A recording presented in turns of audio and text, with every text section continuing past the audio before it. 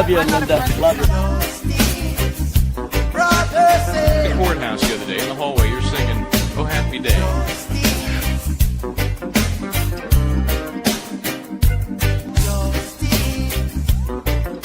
One word prayer. Justice, where are you?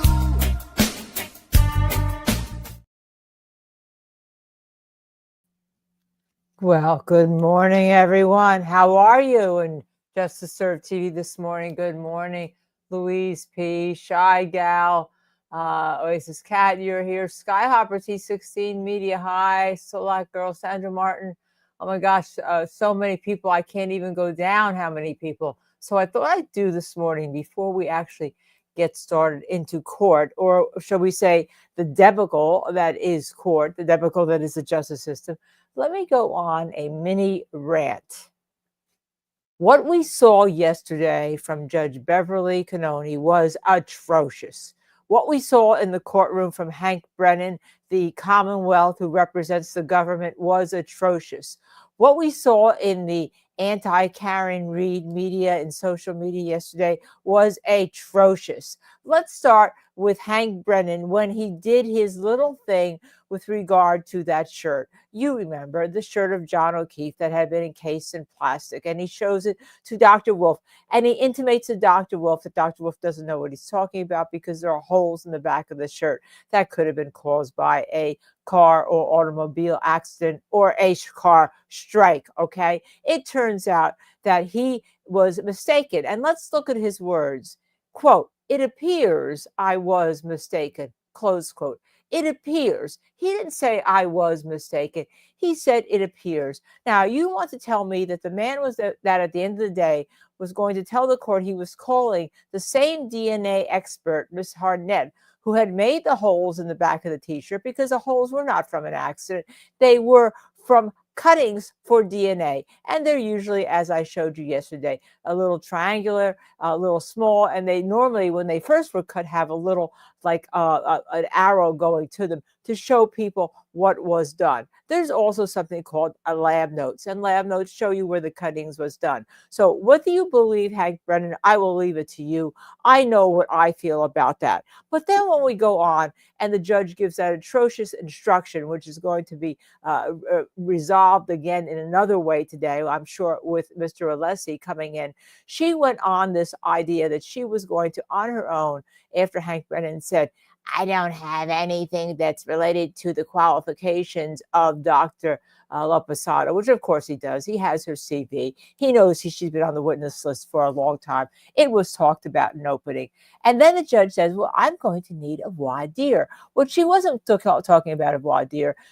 And she said, it would only be 5 minutes. She was talking about wanting a full-blown Dahlberg hearing in the form of a voir dire so she could cut the sneakers from under the defense. It was outrageous, okay? Let me just tell you, to say that a medical examiner cannot talk about wound patterns is ridiculous. That's what they do. That's what there's probably about 500 board-certified forensic pathologists in the whole United States, right? They've gone to school. They've gone to training. They have internships. They have fellowships. By the way, they're real doctors. They go to medical school. They have to do a regular internship, like my husband, Dr. Michael Baden. And to say that you can't talk about wound patterns, to say you can't talk about everything that she did, what she sees, whether or not there's bruises consistent with an automobile strike on a body, whether or not somebody has hypothermia signs.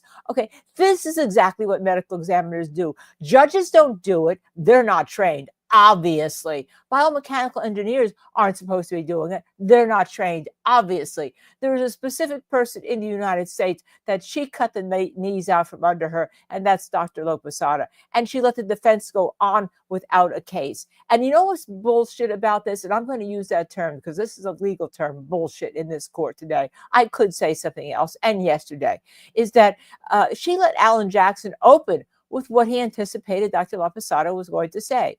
If there was going to be a Dahlberg hearing about methodology, which is ridiculous methodology on what a medical examiner does, what a forensic pathologist does, okay, that should have been done early on before the case. So now she has left Jackson, who's going to appear to have lied to the jury, not brought Karen Reed's case home. And the jury will remember that, even though the judge says, well, I'll tell the jury that what the lawyer said is not evidence. Okay, let's call it from what it is. This was Judge Beverly Cannone stepping off the bench, sitting with the prosecution. More than that, this was Judge Beverly Cannone getting off the bench, sitting with the prosecution, because I think she has a revenge vendetta. All right. Hank Brennan lied the first time when he said that the defense did not give the ARCA material over, and that gave her grave concerns. And then he said, whoops, I was mistaken. Hank Brennan lied a second time when he said Mr. Yannetti had gone before Court TV and given an interview in violation of the gag order, and that was wrong. And he said, oops, I was mistaken. And then yesterday with that little stunt, and it was a stunt, okay? It is not the defense she should be going after. It is the prosecution. If she were a fair judge, if she were an honest judge, if she were a truthful judge, if she were a trained judge, she'd be going after the prosecution. If she were a judge that was looking for justice, she'd be going after the prosecution. If she were a judge that was upholding the Constitution of the United States, she would be going after the prosecution. But quite frankly, she should have stepped off the bench earlier than that. And it's not at counsel table. Stepped off the bench once the defense had gone to the Supreme Court saying that she was wrong, how she handled the first trial. Once the defense went to the head court in Massachusetts saying she was wrong, okay? Because judges are still human. They don't like lawyers saying they were wrong. And for some reason, that she doesn't like Mr. Jackson and she doesn't like Karen Reed. And for that, Judge Beverly Cannone, this journalist here who has a lot of courtroom experience and has seen a lot of judges, I have never seen one so bad since the ones I've read about in the 1920s, 30s, 40s, and 50s, yes, in the 50s, who were still okaying lynching in the courtroom. I'm Linda Kenney Baden, and this is Justice Served TV, and that is my mini rant for this morning. One of them, anyhow. All right, let's talk about a second thing that happened in that courtroom. This is the war against women. Why is it that it was Dr. Lopasada? Why is it that it was Miss Russell, Marie Russell, Dr. Russell? Okay, why is it that that the women have to go through Daubert hearings? Okay, why is that? All right, now we know, of course, there was the Daubert hearing with Mr. Wolfe, Dr. Wolfe from ARCA. But the dog expert, who's not going to testify, didn't have to go through a Daubert hearing. There was not even an issue with regard to that. Dr. Wolfe didn't have to go through a Daubert hearing, even though he is a brain surgeon, does gamma ray surgery, and is allowed to opine on a case that a medical examiner, a forensic pathologist should be opining on, which the prosecution obviously couldn't find a board-certified one. That's why there's a war by them on board-certified forensic pathologists. Why is it that none of the male doctors had to go through a Daubert hearing for the prosecution, but all of the females who worked for the defense had to go through a Daubert hearing? Well, you know my answer to that, okay? This is one judge who doesn't like women coming into her courtroom. And women can be the worst judge of women. And for that, I am also embarrassed that Judge Cannone used the justice system. No, should I say misused the justice system, misused the case of Daubert from the United States Supreme Court and the case of Lanigan from Massachusetts to use it in a way that would turn the tables on Karen Reed and make sure that the jury, or tries to ensure that the jury, returns a guilty verdict. So she is justified in what she has done, both in the first case and in the second case, because we know that the likelihood of getting anything overturned, no matter how egregious, no matter how many mistrial motions, no matter how many intentional misrepresentations have been made to that court, yes, intentional misrepresentations have been made to that court, and not by the defense, that Judge Cannone obviously has her fingers on the wheels of justice, maybe not her fingers, maybe her whole body on the wheels of justice. And I say the wheels rather than the scales, because if there were scales in this courtroom, the scales would have broken by her sitting on them with her rulings. That's my second mini rant of the day, the war against women in that courtroom. All right, with that, why don't we say good morning to everybody and what we expect this morning. Obviously, Dr. Rentschler is going to testify. I have the motion right here. As soon as I pull it out of my papers, the Commonwealth's motion to exclude opinions of defense expert Andrew Rentschler. As you know, he is the other half of the ARCA team of the Crash Daddies, I should say. He is the biomechanical engineer who is going to talk about different effects on the body that their testing could have, right? Now, the Commonwealth said that they're complaining about the deadlines again, okay? They're asking that he's precluded from expressing opinions and conclusions on his report. And he has 1, 2, 3, 4, 5, 6, 7, 8, 9, 10 opinions. We don't exactly know what those are because we don't have his report. Okay, but we know, according to the Commonwealth, his commentary on the reliability and credibility of Dr. Welcher's analysis. Well, that's what they're supposed to do. They're supposed to rebut the prosecution case in the defense case. And what Hank Brennan is saying is, you can't do that. Okay, all right, and it's absolutely wrong. But I expect her to grant it. You know why? Because she is being unfair. And then the slide presentation. He wants slides 1, 2, 3, 4, 6, 9, 24, 28, 30, 31, 32, 33, 34, 46, 47. Let me keep going. 54, 55, 56, 57, 68 through 68, 60 through 68, 75, 76, 81, 82, 83, 84, 85, 86. Removed from the PowerPoint presentation that he is planning to give. Basically, he wants these slides show gutted. And yet we know Dr. Welcher was allowed to present, 140 slides thereabout. Again, this is absolutely ridiculous. But I expect her to grant a lot of this because she wants to make sure the defense does not have a case. How do you rebut Dr. Welcher if you're not allowed to rebut Dr. Welcher? Okay, that is what ARCA was hired for in this second case. They were hired to give their opinions, that they were hired by the FBI. And again, this whole ruse, this whole ridiculous ruse, this whole try to pull the wool over the jury. I'm sorry, Lizzie, I am incensed. I'm supposed to slow down. I know. I am so incensed, okay? I have to tell you a funny story, by the way, that when I do argue in court, I get so passionate. It's that one time before the chief judge of the New Jersey District Court, she said to me, Miss Kenney, it was Miss Kenney because I didn't use the name Baden at that point. Miss Kenney, listening to you is like lava flowing down a mountain, but I love it. All right, so that's what it was. I get so incensed. It's like lava flowing down a mountain. I mean, I just can't help myself with my absolute passion about wrong and right and doing the right thing. Okay, so I think that indeed. What's going to happen here is she's going to grant a lot of this today. All right. Now, we're going to try to cut my 2 rants into and put them on our Twitter account, and you'll be able to listen to them at your pace, even though I went very, very fast. But you know what I'm saying.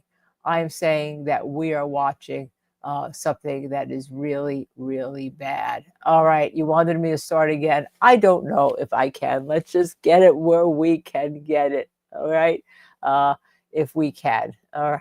So, Karen Laughlin, thank you very, very, very much for that donation as a super sticker. We really appreciate it. There's a lot of hard work by our producers and who volunteer their time, and our moderators who volunteer their time in this channel, and Michael, Bryant, and I who take time out from our actual workload. And what you don't know is that we end up working till like 2 or 3 in the morning on our own cases, because just because we're sitting here and working with you doesn't mean that because we are practicing attorneys, we can't get our own cases done. So we try to do that. So I just want to tell you that this is so appreciated. I can't tell you. It helps Michael Bryant when he travels up to, he's going to make his 13th trip up to Dedham as soon as the closings are being given. Now, the judge has been pushing for closings. She has been pushing, by the way, I see the fan of injustice out there. That's what I'm going to call it, the fan of injustice. She has been pushing for closings on Thursday. That's why you hear her going, how fast this is going to be on. And she may get there. She may get there because she's not going to stop. All of a sudden she's so concerned when the defense is on about the jury and their ability to stay. What she told them this case would go to the end of June. From the dweller, Feminism is a mental illness, LOL. Linda, Bev isn't making decisions based on gender. She's making them based on corruption.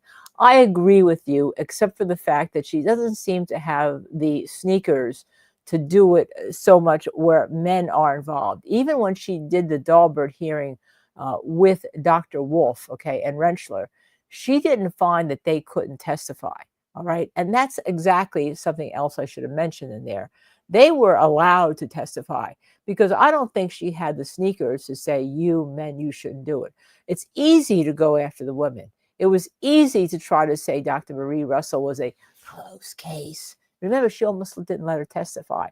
It was easy because she knew Dr. LaPosada was going to absolutely humiliate, destroy, and take down the prosecution case. So it's easy to go after the women. And what we're going to see today, I expect that Hank Brennan is not going to go after Dr. LaPosada's opinions because basically there aren't any to go after she gutted them, all the things that were important to the defense. He's going to go after whether or not she was her relationship with the medical examiner's office in Rhode Island, where she was chief for 12 years. She's going to go after whether there was any criticism of her work. He mentioned the case. She's going to go after her opinions on a case. He's going to go after three things, I think, personally, regarding any issues or problems she's had in her 40-some years, which, by the way, all forensic pathologists and medical examiners do. It's a political office. It happens, all right? And they're never funded very well, so they get behind. It happened in Boston. Boston was, for years, couldn't get an accreditation because they were behind doing reports, 6 months, a year and a half, and they built up a backlog. But then what happens is the politicians don't like to fund the medical examiner's office. Why? Because there's not enough people in there that will vote. Dizzy says since she testifies for the Commonwealth, another case, she doesn't think he will do it. I think Hank Brennan will absolutely do it. I think there's no holes barred when it comes to his morality. I think there's no holes barred when it comes to his sneakiness. And remember, I defended him. I told you he's a good lawyer, and he is. He's a good defense lawyer, but he's taking complete defense representing the mob type skills like my friend Bruce Cutler did in Spectre, and he was then pushed off the case, all right, and using them in this case, but not as a defense attorney. He's using them when he's supposed to be going after justice. And my feeling is that he is not, okay? You cannot do the things that he has done in the court and be a prosecutor whose main goal should be justice, not conviction. And that's not what's going on here. The prosecution's main goal is conviction, not justice, not finding out exactly what happened, okay? And it is absolutely terrible and also. So as the fan of the wheels, of the fan of injustice keeps spinning, we're going to keep talking that because I expect there to be a lot of injustice in court. I expect Alessi to be strong. And quite frankly, when you are a defense attorney and you have to go after the judge, you have to be willing to take that contempt, like Brian Steele was in YSL. You have to be willing to go to the Hooskow. You have to, if you're going to represent your client properly, you better be willing to do that. Now, we went after the judge in Hernandez 2 times, and he backed out. And one time, he actually apologized to us. He called us, I told you a story, he called us up to Sidebahhh. He said, what did I do? And well, we told you what you did, okay? And then he told the jury that his conduct had been wrong and that he was to take nothing to it. He berated one of our lead defense counsels. One of our 3 of us were co-counsel. He berated them in open court, okay? And it was wrong and it was in front of the jury. And it could be done closely, but never in open court, all right? And that's one of my beefs with Judge Beverly Cannone. When she decided to have grave concerns, right, she did all that in open court. She could have taken that in her chambers, put it under seal so that it didn't affect Karen Reed, because then there was a whole thing about affecting Karen Reed. So Mr. Alessi, who is going to obviously ask for more of a curative instruction, because that one yesterday was not a curative instruction. She should have been told, the jury should have been told that it should have been inured against the prosecution, that the prosecution had made a mistake, or, I say misrepresentation, but it made a clear mistake, and that indeed in the cross-examination of Dr. Wolfe, that was improper, and therefore you should not in any way take it against the testimony of Dr. Wolfe or the defense. He is going to come in with a great instruction, and quite frankly, he should also come in with more mistrial motions, and the mistrial motions should be the ones that do cumulative motions, not just singular motions, but cumulative motions. I think he has to come in for a mistrial motion with Dr. Lopesada. I think he has to come in for a cumulative motion asking for everything that has been done wrong to be a mistrial. A Jersey girl, don't underestimate me, darling. I can go from lady to Jersey in 2.5 seconds. Great rant. Yes, I can. I am very passionate about the law. I'm very passionate about fairness and justice. I've donated a lot of my time to the Innocence Project. I'm very passionate about wrongful convictions. I'm very passionate about making good forensic science come in the courtroom.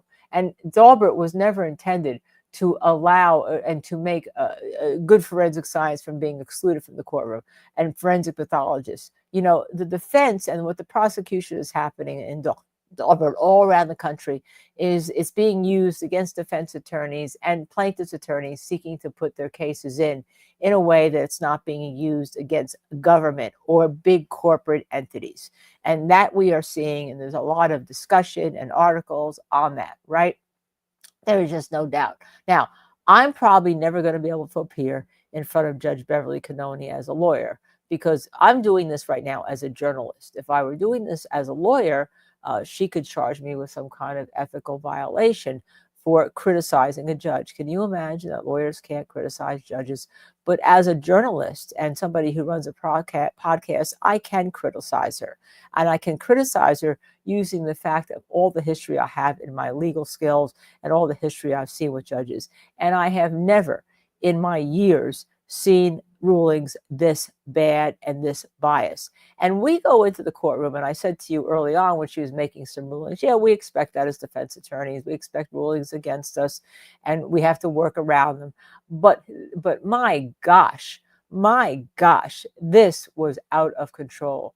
This is out of control. And the scary thing is, she's thought very well of in Massachusetts, right? She was the head of the committee that changed the whole discovery rules, favorable for the defense, by the way.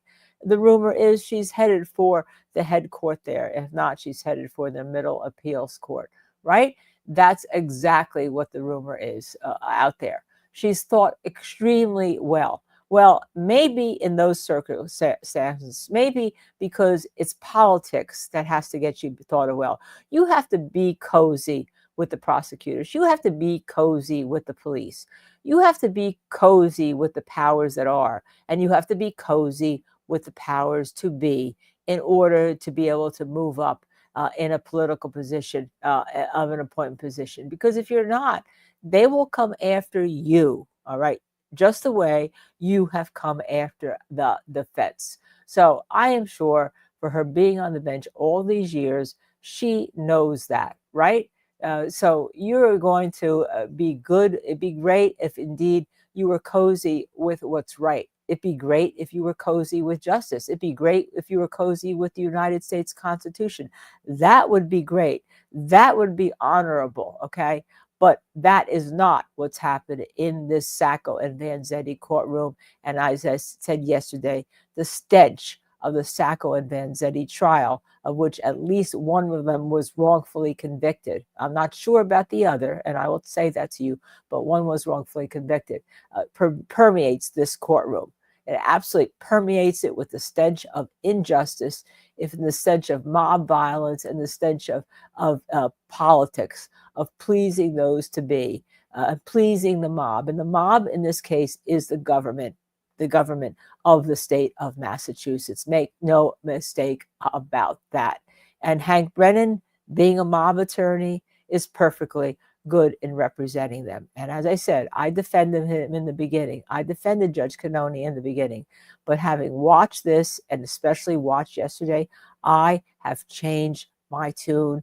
This is injustice at its worst.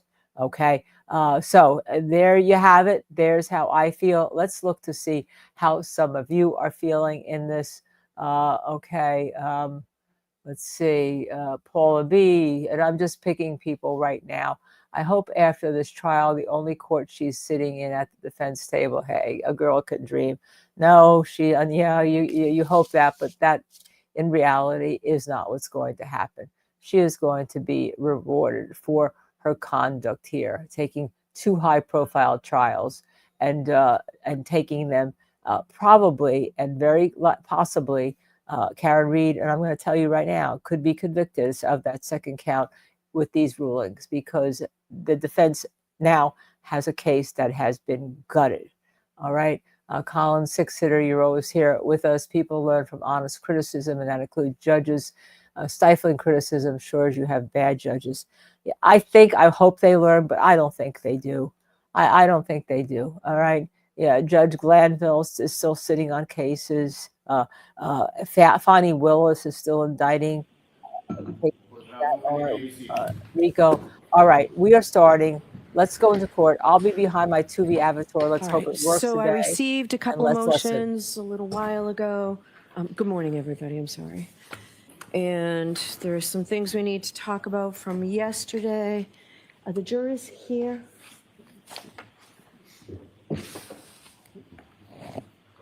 Okay, good. All right, so the order I'd like to do is, Mr. Jackson, yesterday you were going to take a look at any photographs you intend to put in with Dr. LaPosada? Yes, those have been presented to the Commonwealth. All right, can I just, are you all in agreement, or are you just looking at them now, Mr. Brennan? I haven't heard specifically from Mr. Brennan, but the issues that he had, obviously we're not, at this juncture, until we're further, we're not going to bring in anything having to do with dog bites. Yeah. Claws, dogs in tissue, any of that information, but we are going to bring in exactly what we indicated yesterday. If there's an issue with, for instance, the ecchymosis. Jackson's never on his mic. It's hard to hear him. Copy of the photograph without any of the narrative next to it, which is explanatory. The only one I think that does have narrative is the one with the Lucas machine, which Mr. Brennan indicated yesterday he did not have issue.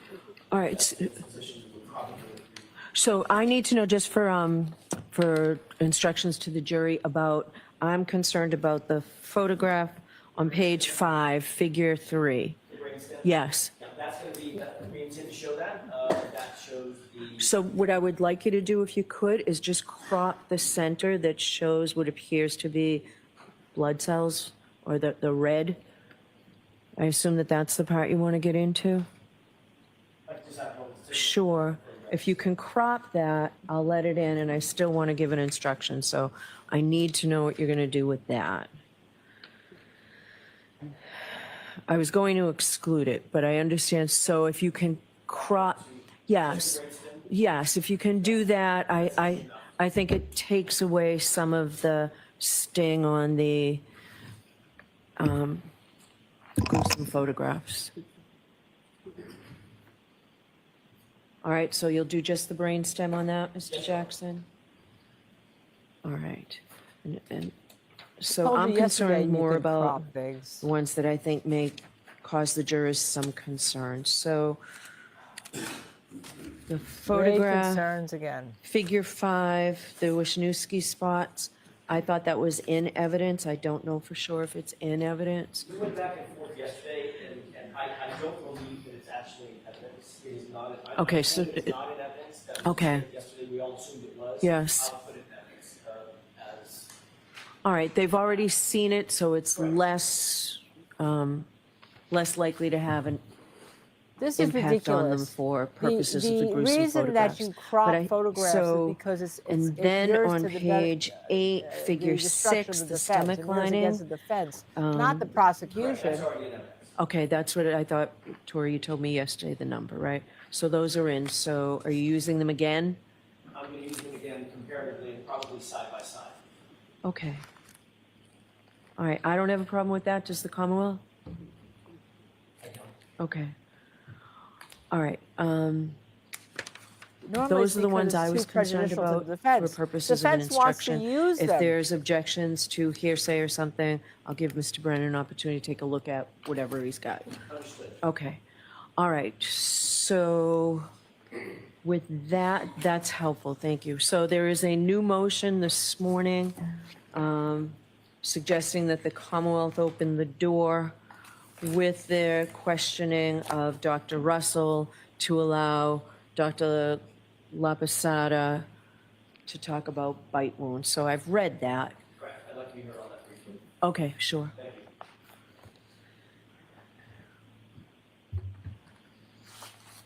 I'd like to start, if I may, by marking two documents for court permission. One is Dr. LaPosada's entire report, and the second Oh, is great. her entire CD. if that's Okay. Yeah, those are the ones I needed from yesterday. So, yes.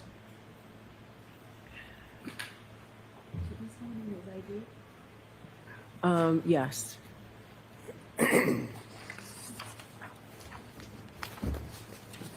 Exhibits D, D, D, D, and exhibits E, E, E, E. Okay. All right, go ahead, Mr. Jackson. Thank you, Your Honor. We are asking the court to reconsider the court's ruling yesterday concerning Dr. LaPosada and her ability to opine on the issue of dog bites, dog bite and claw mark wounds and pattern recognition. We had some concerns yesterday and previous to yesterday about an issue that has been ongoing with the Commonwealth, and we've brought this to the court's attention. The Commonwealth has been using a tactic to shift the burden to the defense with cross-examination that's laced with indications or implications about witnesses that may or may not be called by the defense. That is a problem. I brought it to the court's attention at Sidebahhh. The court will probably remember that colloquy. It was not an open court, but I expressed grave concerns, to use that phrase, that there was a burden-shifting system that was going on when Mr. Brennan is asking our witnesses about, or his witnesses, about other witnesses that may be on the defense witness list and may be called. Obviously, as the court knows, foundationally, we don't have to call anybody. We don't intend to call anybody. We don't have to call anybody, but we can call whoever we feel like. But we shouldn't be put in a position where our hand is forced to call witnesses because of questioning by the Commonwealth, which is improper. After I brought it to the court's attention, Mr. Brennan has continued along that same line. The Commonwealth has continued along that same line, and I want to bring something to the court's attention specifically. Last night, we pulled the tape. Dr. Russell was cross-examined by Mr. Brennan on the issue specifically of Dr. LaPosada and her opinions regarding dog bites. He asked questions over and over and over again. The colloquy probably lasted more than 5, 6, 7 minutes with Dr. Russell, specifically on the issue of whether or not she had seen Dr. LaPosada's reports, whether she was aware of Dr. LaPosada's opinions, implying that Dr. LaPosada had opinions about the dog bites. She was asked if she was familiar with Dr. LaPosada's credentials. Dr. Russell said, yes, she was familiar with Dr. LaPosada by name, that she thought she had impeccable credentials, and she very much wished she could have seen her reports as it relates to dog bites. It was an intellectual curiosity by Dr. Russell that was evoked and elicited by Mr. Brennan on cross-examination of Dr. Russell. She was then asked the seminal question: did the defense, Dr. Russell, give you any reports by Dr. LaPosada related to dog bites? What page is that on? And the transcript? Yes. Oh, my motion's back at the desk. Oh, I see it. I love to use grave concerns. All right, loved it. Let's go back and listen. I'll just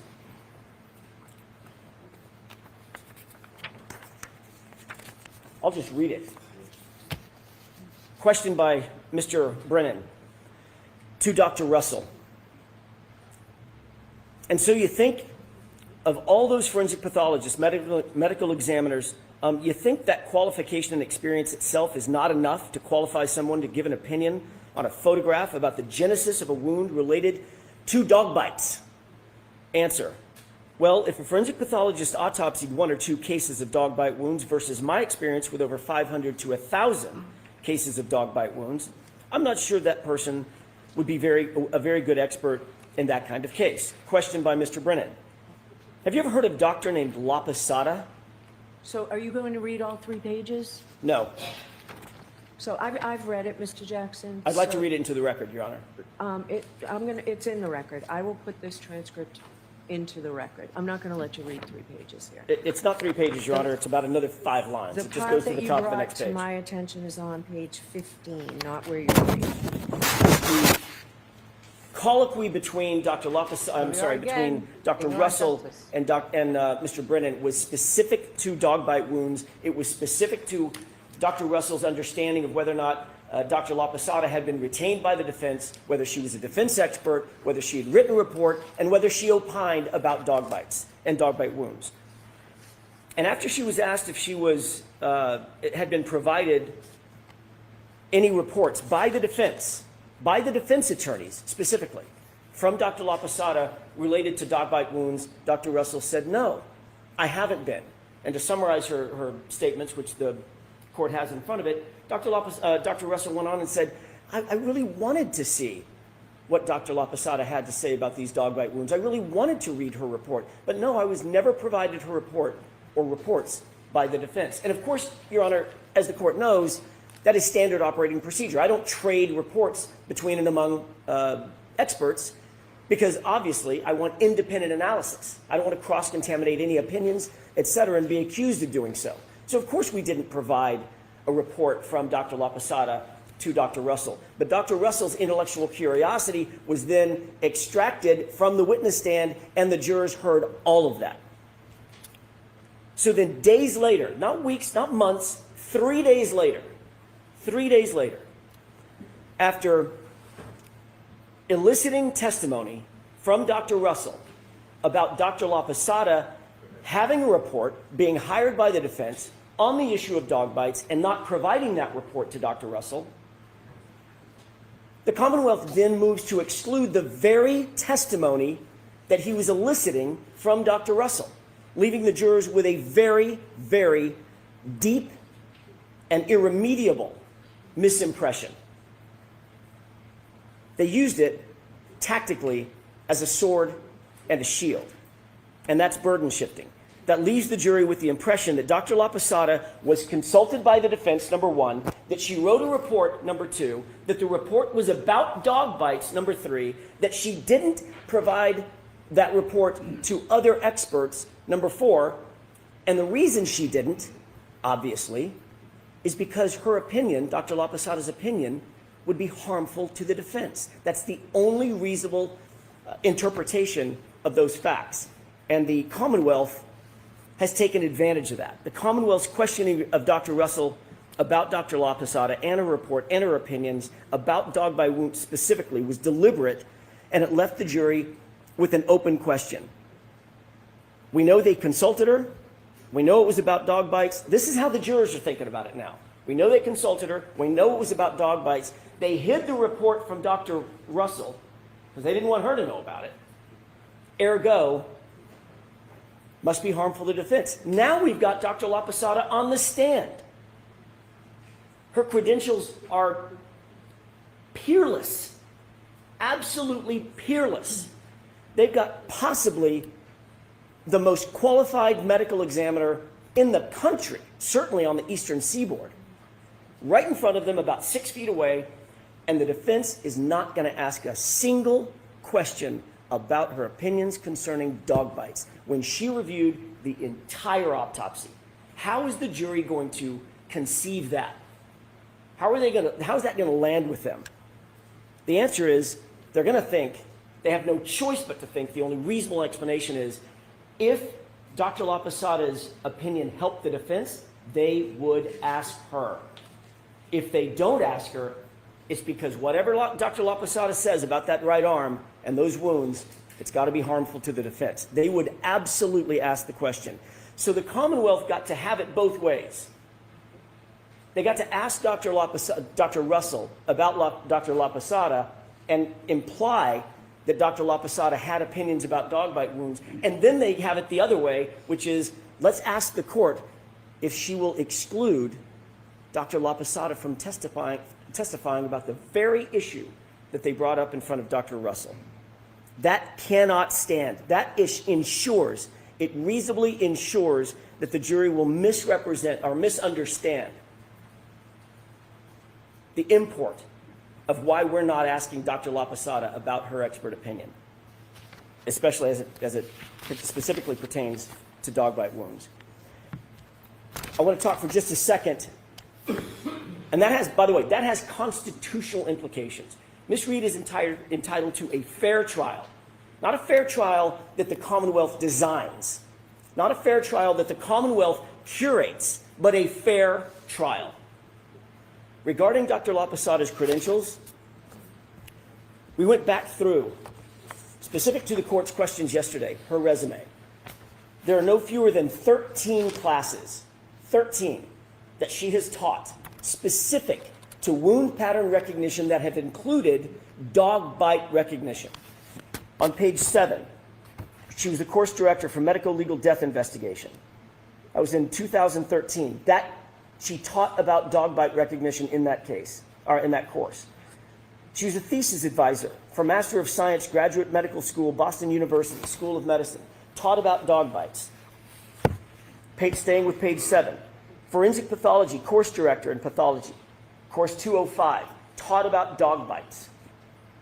Member of Quality Assurance Committee, Training Division of Trauma and Surgical Critical Care, teaching on the issue of wound recognition, animal bites, and specific to dog bites. Pediatric Forensic Pathology, Texas Homicide Symposium. She was a presenter in 1989. She taught about the issue of dog bites as it relates to pediatrics, children, dog bites in children. Forensic aspects of physical child abuse as related to being left with dogs that can injure a child, dog bites, dog bite recognition. These are all classes taught by Dr. LaPosada on the issue of dog bites to other medical professionals. The one that stands out, however, and I'm not going to go through the other 9 or 10 or 11, the one that stands out is 2015 and 2016, 2 courses. The name of the course, Emergency Room Forensics, Evidence and Patterned Injuries, New England chapter of the International Association of Forensic Nurses, taught in Norwood, Massachusetts, both times, specific to dog bites and the issue of dog bites as seen by emergency room physicians, how they should handle them, what they should do with them, how they should view them, what to look for in terms of pattern recognition. She's eminently qualified. I will leave the court with one thought. The court indicated when qualifying Dr. Russell, one of the preeminent things that the court mentioned in qualifying Dr. Russell is that Dr. Russell utilized a methodology that the court sanctioned and quoted and said the methodology that she used of wound pattern recognition, dealing with differential diagnosis, utilizing and interpreting dog bites by the method of exactly what Dr. Russell did. Differential diagnosis is something that the court said was exactly why the court sanctioned Dr. Russell and blessed Dr. Russell as a qualified expert, and that's exactly what Dr. LaPosada testified yesterday she utilized and utilizes in coming to her opinions and conclusions. Going back to the open door issue, obviously she's eminently qualified, but Your Honor, this cannot stand. The Commonwealth cannot have it both ways. They cannot walk up and say and leave the impression with the jurors that Dr. LaPosada opined about the dog wounds, but we're not able to hear it. We, the jurors, are not able to hear it because obviously that is something that is her opinion, whatever it might be, is harmful to the defense. When in truth and in fact, it's exactly the opposite. Dr. LaPosada's opinion has never wavered. Those injuries on John O'Keefe's arm are from a dog, period, full stop. Anything less than presenting that to the jury at this point would be to perpetrate an intentional fraud on this jury. Ms. Reed is entitled to more. She's entitled to better. She's entitled to the evidence. All right, thank you. Mr. Brennan? Thank you. Is that going to tell you what she's going to rule on that very important, very terrific article? The pattern of conduct that stands out is persistent, repetitive, contrary to court rulings and court orders, and deliberate. And that is, the defense uses their witnesses to vouch for their own credibility. They use their witnesses to introduce information they know is not admissible, and they use their witnesses to introduce otherwise inadmissible hearsay. Dr. Russell took the stand, and she was led into answers where she was vouching for her own credibility. Dr. Russell promoted herself not only as an expert, but through the defense's questions as virtually the only expert in America who has the expertise to give this type of opinion. It is the defendant's tactics that open these doors that they then want closed. The defense had Dr. Russell all but assure the jury that she uniquely was in the position to give any type of opinion regarding dog bites. Inevitably, when I asked Dr. Russell, and I began asking her about her credentials, whether she thought that she was exclusive, and I mentioned Dr. La Posada, she denied ever reading anything about Dr. La Posada. I did not specify whether she read an opinion about a dog bite. I asked if she had heard about Dr. La Posada. She denied it, and then she told us that she knew about Dr. Sheridan. Unsolicited, then added that Dr. Sheridan, involved in a previous proceeding, believed that the bites were consistent with dog bites. I don't know how she became aware of Dr. Sheridan's testimony, and since the defense doesn't speak to her about these things, she must have watched it on her own. But inevitably, she introduced inadmissible hearsay and inadmissible opinions. And so the sum zero here is that Dr. Russell has denied that she saw anything relative to Dr. La Posada, ensured that she was exclusively qualified, and introduced an improper opinion.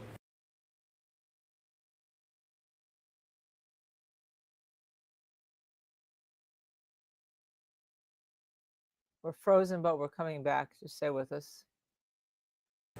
As it pertains to dog bites. We asked her questions about her specific experience.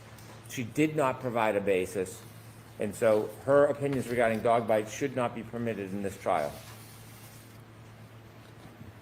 Just to clear up the record, two things stand out about that speech.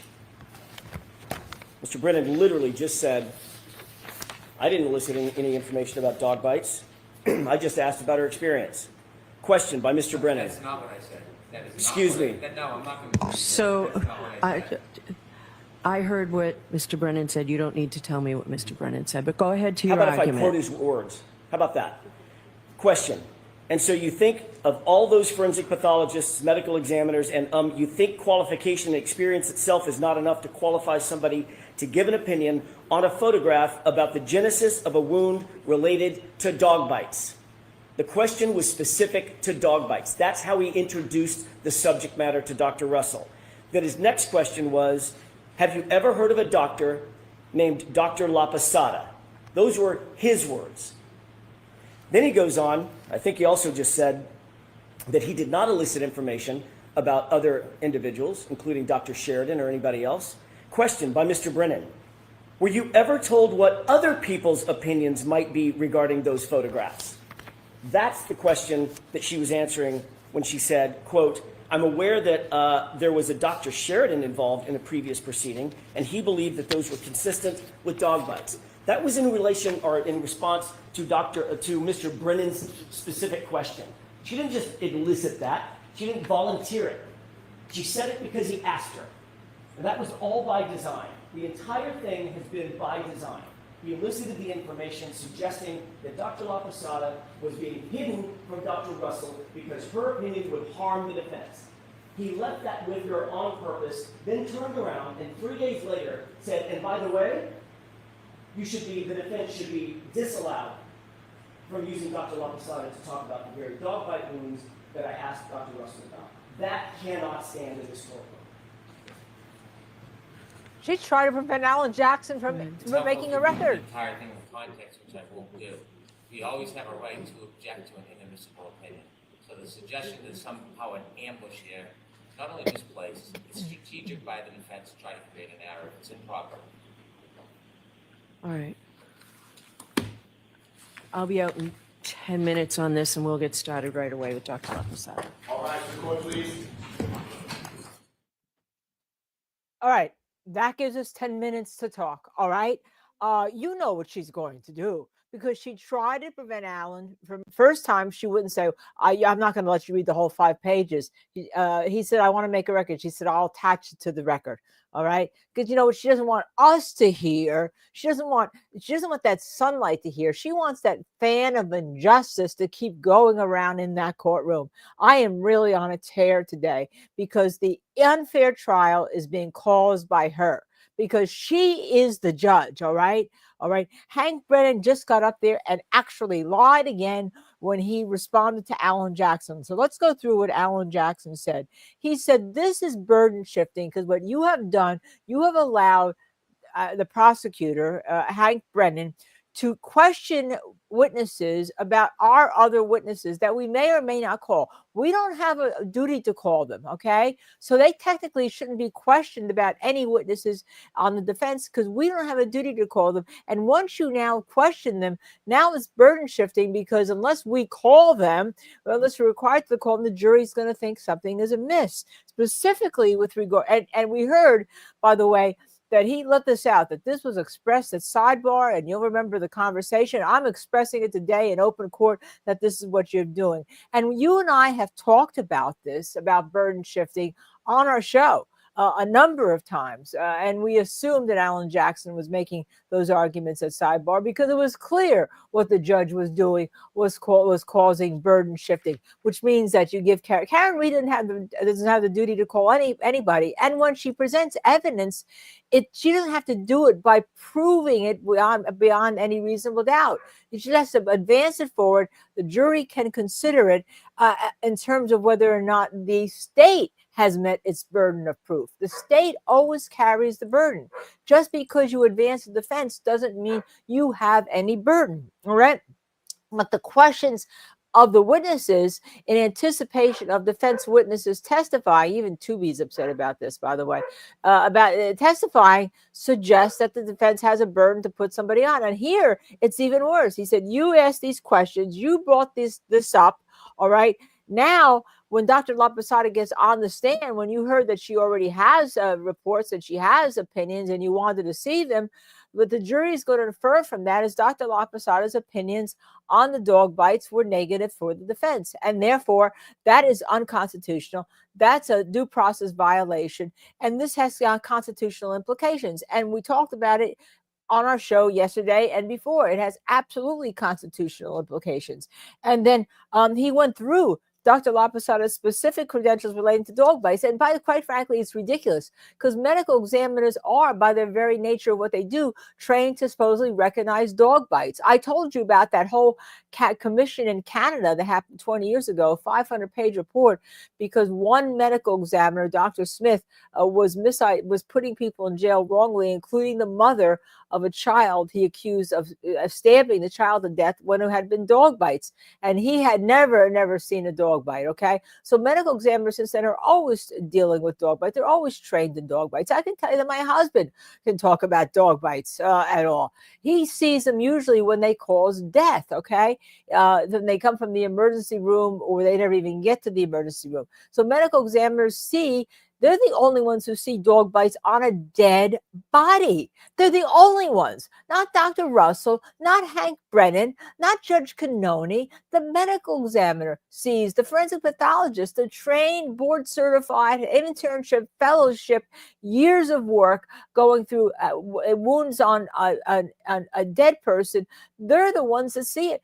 Dr. Lapasada, is the only one in that courtroom that's qualified. Now, if you have to go through whether or not she teaches part of it in wound pattern recognition, and quite frankly, this is all becoming bullshit in terms of how you say wound pattern recognition. They're trained to recognize wounds on a body, not whether they have to go through pattern recognition for some other type of hearing. That's just garbage that's going on in this courtroom here. But it's a game the defense has to play because the judge is indicating indicated that they want that. And the judge has indicated she wants differential diagnoses. Well, you know what? If you have a body that comes in that has a bullet hole, I don't think you have to go through a differential diagnosis. So this kind of thing that she's making up to say that this is the methodology that she wants, the judge wants, that methodology wasn't put forward by any forensic pathologist. All There right. have not been method. Oh, she's back. All right. The fan of So injustice. I'm not going to Let's allow listen. Dr. Lapisada to testify regarding dog Oh, bites. surprise. Your rights surprise. are saved. I'm going to give an instruction regarding burden shifting. So, Your Honor, I think it's outrageous. Give an instruction regarding burden I don't shifting. think that with a pure instruction you can do anything except bring the point home again. okay. But if the court is not willing to allow her to testify to her full opinion to a meeting between scientific service, can she at least testify that she reviewed the arm, looked at the arm, and it's consistent with an animal? Can we at least split the baby? I will do that. I'll allow that. Yes. Oh, wow. Over the He got Commonwealth's her- objection. He got her to allow the judge Lapisada, the doctor to say the wounds are consistent with a dog bite. No, Mr. Jackson said animal. I'll leave it at animal if that's what I can get. I'll take what I can Oh, get. animal. In her experience, Mr. Jackson, you have to lay a foundation. In her experience, seeing animal bites, this is consistent with what she has seen in an animal bite. And that will include, I'll come to sidebar before I display anything, that will include a representation of what an animal jaw looks like. No. No, it will not. Why is that? That's my ruling, Mr. Jackson. So no visuals. No visuals, just that one sentence that's consistent with what she has seen I will is an animal bite. A brief foundation, because I'm letting that statement in as long as she One has said, statement. as long as she testifies that she has seen animal bites over the years. That's it, Mr. Brennan. That's what I'm doing. So you don't want an instruction, Mr. Jackson? Okay. All right. So there are two other quick matters, but the jury's been here, and I don't think we'll get past the break without this anyway. I may have left it in the... I left it in my office anyway. So let's just bring the jurors in and move forward with this. So she knows she's done wrong. She's trying to cure it for any appellate review by saying that Alan Jackson can ask her whether or not she has an opinion, whether or not the wounds on John O'Keefe's arm are consistent with animal bites, without showing the visual of the arm, by the way, consistent with animal bites, okay? Of course, medical examiners deal with animal bites. They deal with animal bites on dead bodies. They deal with animal bites when they find bodies in the nature, whether or not they're dogs, whether or not they're coyotes, who are canines, by the way, whether or not they're any other type of gnawing. They deal with it when they see a skeletonized body. So she's going to allow that because she knows she's done wrong. So she thinks she can get around the constitutional violations by having that remedy what Hank Brennan did by just the one line, consistent with animal bites. And then she wanted to give a burden shifting instruction, but the burden shifting, if she gives it later on, may be fine, but he doesn't want it right now. He doesn't want it right now because he doesn't want to bring attention to it. This is just garbage that's going on here. The fan of injustice, let it go faster because injustice is swirling in that courtroom.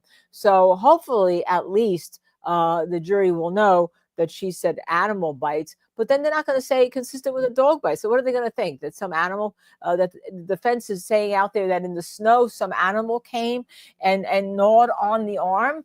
That's what the jury is going to think. Even Tues is expressing his disdain for all of this, right? Because it's not just animal bite. It's a subset of an animal. It's a dog, okay? Even though she's taught on it, and he won't let. She's not going to let him go through her credentialing about seeing all and teaching the 13 credentials about teaching about dog bites. Teaching about dog bites, okay? And also training ER physicians about dog bites, training like Dr. Russell about dog bites and what you do. So this is garbage. She knows she has committed some grave errors. I love the fact that Alan Jackson said that he had grave concerns about her rulings to turn it back in her face. Boy, she probably didn't like that, but good for Alan Jackson.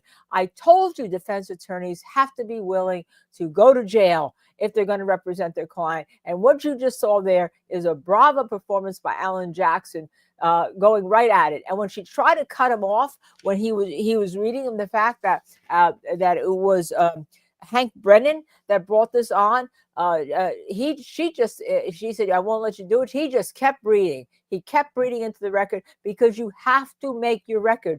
Do you think the court's going to go look at some transcript later on? They're reading. The law clerks are reading what's going on in the courtroom. They want to see it and what's going on in the courtroom. And Alan Jackson just at the second time, the first time, he stopped, but when he got back up the second time, he did not, and he make his record. And then when he went back, he also then went at her again. Are you going to at least let her to say that this is consistent with, which is really bullshit, okay? Because consistent with is not a scientific term.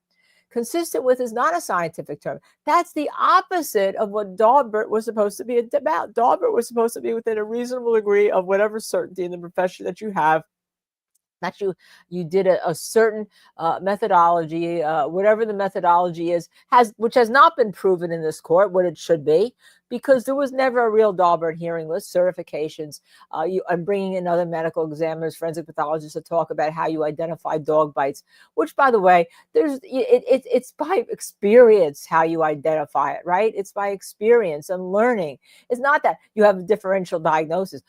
Could this be a bullet wound or could this be a dog bite? All right. Now, does that get you anywhere? I mean, that's laughable. It is laughable.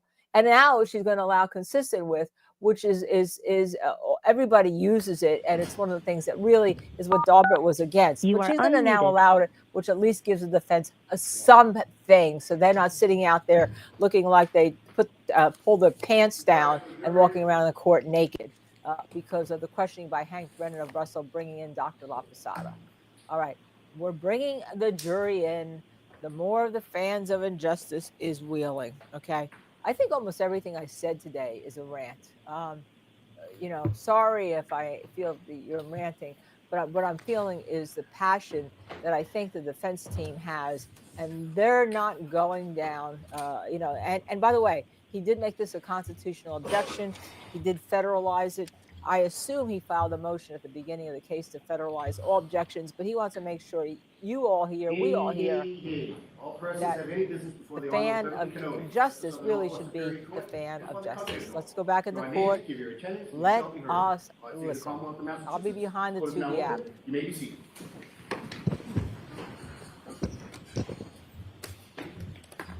Good morning, jurors. Thank you for your patience this morning. I know we brought you in late. Maybe should have brought you in a little bit later, but we've been working in an effort to sort of streamline things for you. So I do have those questions I have to ask you. Is everyone able to follow my instructions and refrain from discussing this case with anyone since we left yesterday? Everyone said yes or nodded affirmatively. Were you also able to follow the instructions and refrain from doing any independent research or investigation into this case? Everyone said yes or nodded affirmatively. Did anyone happen to see, hear, or read anything about this case since we left yesterday? Everyone said no or should. All right, can we have Dr. La Posada back, please?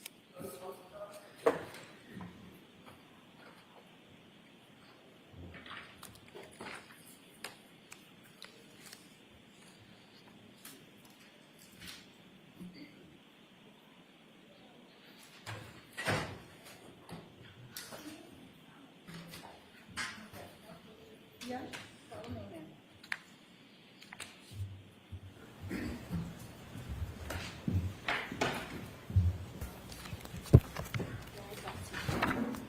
Doctor, I'll remind you you're still under oath. Thank you. Thank you. I will.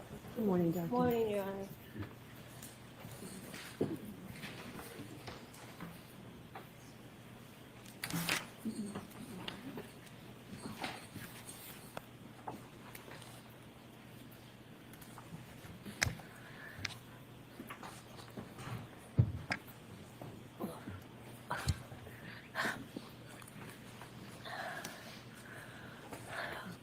All right, Mr. Jackson, go right ahead. Thank you, Your Honor. Good morning, Dr. La Posada. Nice to see you again. Good morning. Glad to be here. Yesterday, when we last left off, we were talking about a small injury to the upper eyelid of Mr. O'Keefe. Do you recall that? I do. Could we have Exhibit 165 with the court's permission, please? Okay. I'd like you to take a look at a specific area. I could. There we go. Right here on this exhibit. You see that area? Yes, I do. Tell us what that is. And that is a horizontal splitting of the skin, which was caused by application of force that overcame the tissue's resistance, so the tissue split. And behind that, we see the raccoon-eyed discoloration of the eyelid from the basal or skull fractures. Can we have Exhibit 13, please?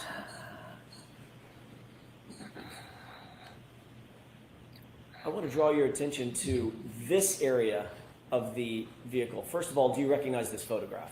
Yes, I do. How do you recognize that photograph? I recognize it from looking at it in my materials reviewed, that it's the rear of Miss Reed's SUV. Taking a look at the area that I'm highlighting, right about there. Yes. Could we zoom in on that area?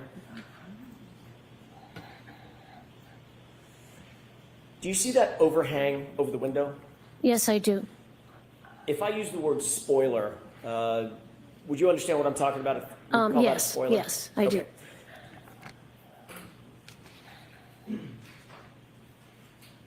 Is the laceration to Mr. O'Keefe's upper eyelid that we just looked at, is that consistent in your opinion with a strike from that area of the vehicle if that vehicle were traveling in reverse at, say, 20 plus miles per hour? No, that rounded, thick area would not cause that skin defect in his upper eyelid. If, in fact, a person were hit at, say, 20 plus miles an hour in the face with that rounded edge, what kind of injury would you expect to see on that person's face? I would expect to see a ribbon of bruise that would correspond to the height of that spoiler, and then it would go across the eyeball, it would hit the nose. So I would expect to see some horizontal ribbon of bruise. Did you see anything consistent with that, with Mr. O'Keefe's injuries? No, nothing. Thank you. We can take that down. We talked yesterday about this phenomenon known as coup contra coup injury to the brain, correct? Yes. What happens to the brain after a coup contra coup, a significant coup contra coup injury? Yes, this was quite a severe brain injury. Was injured on the back of the brain and also the front of the brain. The falling back and impacting the back of the head made the skull fracture radiate along the base of the brain on the right and left sides. It also radiated around on the side of the skull, and that indicates a tremendous transfer of force and energy to the skull and then to the brain, and the brain is rattled around, therefore, within the cerebral spinal fluid in the skull. So what that does is that it breaks the connections between the neurons in the brain and causes small little hemorrhages, and it causes the brain to swell. So when you get an injury, like if you get an injury on your arm, it starts to swell. The same thing happens when that injury energy is applied to the brain. The brain starts to swell. And unfortunately, the brain, when it swells, it doesn't have anywhere to go because this gets encased in the skull.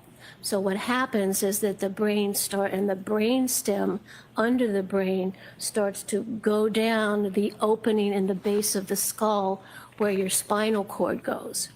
And that is a harbinger of death. because that means that the brain stem is getting pushed down in this hole in the skull and compressing the areas in the brain stem which control the heartbeat and breathing, and that's called brainstem herniation, and that you just die after that. So that's what happened to Mr. O'Keefe's brain.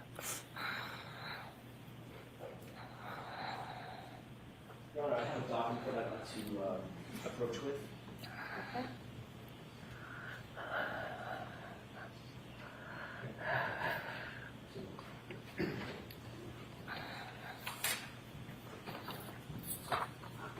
Yes. Doctor, can you take a look at that document that I just handed you and tell me if you recognize it?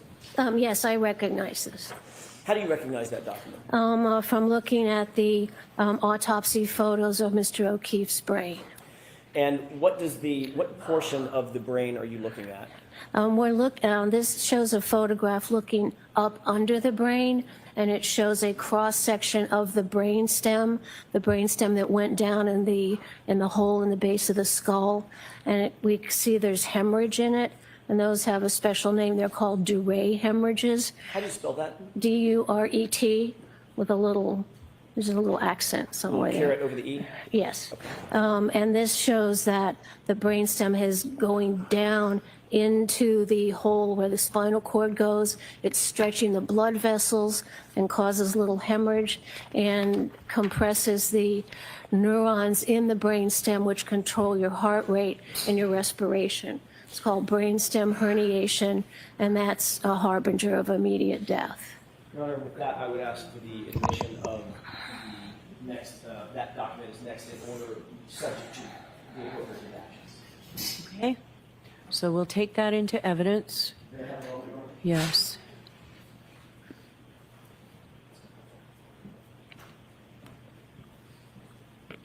Your Honor, with the court's permission, with the redaction, may I present the... Not yet. 1 minute.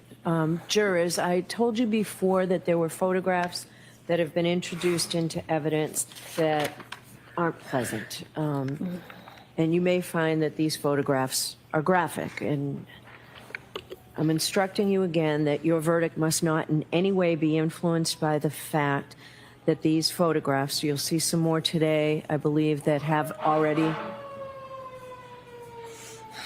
been introduced into evidence. So your verdict must not in any way be influenced by the fact that these photographs may be unpleasant or graphic. The defendant's entitled to a verdict based solely on the evidence and not one based on pity or sympathy for the deceased, which might be occasioned by the photographs. Importantly, consider the photographs only as they may draw your attention to a clinical medical status or to the nature of Mr. O'Keefe's injuries themselves. So again, these will be presented to you in the deliberation room in an envelope. But today you'll see some on the screen, and I just wanted you to know that before you see it. So now you can display it. Your Honor, may I approach very briefly? Yes.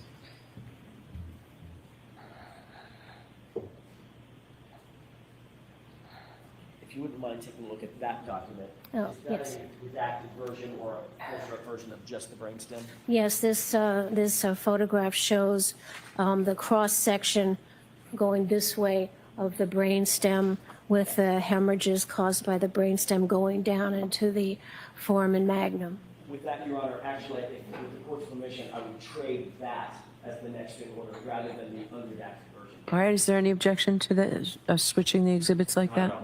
Okay. Thank you. Oh, and the arrows point to that on there. So this is going to be the next exhibit, That'll be it. exhibit 225, Mark. Thank you. This is- The other one will be for identification, the first one. Thank you, Your Honor. And that'll be FFF for ID.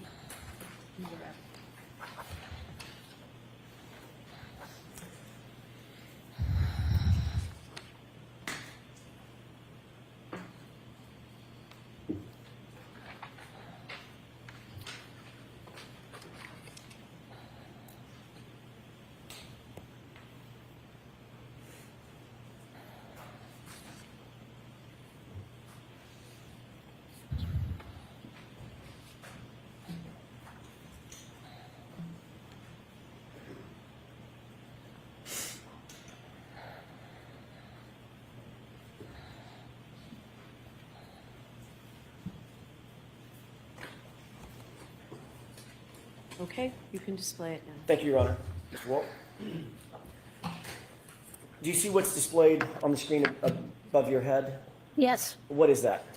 Excuse me, that's a cross-section across the brainstem of Mr. O'Keefe, and it shows where the blue arrows I've put in there show the red areas, which are areas of bleeding, which is the sign of brainstem herniation.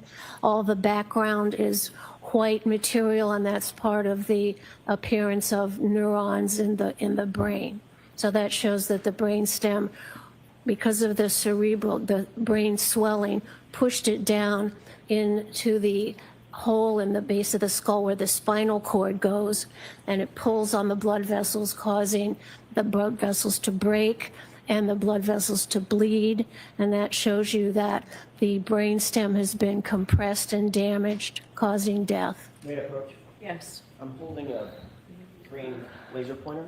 Oh, thank You you. use the display to your right, so the viewers can better see it. Could you point to the areas with that laser pointer of the bleeding that you indicated causes the swelling? Okay, so, okay. Is that going on the? It is. It's Okay, probably thank hard you. for you to see. Oh, that's okay. So this sort of roundish thing is the brainstem, and the arrows are pointing to the red areas. So there's a blood vessel that's broken there because it's been torn and pulled, with surrounding blood going into the neuronal tissue here and over here and over here. And also some of this is also bleeding, with the blood looking brown because the brain was placed in formaldehyde. So all this brown area, the red area, should not be there. Is this type of herniation life-threatening? It causes death. Yes, it is life-threatening. How quickly, we can take that down. How quickly, doctor, would you expect that this could cause, let's first talk about incapacitation. How Yes. quickly would someone be incapacitated after they suffer a coup contra coup injury of this magnitude with the concomitant injuries that you see in the brainstem? Well, there would be two parts to what that injury would cause the body to do. First, there would be immediate unconsciousness because of the transfer of all the energy to the brain and the massive skull fractures. So that, excuse me, so that would disrupt the normal function of the brain and produce immediate unconsciousness. Then the brain would start to swell, and within 15, 20 minutes or so, then that brainstem starts to go down the opening in the bottom of the skull, and then the blood vessels are broken, the brainstem gets compressed, and the centers in that brainstem which control the heart and the respiration then stop.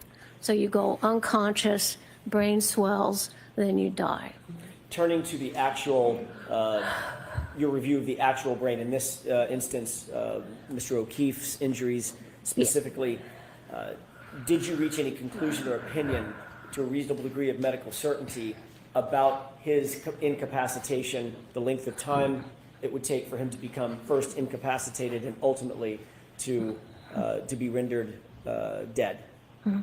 He would be immediately incapacitated with a decreased level of consciousness.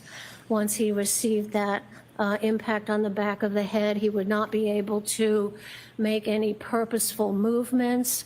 There might be some arm jerking or some seizure activity, but he would not be able to carry. He wouldn't be able to get up. He wouldn't be able to walk. He wouldn't be able to do any purposeful activity. He would be severely concussed, unconscious, not able to walk, not able to carry out purposeful activity.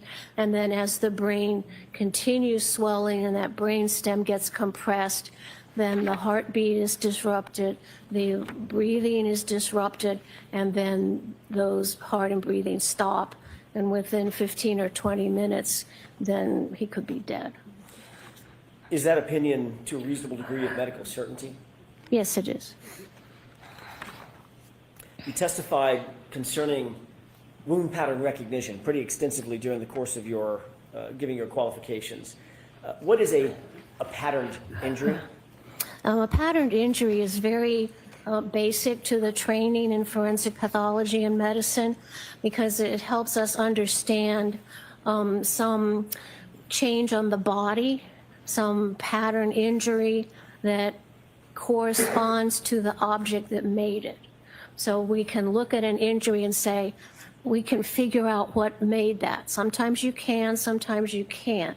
But a pattern injury is very important for a forensic pathologist to recognize because it's going to really help the police investigation. Because I could say, oh, this looks like it's a wound from scissors. This looks like it's a wound from a screwdriver stab. So by identifying the pattern that that object makes on the body, I can help the death investigation by helping the police say, you know, look for some screwdriver, look for some hammer. So looking at that, identifying a pattern injury is really important to it's basic to the forensic pathologist's knowledge base, and then also very important to the investigation of the crime or incident. I'd like you to look at another photograph, an exhibit that's already been put into evidence. 160, please, with the court's permission. Yes, jurors, this may be one of the photographs as well. Right. Or there'll be a series.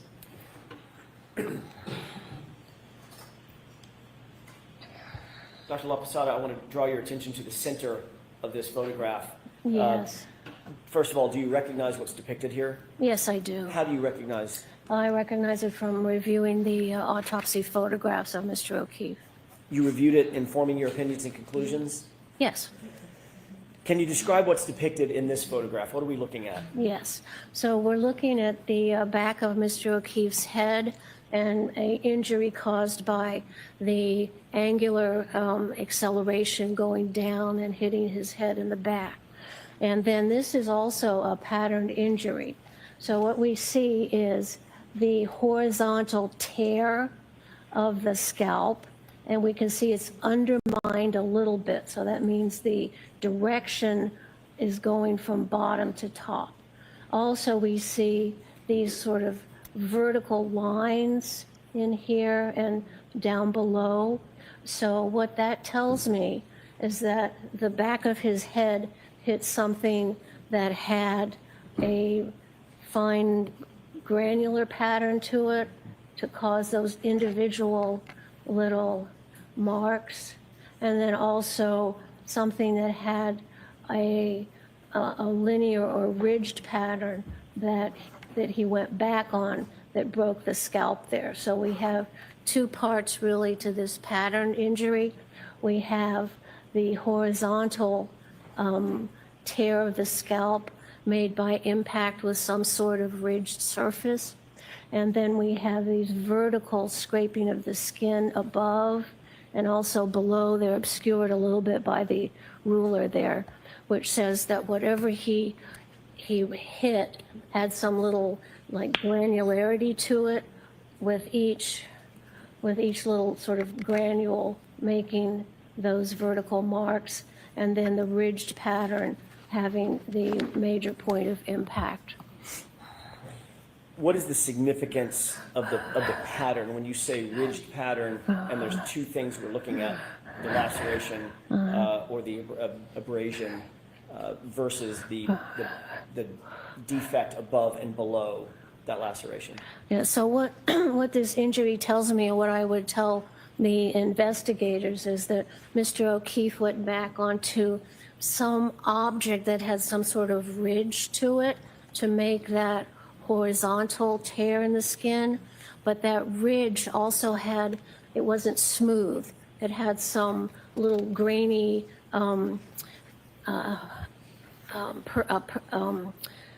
grainy things sticking up on it that would make each of then these little things. And then it's the job of the police then to go back to the scene and look around for something which might fit that pattern. We can take that down.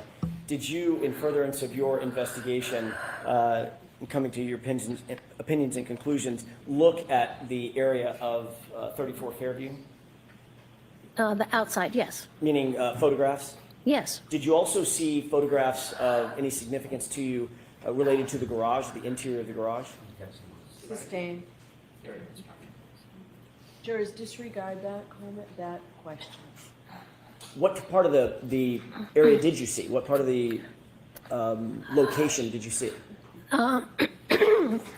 I saw all the scene photographs taken by the police, which showed the front yard in the area where Mr. O'Keefe was found.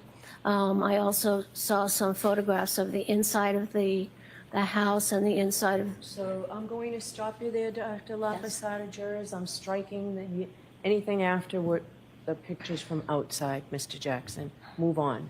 Let's stay with the outside of the home. Did Yes. you see the front lawn area? Yes, I did. How did you, what did you note about the front lawn area? Well, I was looking at the area where Mr. O'Keefe's body was found, because we know once he came back and slammed his head, he's not going to get up and move around.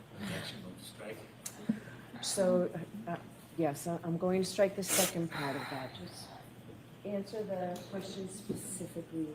Okay, I'll try, Your Honor. Thank you. Why were you interested in the outside area where his body was found? Because then I could identify an object possibly there that would have caused the injury on the back of his head. Did you see any such object in any of the photos that you reviewed? No, there was nothing there. It was a flat grass surface. Would the flat grass, let's assume that the grass was very cold and very hard, the dirt was very cold and very hard. Would falling backward onto that dirt, hard or not, would that cause the patterned injury that you see, that we just saw in Exhibit 160? No, Why do you say that?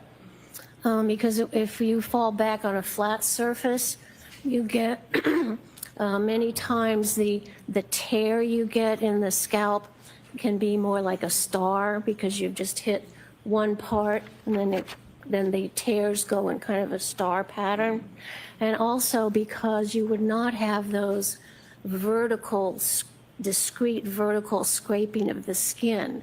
You would tend to, if you fell back on grass, you would tend to see, you might see grass in the wound, or you would tend to see an irregular kind of crisscross pattern of the flattened grass. And that's not what we have here on Mr. O'Keefe. Do you have any training or experience in diagnosing hypothermia in individuals? Oh, yes. Have you conducted autopsies of individuals who've suffered from or died from hypothermia? Yes, many. How many?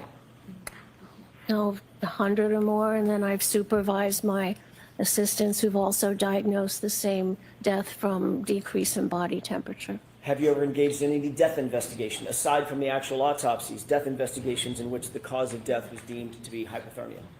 Yes, How many times would you say you've undertaken that type of investigation? at least 100.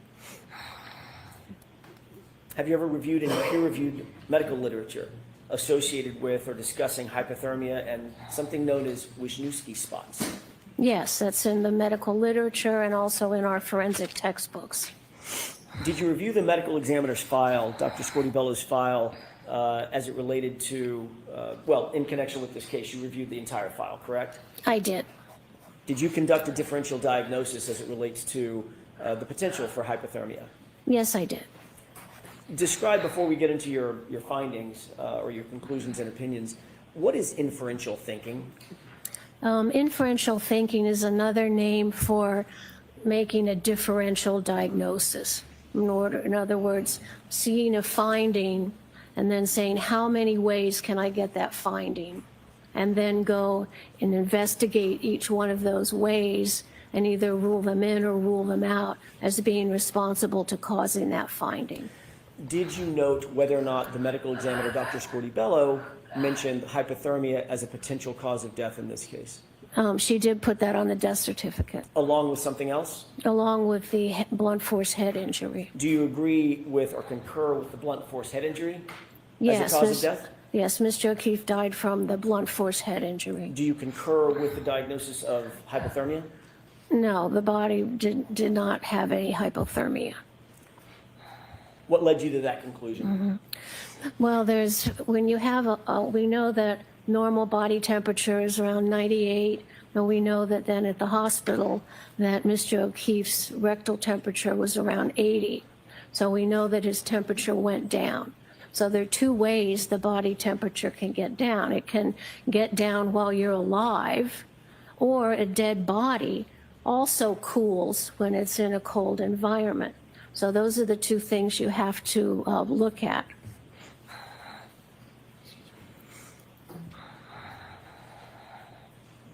I'd like you to take a look. I'm sorry, Mayor Coach. Yep, show Mr. Bryant. Thank you, I apologize. Yes. Do you recognize what's depicted in that photograph? Yes, I do. What is that?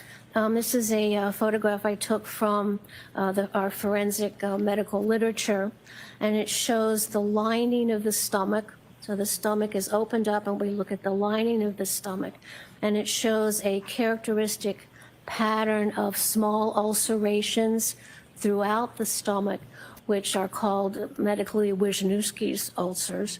And that allows a forensic pathologist to diagnose death from being exposed to a cold environment or death due to hypothermia. And they're caused by, as the body gets colder and colder when it's alive, the small blood vessels in the lining of the stomach, they start to break, and then they're in the acidic environment of the stomach, and you get tiny little ulcers, which then look like small dots. And that is how at postmortem examination or autopsy, it's one of the findings I look for to see if a person died from hypothermia.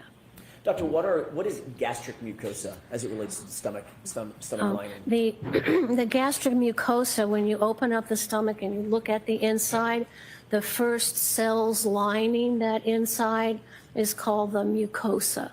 Is that what we're looking at in this photograph or no? Yes, we're looking at the mucosa with ulcerations, which are little craters that form in it due to hypothermia. Is that exemplar of what Wisniewski spots looks like as it relates to hypothermia from a book that is, or literature that is peer reviewed? Oh, yes. Is it widely accepted in the medical field? Yes, it is. And is it referenced by forensic pathologists and used in teaching? Yes. Your Honor, I would move for the admission of that photograph. Okay.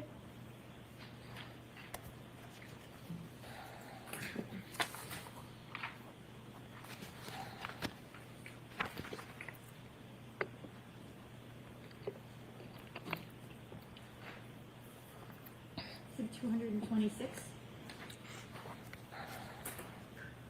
Permission to display, Your Honor? Yes. Is this a fair representation of what you were just looking at? Yes. Describe what we're looking at. Okay, so this, I took this photograph from our forensic medical literature, and this was from a person who died due to exposure to a cold environment. And this is the stomach has been opened, and we're looking at the inside of the stomach. And the normal appearance is kind of pinky white. That's how it should look like. And what's abnormal here is all these black dots, which are the Wisniewski's ulcers, which are diagnostic of death due to exposure to the cold. So these areas are little tiny craters, and they fill up with blood. And we see that in over 90% of the cases of people who die from exposure to the cold. Doctor, did you also look at Mr. O'Keefe's stomach lining? Yes, I did. If we could have, with the court's permission, Exhibit 164 put up as well. Okay.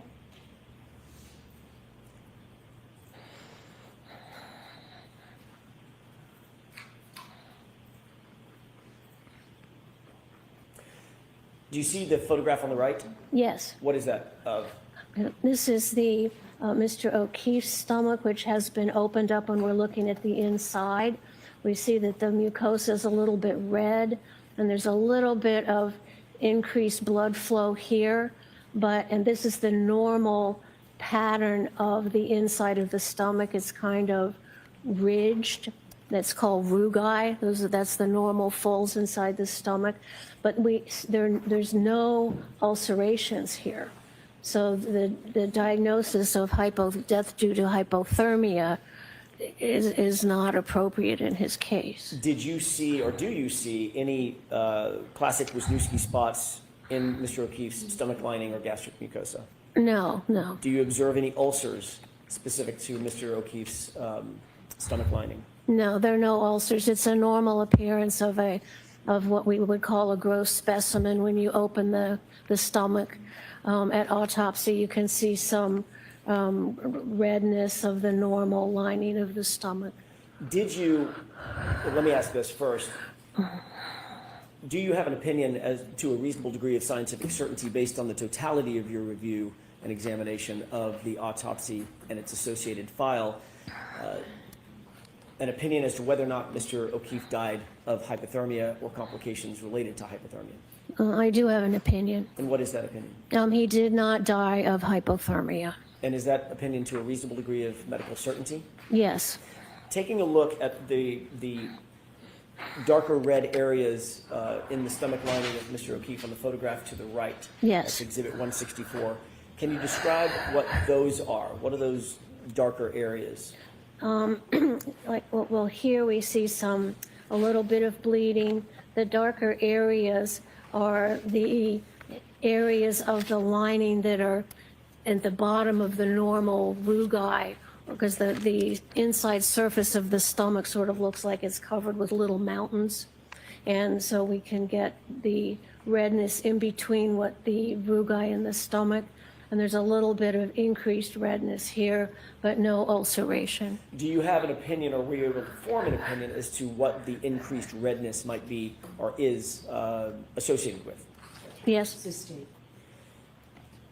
Did you note anything of significance in the rest of your examination of the file, the autopsy file, the medical examiner's file, that was related to what you see in the photograph 164? Yes.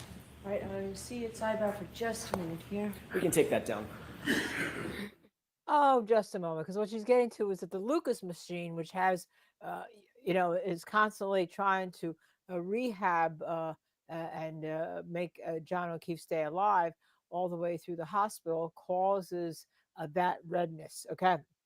And quite frankly, if you recall Dr. Squiddy-Bella, she said she would not have said the cause of death is hypothermia or a contributing cause alone had she not had the skull fracture. So she added that in, but she wasn't making that. She said that was a contributing factor, but she wasn't adding that in. So what we have here is what I told you a long time ago, is that if you have a dead body, it's going to get cool anyhow, as it's staying in a colder environment. And now Hank's preventing the whole Lucas machine from coming in. I mean, it's so ridiculous to say that this witness is not qualified to testify as to these things and object. So let's go back into court and let's listen to the fan of injustice.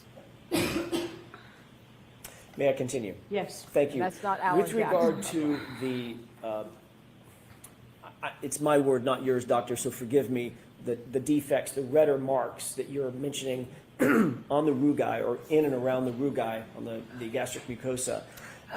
Did you note that there was a machine that was used for life-saving measures as it related to Mr. O'Keefe? Oh, yes, it caused some damage to the body. Okay, let's talk about that for just a quick second. What is that machine called? It's a mechanical device to administer chest compressions, and the company that makes it is called Lucas, or one of the companies, so it's called a Lucas machine, and it can be attached to the body.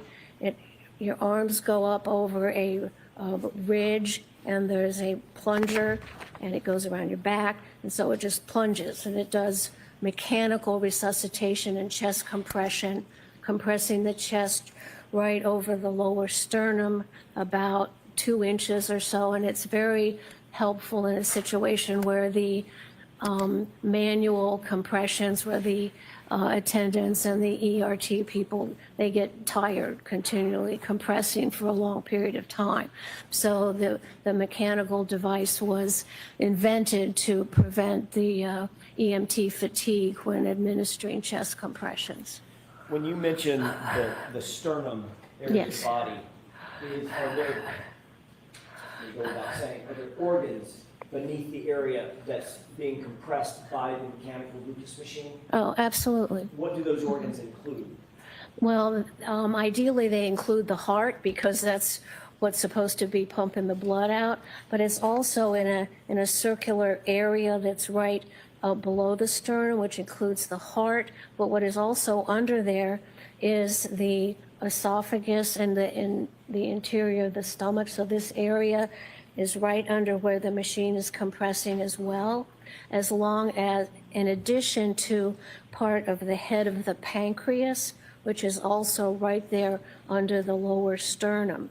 And what can happen with the Lucas machine pushing in for 100 times a minute for a depth of about 2 or 2.5 inches, that these organs right underneath of it get compressed between the Lucas pump and the bony vertebral bodies that's along your back.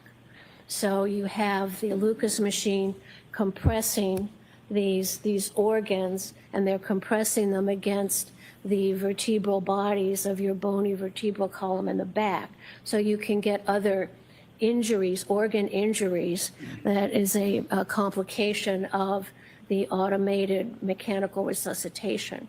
You can get cardiac ruptures, you can get ruptures of the liver, because all those organs are clustered right there, and that machine is pushing those organs in between the pump and the back of the bony spinal column. Doctor, in your review of the medical records, was there any indication that an automated chest compression machine, a Lucas machine, was used on Mr. O'Keefe? Yes. May we can take this down? Yes.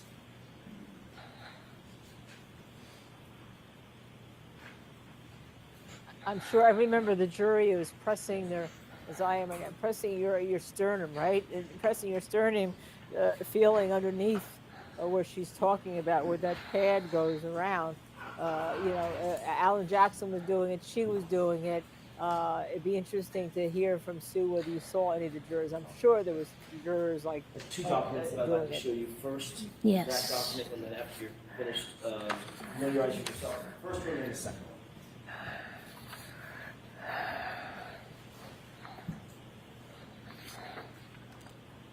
Yes. Taking the first document that addresses the Lucas machine, Yes. how do you recognize that photo or those series of photos and graphs?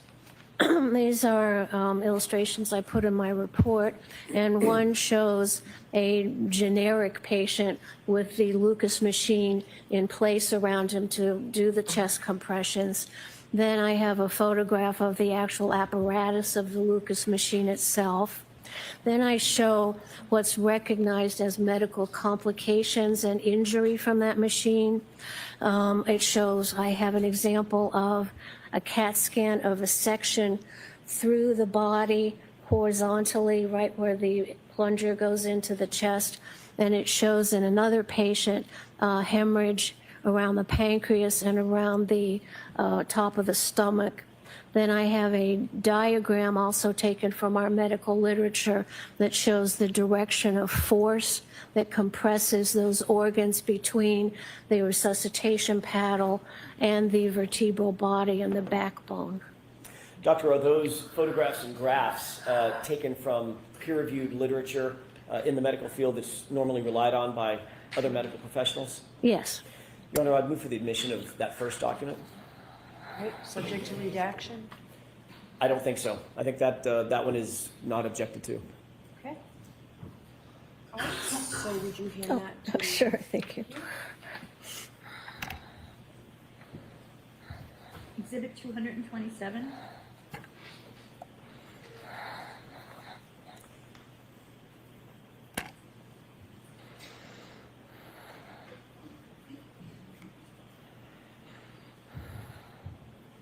Permission to display, Your Honor? Yes. Doctor, I know that's a little bit small and far away. We'll enlarge it as you need. Okay. It's not an eye test. Can you tell me what we're looking at? Yeah, let's take the top half of the document. What is that to the left, and then what's the machine in the Okay, middle. so what you see on the left is a anonymous patient showing how the Lucas machine is placed onto the patient, where the arms are pulled up and clasped against these rigid mechanical bridges. And then here is the engine which puts the pump, and that's the pump which just goes up and down to do the chest compressions. And so that's how it's affixed to a patient. To be clear, doctor, that is not Mr. O'Keefe. That is No, this is could be a model. an unknown Okay. person. Okay. And then what are we looking at in terms of the actual machine to the Yeah, right? this shows the actual machine before it's put on a patient. You can see how it encircles the patient, and then there is this circular pump, which is the compressor pump. If we can look at what is that a picture of, the highlighted portion? That's the circular part that actually is projected down onto the body. That makes contact with the chest? Correct, and it has a spring in there that the engine above it gives a certain number of compressions per minute. And you said on average the compressions per minute would be about what? Now, they should be around 100. Okay. If we could go to the bottom half of the page, or the graphics on the bottom. What are we looking at in this photograph? And we're looking at, on the left side, we're looking at a CAT scan, which scans a person who's had some injury from the Lucas compression machine, and it's a cross section. So the arrow here is pointing to the head of the pancreas and the area of the esophagus, and then the machine would compress down onto that.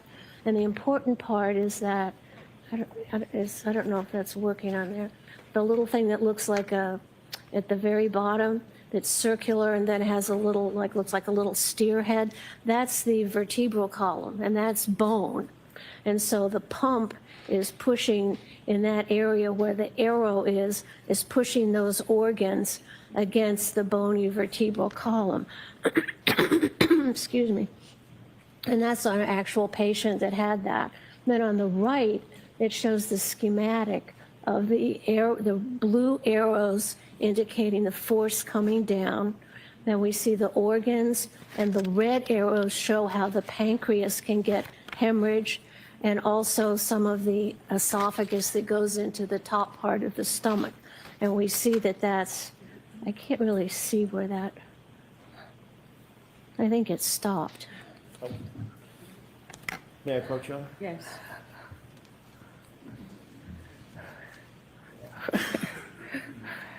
Oh, no, you've got it. Okay.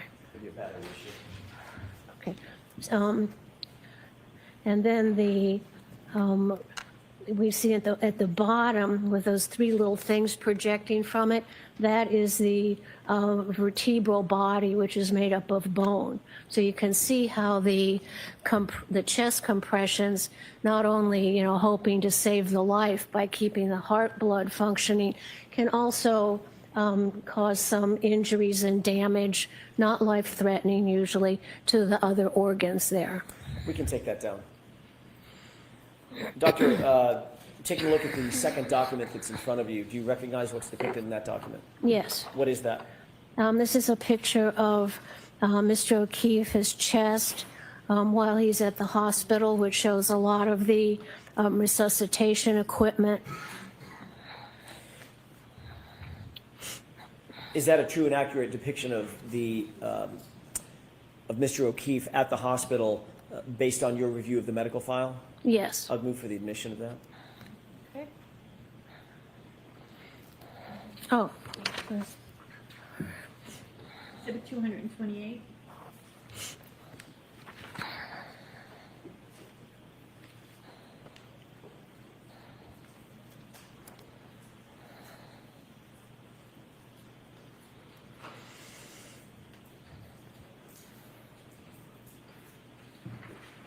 Then, Permission to display briefly. okay.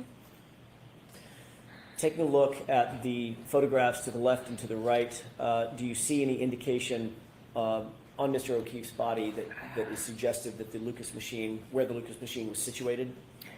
Yes, as I pointed out here with the blue arrows, that big circular mark there is the mark on the skin where the compression pump compressed the chest of Mr. O'Keefe, and it caused some rib fractures, and it also caused those reddening of the stomach and some hemorrhage in the pancreas. We can take that down. Doctor, based on your review of the medical records, did you calculate the approximate number of compressions that Mr. O'Keefe would have been subject to based on that Lucas machine? Yes. What is that calculation? His body was found around 6 in the morning, and he got to the hospital around 6:37, I think. So if they put the Lucas machine on him when they got him into the ambulance, and it's compressing at 100 times a minute, and that is from the time of the body being discovered to the time at the hospital, that's around 37 minutes. So if you multiply 37 minutes times 100 compressions a minute, that's around, over 30,000 compressions that would have been done to Mr. O'Keefe's body in the course of his resuscitation efforts. Doctor, do you have an opinion as to what caused the hemorrhaging that we saw on Mr. O'Keefe's stomach lining? Yes. What is that opinion? It was from the blunt compression of the Lucas machine. Is that opinion to a reasonable degree of scientific certainty? Yes.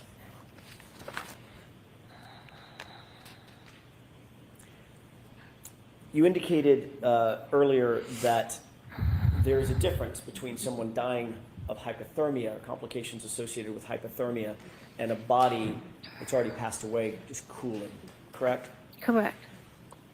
Do you have an opinion as to a reasonable degree of medical certainty as to whether Mr. O'Keefe suffered from hypothermia? I do have an opinion. What is that opinion? He did not experience hypothermia. Did you observe any signs of frostbite? No. Did that have any weight concerning your opinion, overall opinion, as to whether or not Mr. O'Keefe died with complications associated with hypothermia?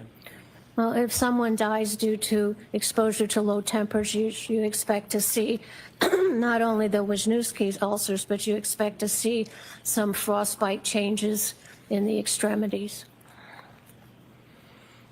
Based on your overall review of the medical records associated with Mr. O'Keefe, were you able to reach an opinion and conclusion as to the cause of death of Mr. O'Keefe?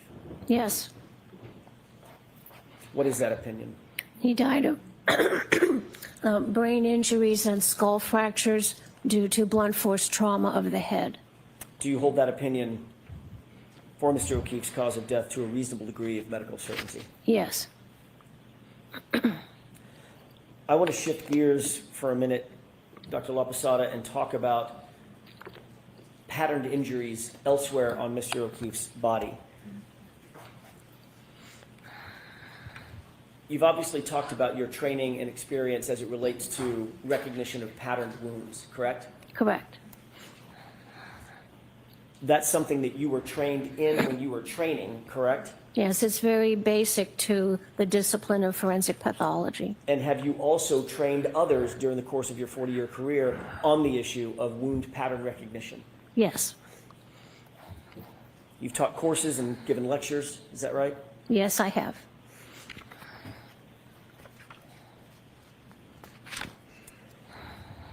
I'd like to show you Exhibit 167 with the court's permission. Okay.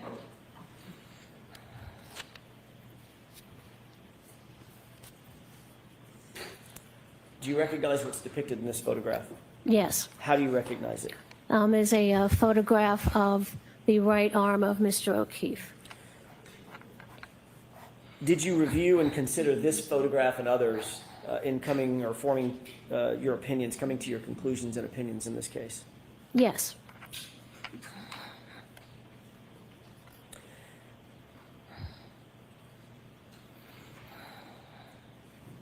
In order to come to your ultimate opinion and conclusion, or opinions and conclusions in this case, is it important to take all of the injuries that a decedent may have suffered into account rather than one or two piecemeal? Now, you have to look at the whole picture to understand what happened to the body. Why is that? What's the importance of that? It may be obvious, but explain that for the jurors, please. Well, when you're looking at changes and injuries to the body and trying to understand what happened to the body, there are different patterns of injuries on different parts of the body.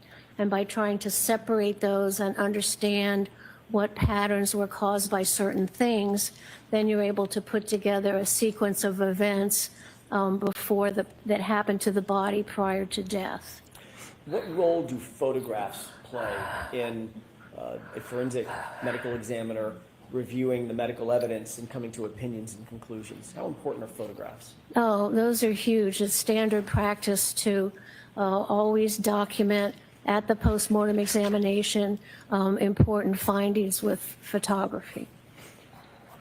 Were the photos in Mr. O'Keefe's case useful in coming to opinions and conclusions concerning his injuries altogether? Yes. What about the injuries to his right arm? Yes, those photographs are very important to understand those injuries. Do you believe that there is a patterned injury on Mr. O'Keefe's right arm? Yes, there is a pattern injury there.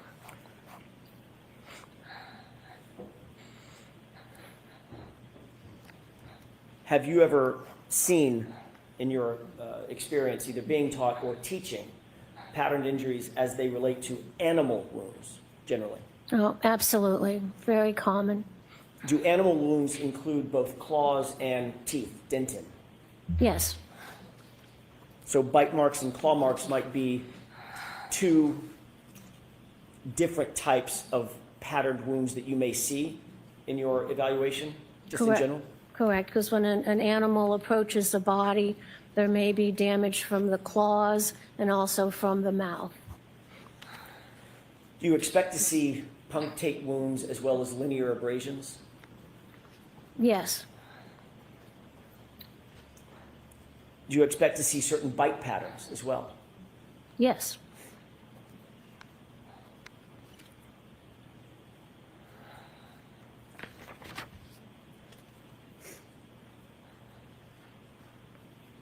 What types of injuries, let's talk about animals in general, what types of injuries do animals produce on the skin of human beings? Well, animals can produce, if you're talking about, mammals, can produce injuries from their claws, where you get parallel scrapes of the skin from the claws applied to the skin, or you can see a pattern from the jaw configuration of the animal. And most animals that attack or get in contact with the body have canines. So there's two canines on either side that make paired marks, and that would be called a pattern injury. So it makes parallel sort of gouges, and as the canines move in a horizontal pattern or a vertical pattern, the space between them can change. The other thing you see in a animal bite is you see not only the canines that come out, but depending on how the jaw is applied to the body, you can have little dot-like imprints in sort of a U-shaped pattern, which are from the incisors, the little incisors of the animal. So you look for punctures, you look for paired gouges, which would be the canines, and then you look for arced patterns of little dots, which can be the application of the incisors of an animal bite. What is an incised wound? An incised wound is a wound due to cutting from a sharp object. Would you expect to see incised wounds from an animal bite or claw marks? No, they don't cause, they're not like knife wounds. They cause more of a scraping injury. Do you see the injuries that you're looking at in Exhibit 167, are these more consistent with incised wounds or the scraping abrasions that you just talked about? Sustained. Were you able to determine from your review of the medical records whether the injuries that you see on Mr. O'Keefe's right arm were pre-mortem or post-mortem? They were, oh yes, I can determine that. They were inflicted prior to death. Do you have an opinion as to whether or not the wounds that you see, the patterned injury that you see on Mr. O'Keefe's right arm is consistent with an animal bite or claw marks? Yes, it is, very much. Thank you. We can take that down.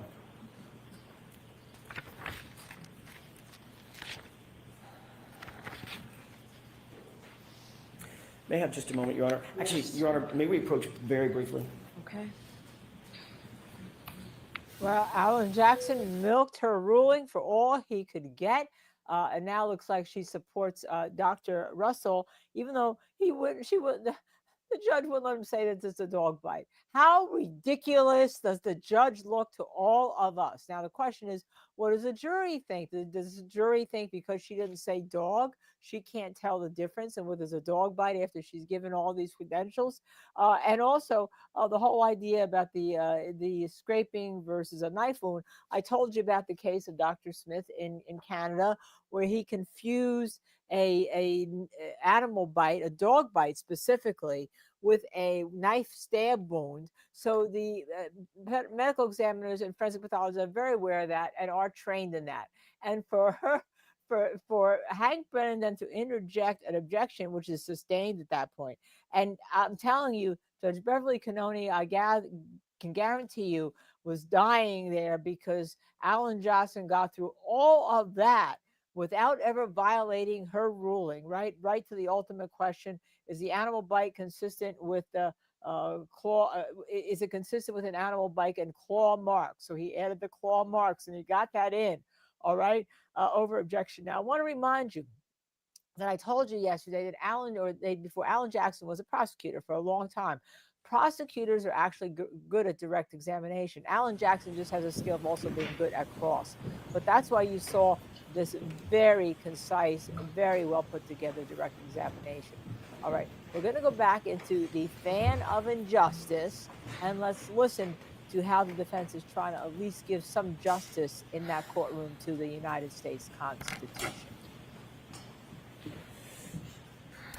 May I inquire? Yes. You indicated that, in your opinion, the wounds to Mr. O'Keefe's arms were pre-mortem, not post-mortem. His right arm, I should say, were pre-mortem, not post-mortem, correct? Correct. What's the basis for that opinion? Well, a forensic pathologist has to be able to differentiate changes that happen to the body while the person is alive versus things that happen after the person is dead. For instance, there is something called post-mortem predation, where if the body is out in the woods and dead, then wolves and such can come and make, quote, injuries to the body. But we're able to tell from our training and experience that those were made after death. The usual way we tell is that when it's made during life, the blood vessels that are damaged, the heart's pumping blood through, so you can see a reddish color and maybe some blood around it. Whereas if the body is damaged after death, the changes to that body and those, quote, injuries look more yellowish and kind of brown because the blood is not flowing. So that's how you can tell if something done to the body is while the body was alive or whether it was done after death. Do you have an opinion to a reasonable degree of medical certainty that the wounds on Mr. O'Keefe's right arm were pre-mortem? Yes, they were done while he was alive and bleeding.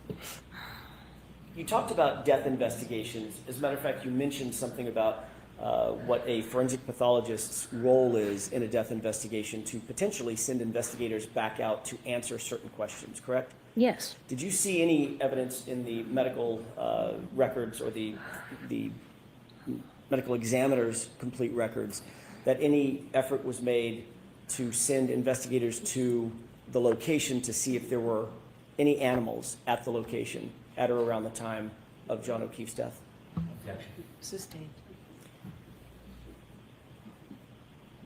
Do you believe it's important? Well, let me ask it a different way. Of course. Would Come on, AJ. following up with investigators be an important part of any forensic pathology investigation? No, absolutely. You're working as a team to figure out what happened to the body. Thank you.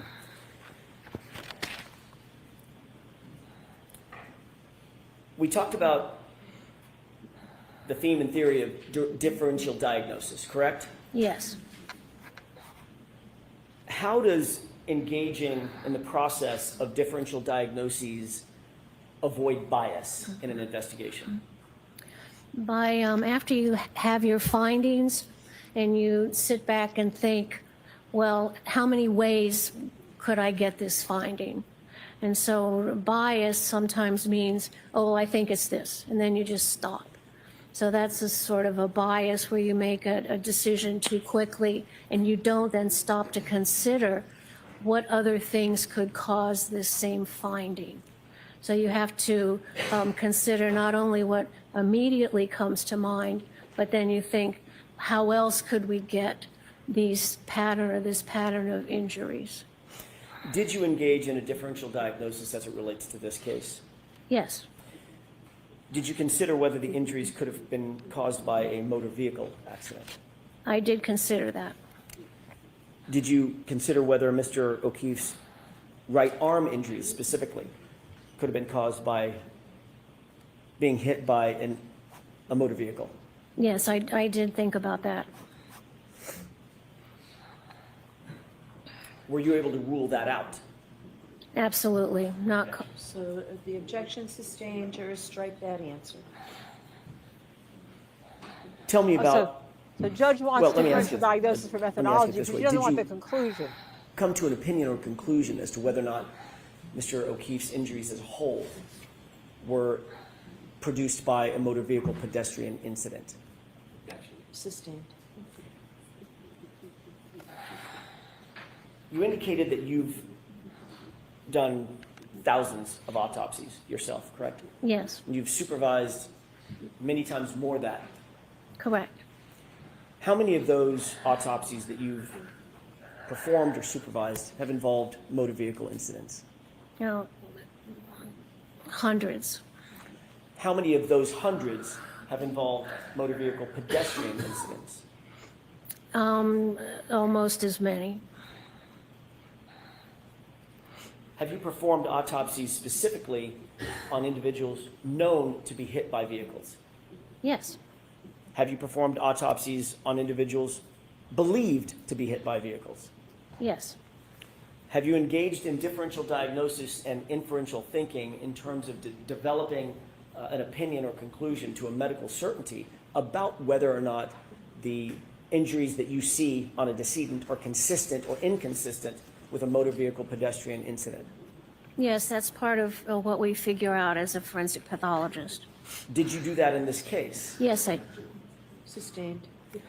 Ridiculous.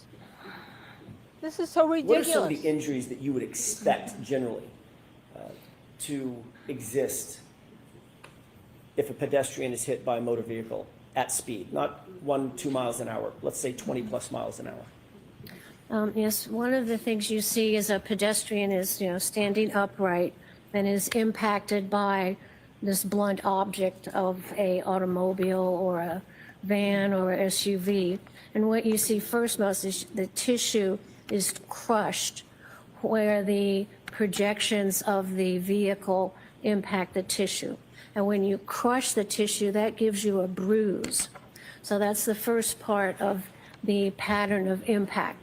It crushes the tissue, it gives you a bruise because it breaks the blood vessels underneath the skin. And then depending on how much more force is applied, the skin can break. So I'm going to strike that. Next question, Mr. Jackson. In addition to bruising, what else might you Striking expect what? to find in an individual who has been struck by a Whole vehicle at question speed? and answer? So let's come over to sidebar. Okay, yeah, let's go to sidebar, Your Honor. This is the person who deals with dead bodies who are hit by an SUV or a motor vehicle accident. We now just struck what she expected to see. I'm not sure where the strike came because the objection came with regard to the after the crushing and the bruising, testimony had already been before the jury. All right, and now we can't go into what you expect to see. And it was struck and objected to whether or not these injuries are consistent or inconsistent with the motor vehicle accident. The jury just wants to hear this. All right, this is ridiculous. It is outrageous. It is biased. It is not what courts do or supposed to do. It is not what a judge is there to do, and it's not what a prosecutor is there to do. Okay, this is I just said, I've entered courtrooms before. You know the judge is not on your side, but they try to at least give you some semblance of fairness, or at least on the ultimate issue, let you go to what your expert has ruled or not ruled out, especially when it comes to somebody who is qualified in a specific area. They let a gamma ray brain surgeon opine about the cause of death here on a brain over the objection of the defense and without a Daubert hearing. Remember, Dr. Wolfe, that came from Florida. So, I've got 7 surgeries tomorrow, 4 yesterday. I canceled 3 for today to be here. Right? He's never seen if somebody dies on his watch, it's because that's when he sees the dead person. Right? But he's not doing an autopsy. And remember, the medical examiner says ridiculous, not qualified. And yet in this court, apparently he was qualified. But now we get somebody who's absolutely qualified here to talk about whether or not these injuries are consistent or inconsistent, not even within a reasonable degree of scientific certainty at this point, because the judge won't allow it in. We're just dealing with this. And it is just beyond outrageousness, beyond ridiculousness, beyond fairness, beyond the Constitution, beyond everything, that she can't talk about this issue of whether or not the injuries are consistent or inconsistent. And quite frankly, you're going to have Welcher. In the first trial, remember, this judge ruled unless you were a medical professional, you couldn't talk about the injuries. Now she's ruling the medical professionals can't talk about the injuries. What, she wants a biomechanical engineer to talk about the injuries? All right. Somebody, by the way, on X asked me a question that I did want to answer. How can Alan Jackson be guilty of contempt? Because he was at the line of what Judge Beverly told him to do, and there was objection, and she said she didn't want him reading it. He still put in the record what he was necessary to get in the record to protect his client. That is what you call a good lawyer. But if the judge were wanting to hold him in contempt, she could have gone that far. I don't think she wants to go that far. She doesn't want to have then that appealed right now in the middle of the trial, as they did with Brian Steele, right? Because Alan Jackson would say, do it, right? He'd say, do it, because then they get right up into, they get right to appeal that, just like Brian Steele did get to appeal that and get, the whole thing got reversed right in the middle of the trial. She doesn't want that. So she knows that's where she doesn't want. But there's no way that a forensic pathologist who's qualified can not be allowed to opine on the causes of a differential diagnosis of vehicle and pedestrian strikes versus something else. Okay, let's see what happens now, because this is reversible error again if she does not allow it, which means she wants to get Karen Reed in jail. She's decided she sat with the prosecution team. May I inquire? It's outrageous. Yes. So let's go and listen. I forgot where I left off, so I'm just going to pick up Okay. as best my memory can serve me. It has been suggested that Mr. O'Keefe's right arm, Doctor, was injured by contact with the right rear taillight of Miss Reed's 2021 Lexus LX 570. No, I'm allowing that in. Thank you. As Mr. O'Keefe, it was struck as Mr. O'Keefe was standing and the Lexus backed into him. That was a postulate put forward. I want to find out from you, do you agree with that? Well, that's something to think about. So, Oh, I'm sorry. yes, I'm going to strike that question and answer. Let me ask it a different way. Let me ask you a different question. Mm-hmm. Do Mr. O'Keefe's pattern injuries on his right arm, do they correspond to injuries that could have been produced by irregular fractured plastic pieces impacting his arm? No, not at all. Why do you say that? First of all, those injuries are patterned injuries from an animal bite. We have the canines, we have the incisors. All right, so I'm going to strike that, and let's see you at sidebar. All right, here we go. Sidebar again. She's going to give her opinion as to why within this whole limitation where you can't say dog, and she's saying that they're pattern injuries, so they couldn't be done by the car.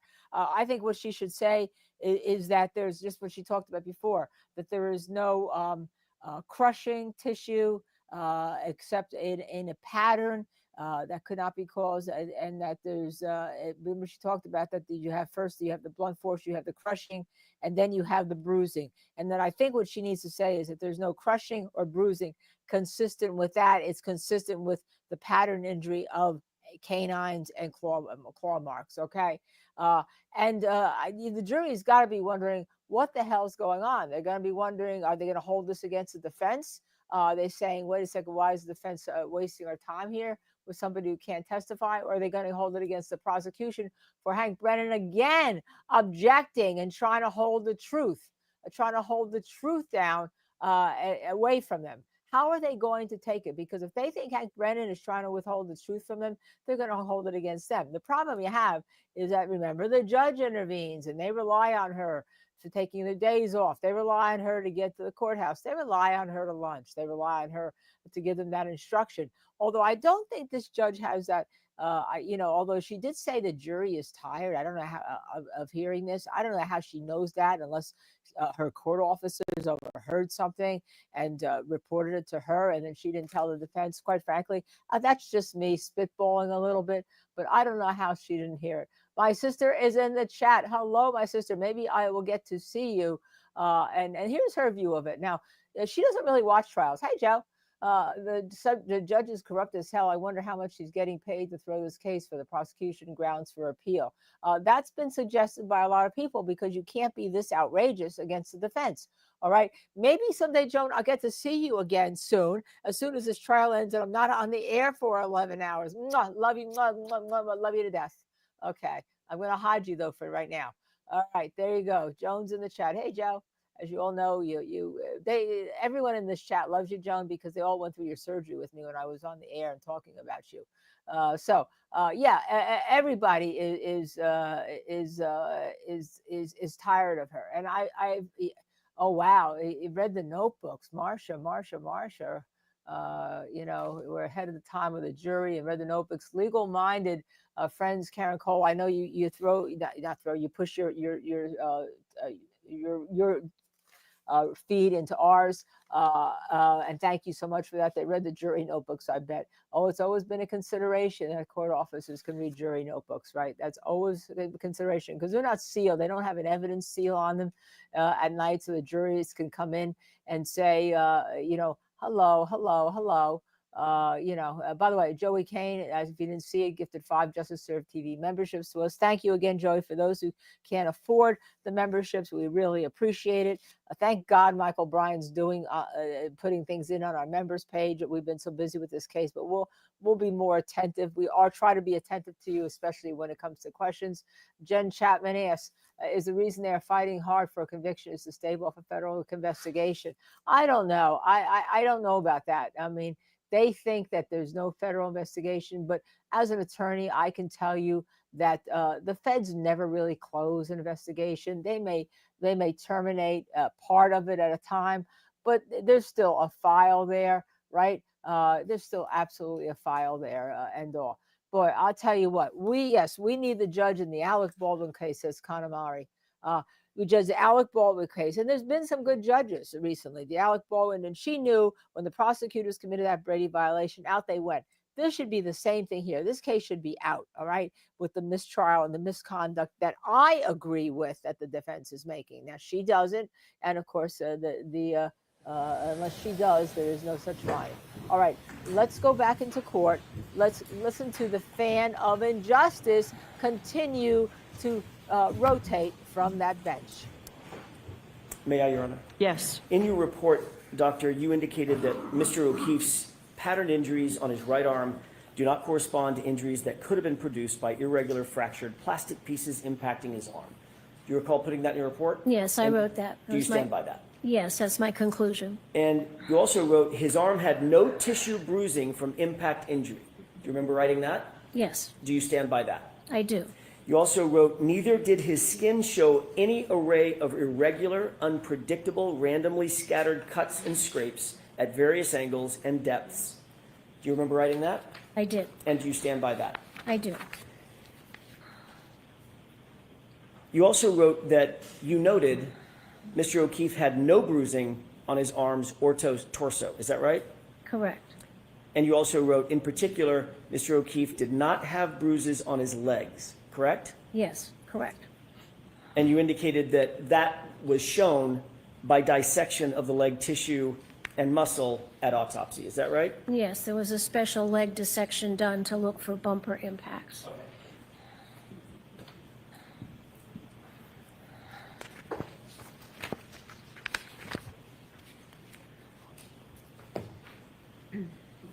You reviewed the entirety of the. Good job, Dr. of the LaPosada, medical getting that records in. associated with the autopsy, Yes, including photographs, taken to the hospital, yes. okay, and autopsy photographs, Yes, and other data and documentation, correct? yes.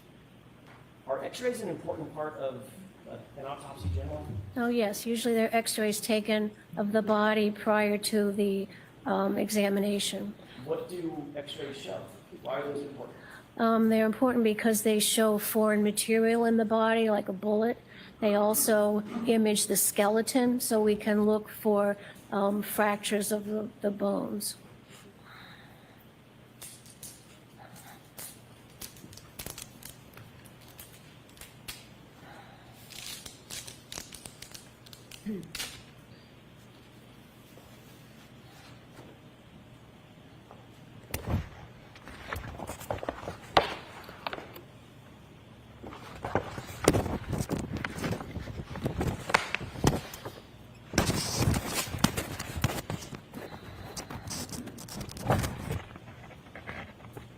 I may have just a moment, Your Honor. I'm doing that PTSD. He always says, I need to see one of those baby videos, Dr. LaPosada. LOL. The person who was doing those, actually, I was recommended to get one of those, and I said, absolutely, I want one. So I sent her just to Serve TV. I definitely want to be in one of those baby videos, if you haven't seen them. Definitely, definitely, definitely. May I approach? Okay. Alan's going to approach with, I guess, x-rays, printed out of the x-rays. Let's listen.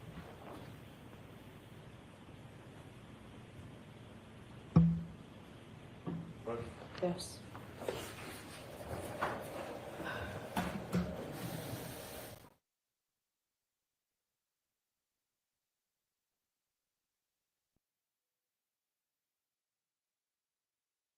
Just as I go behind to get some of my, I actually put my Dunkin' in a Just to Serve TV cup. By the way, these are all sold out, so if you're looking for these at our merch store, you can't get them. You have to get something else. These are the x-rays. Now, of course, we have an objection.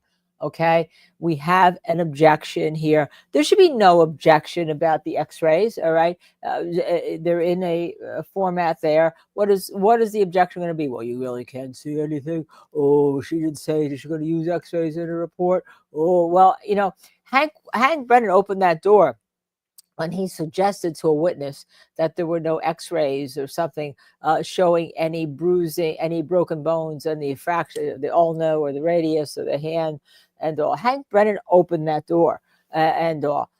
So I think that there's no reason why she can't talk about the x-rays. They're not taken by her. And by the way, just so you know, it's common practice in medicine, whether it's forensic pathology or anything, to review based on photographs, x-rays, review files. The reason why you document a file, all right, is the reason why you're supposed to even document police reports and what happens is so that somebody can review it to see whether they have a second opinion or come to the same conclusion. That's what's common these days. Every forensic pathologist knows it. Every doctor knows it who's doing their reports. That's why you have all that documentation. The document. And that's one thing, by the way, the cops didn't do here. And the EMTs who supposedly had those admissions. Remember those? I hit him. That's nowhere documented anywhere. Okay. Nowhere in the police files, nowhere in any other files, because you want to let somebody else review it to see if something is done as accurate. Now, but Dr. LaPosada did get into through Alan Jackson's cross-examination how important it is that the forensic pathologist, well, we're going to take a break. can transfer information to the cops can transfer information to the forensic pathologist, but the pathologist has to remain even-keeled and give an objective opinion. We had my husband on one night to talk about this, just how forensic pathologists work with police. Not about the case. He wasn't talking about the case, just talking about this. But let's go in. Obviously, they're taking a break. They're going to argue something in front of us. I think Alan Jackson wants everything now to be on the record so that we all can see that this unfairness has been going on for a while. But I do think that he got a lot of things out of Dr. Laposado. And she said the dissection occurred to see if there were bumper impact. And that's why you did it. Okay. That's why you actually did the I did lower receive dissection. another motion this morning for a curative instruction. He's giving them the morning I'm not break. going to even and, consider this today. We can consider this at the charge conference. and that's So the curative where we're at instruction with from that. yesterday. She All won't right. do that. Work it out. Do the If you charge can't work it conference. out, let me know. I'll come out before the jury. All rise for the court, please. She doesn't want us to hear the motion for the curative instruction. She doesn't want us to hear what the defense has alleged. She does. This is again hiding behind a curtain. Okay, in my opinion, this was a motion based on a mistrial. The curative that should have been done yesterday. She should have asked the defense for what they had and worked it out before they went. Now she's going to hear for a charge conference to give what a curative instruction. 3 days from now, 3 days from when something happened, that in itself is wrong, is going to lead to another motion that is going to be filed. All right. Then it's going to be filed. And she said, work it out. If you can't work it out, I'll hear it at the charge conference. That in itself is wrong because what happened was yesterday. What needs to be cured was the discussion of yesterday, not now. Judge Beverly Cannone is being, in my opinion, as a journalist, a coward. She's running away from this because she knows she has problems. By the way, don't you think she hasn't seen the social media on this? Don't you think she doesn't know she is being ridiculed? All right. This whole idea of silencing the defense and not letting us hear anything is exactly what is going on. Alan Jackson got something in. He got the fact that he argued things before on sidebars in this morning so that we could see what has been going on. We should be hearing everything that is going on. Okay. Absolutely everything that is going on. We should be absolutely hearing that. There should be, there should be, quite frankly, an apology to Dr. Wolfe in front of this jury. Terry Friday, new member. Thank you, Terry. Thank you for joining. Welcome to the members page. As you know, as a member, you do get priority with your questions being answered. We had somebody in the chat yesterday who was upset I wasn't answering their question. I will remind everybody that members do get priority for answering their questions. And Terry Friday then donated. Thank you. She is sure the judge is an alcoholic, hurrying to drink. You know, I don't want to go there. I can't. But I've seen a lot of people suggesting that. And I don't know, is that because of her attitude, her face, or do you know something that we don't know? But I have seen that along, you know, but we have no confirmation on that at all. All I can tell you is that from what we saw, based on the cops drinking on the job and all, a lot of people drink very heavily, it appears, in that neck of the woods, as Al Roker would say when he's talking about the weather. They were drinking while driving. They're drinking. Look at Higgins. He was drinking whiskeys. What did he have? Did he say about 5 of them, I think? I mean, come on. Oh, my gosh. Come on. All right. So they're like drinking and driving. I don't think that whole campaign never got to anybody up there. I mean, here in New York City, they'll take your shoes away from you if you're walking drunk. I kid, but you know what I'm saying. You know, you have to be careful. And so many people have died from drunk drivers, right? Oasis Cat notes that Pursue in the courtroom from Boston attend. As Jackson Lee Sue poster-sized photographs, a couple of the jurors are leaning forward, looking at him. Brennan asks for a sidebar. Jackson brings one to the witness. So if Alan's commanding that well, that's very good. So when you're an attorney, just as an aside, you want to command that well. The well is when you go through that bar in that little square area of the courtroom in front of the jury, you know, and then the witness stands on one side, the jury's there, the judge and the lawyers' tables are in. That's called the well of the courtroom. And you want that jury as somebody is watching it. When you come in, you want them to like look at you. When you leave or when you stand, you want them think that that's what they should be doing. You want to, as attorneys, the person who controls the well has a good chance of winning the case, because if you're controlling the well and controlling the jury, that's a good thing. If the jury wants to see what you do. And just as an aside, I'll give you a little, and I think I mentioned this one before. You go through that area that only lawyers are allowed, even law clerks aren't allowed. You're allowed if the judge allows you to run a machine, such as we see running the technological work that they always call it the little desk in the corner is, all right? But generally, you can't sit there if you're not an attorney when you go through that well, all right?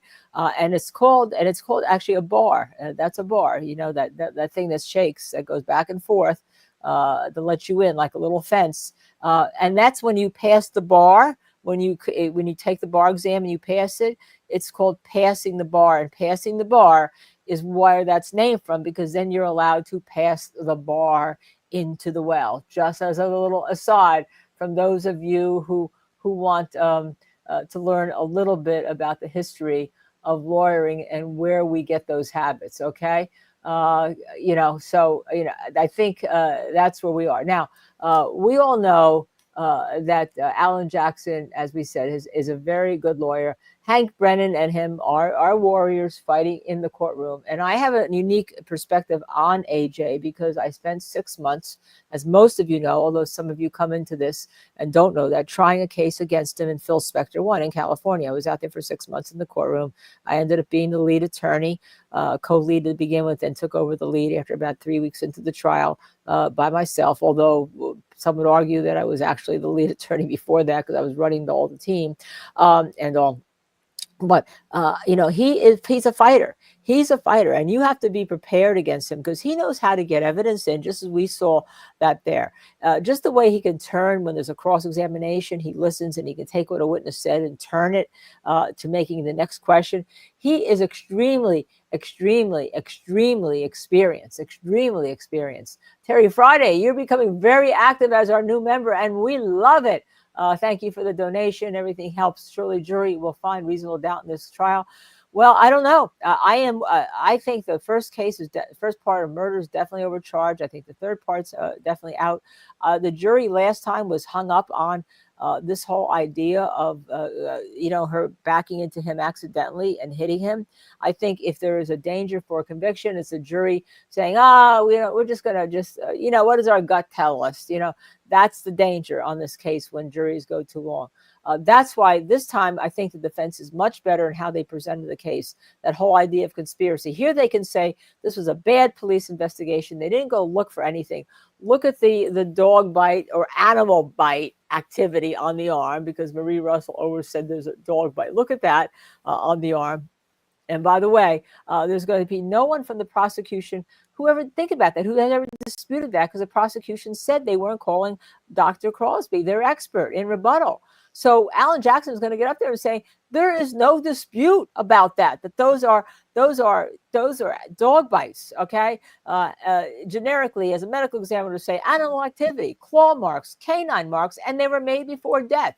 And also this whole idea of I think the disputing of the Wisniewski spots was very well done by Alan Jackson, showing that machine. What people don't understand is that CPR is a very violent activity. Okay, we just think it's life-saving. When you're you're breaking bones. Okay, you're breaking bones. I mean, you're breaking ribs. You hit rib fractures. That's why medical examiners see rib fractures with CPR all the time, because it's so violent. And this Lucas machine, by being mechanical now and doing 100 times a minute compressions and over and over and over and over and over again, down to the rib cage, down to hitting the sternum, is extremely violent, and you're going to get damage. And by the way, you have to have a good medical examiner to be able to differentiate between the damage caused by CPR, or let's say if there was a fight, some medical examiners will, there's a fight, but you have to be able to differentiate that. And here, by the way, the medical examiner, Dr. Scorty Bella from the state, who, by the way, didn't say this was a homicide, okay, and who was pressured and called a whack job by the prosecution's police force. I think I called it yesterday. What did I call it? That somebody got a kick out of it. The Commonwealth's police force or something to that effect, right? You think Tom Gully thinks that there may have been a miscalculation. That's because I think she may have started earlier than than the EMT got there. But it still makes the point. I mean, it's going to be a little point if that's the case, but it still makes the point that what the machine can cause this, whether you have 100 compressions a minute or not, and that there wasn't the ulcerations you saw with the Winooski spot that she was trying to identify. And there's going to be no one to rebut that. Why? Because of all the 500 or so, 600, 300 forensic pathologists in the United States of America, the government here, think about that, the government here could not find one to support their case that this was a car strike that killed John O'Keefe. We all know the FBI hired ARCA to specifically answer that question. Yeah, I think you're right. I think it was 3,700, 100 per minute for 37 minutes. Should have been 3,700, not 37,000. I think you're right about that. I also, and she'll say, whoops, but still 3,700 compressions is more than you're going to get when you're doing it physically, right?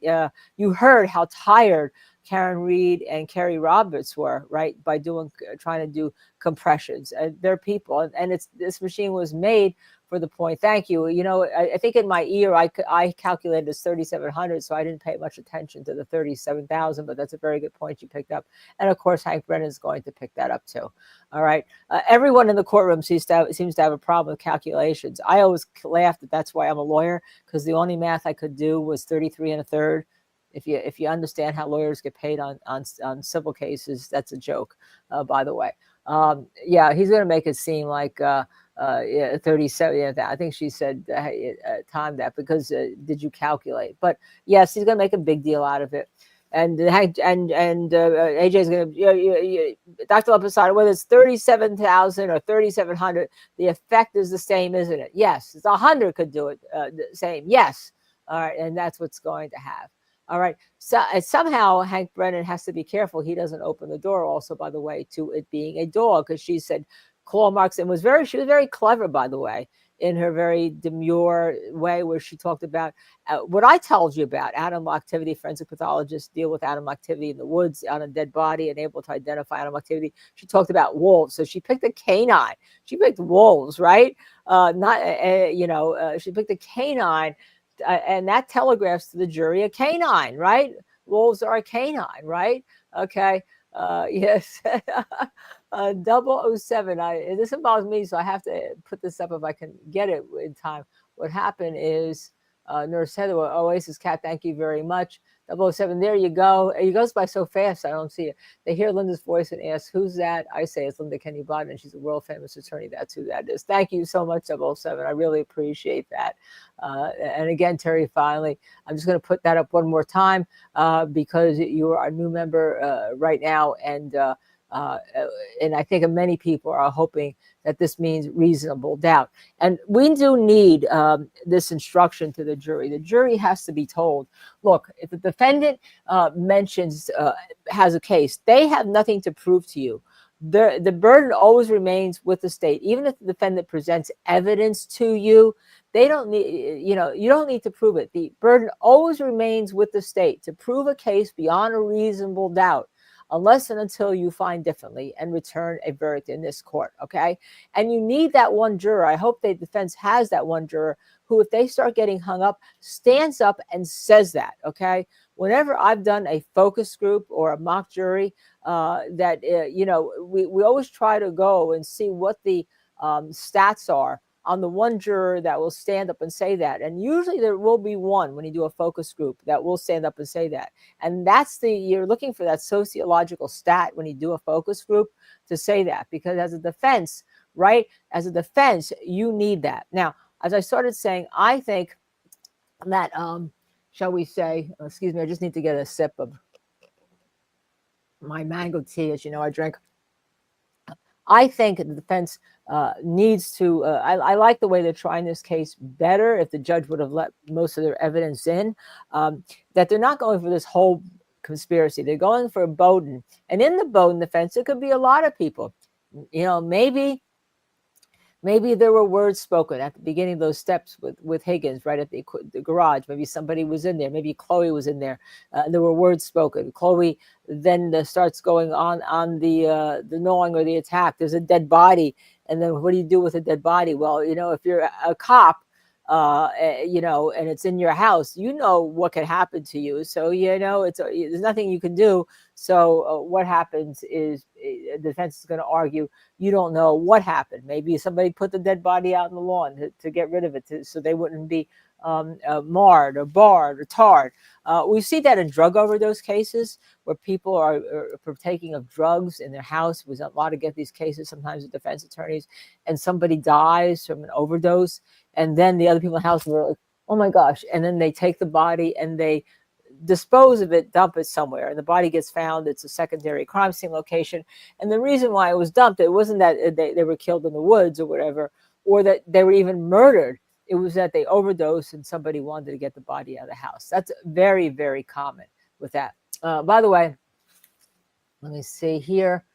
Yes, the defense, by the way, just in Massachusetts, the judge gets to pick the foreperson. In Hernandez, we filed a motion. We actually argued that was unconstitutional because when the judge gets to pick it, if you have people of color on that jury or people of different representations on that jury, they don't get the equal chance to become the foreperson.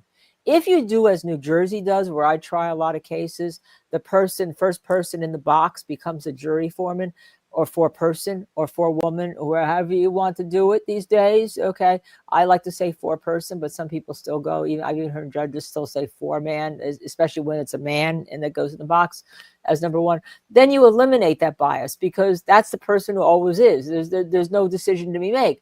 But when the judge picks the person, there could be that bias. And even in Hernandez, we thought the judge picked the person that, if anything, was most shall we say, friendly to the state. And the judge actually did. She was the one that held out the longest before the 2 not guilty verdicts. I mean, they had not guilty within like a day, and she was like, well, let's do more. And she was concerned. She gave interviews on this, so I'm not telling you anything out of school.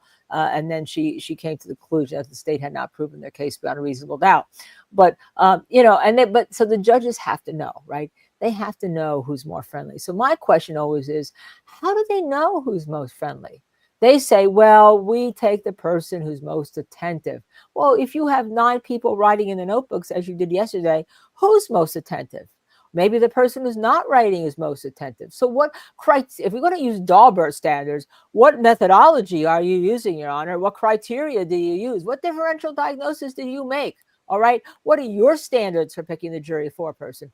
But that's a law, and it's only going to have to be changed by the legislature. Has to be changed by the legislature. It's not right. It's unfair. It's violative. And somebody has to make the motion, and defense should make the motion this time. Maybe it'll help. Maybe it'll go up on appeal if there's a conviction. But maybe it'll bring some also, since this has some worldwide people watching it. As we know, we have our friend Miss Shorty in Australia. We have people in the chat from England. We have people from Australia, from Canada. A worldwide case that's being watched here. In Canada, by the way, they don't televise criminal trials, so this is really good to see what goes on in a trial in our country. Even now, we still have fair trials. We try to have fair trials. At least that's the theory. We have fair trials. But how is anyone going to have confidence if the judge picks the foreperson?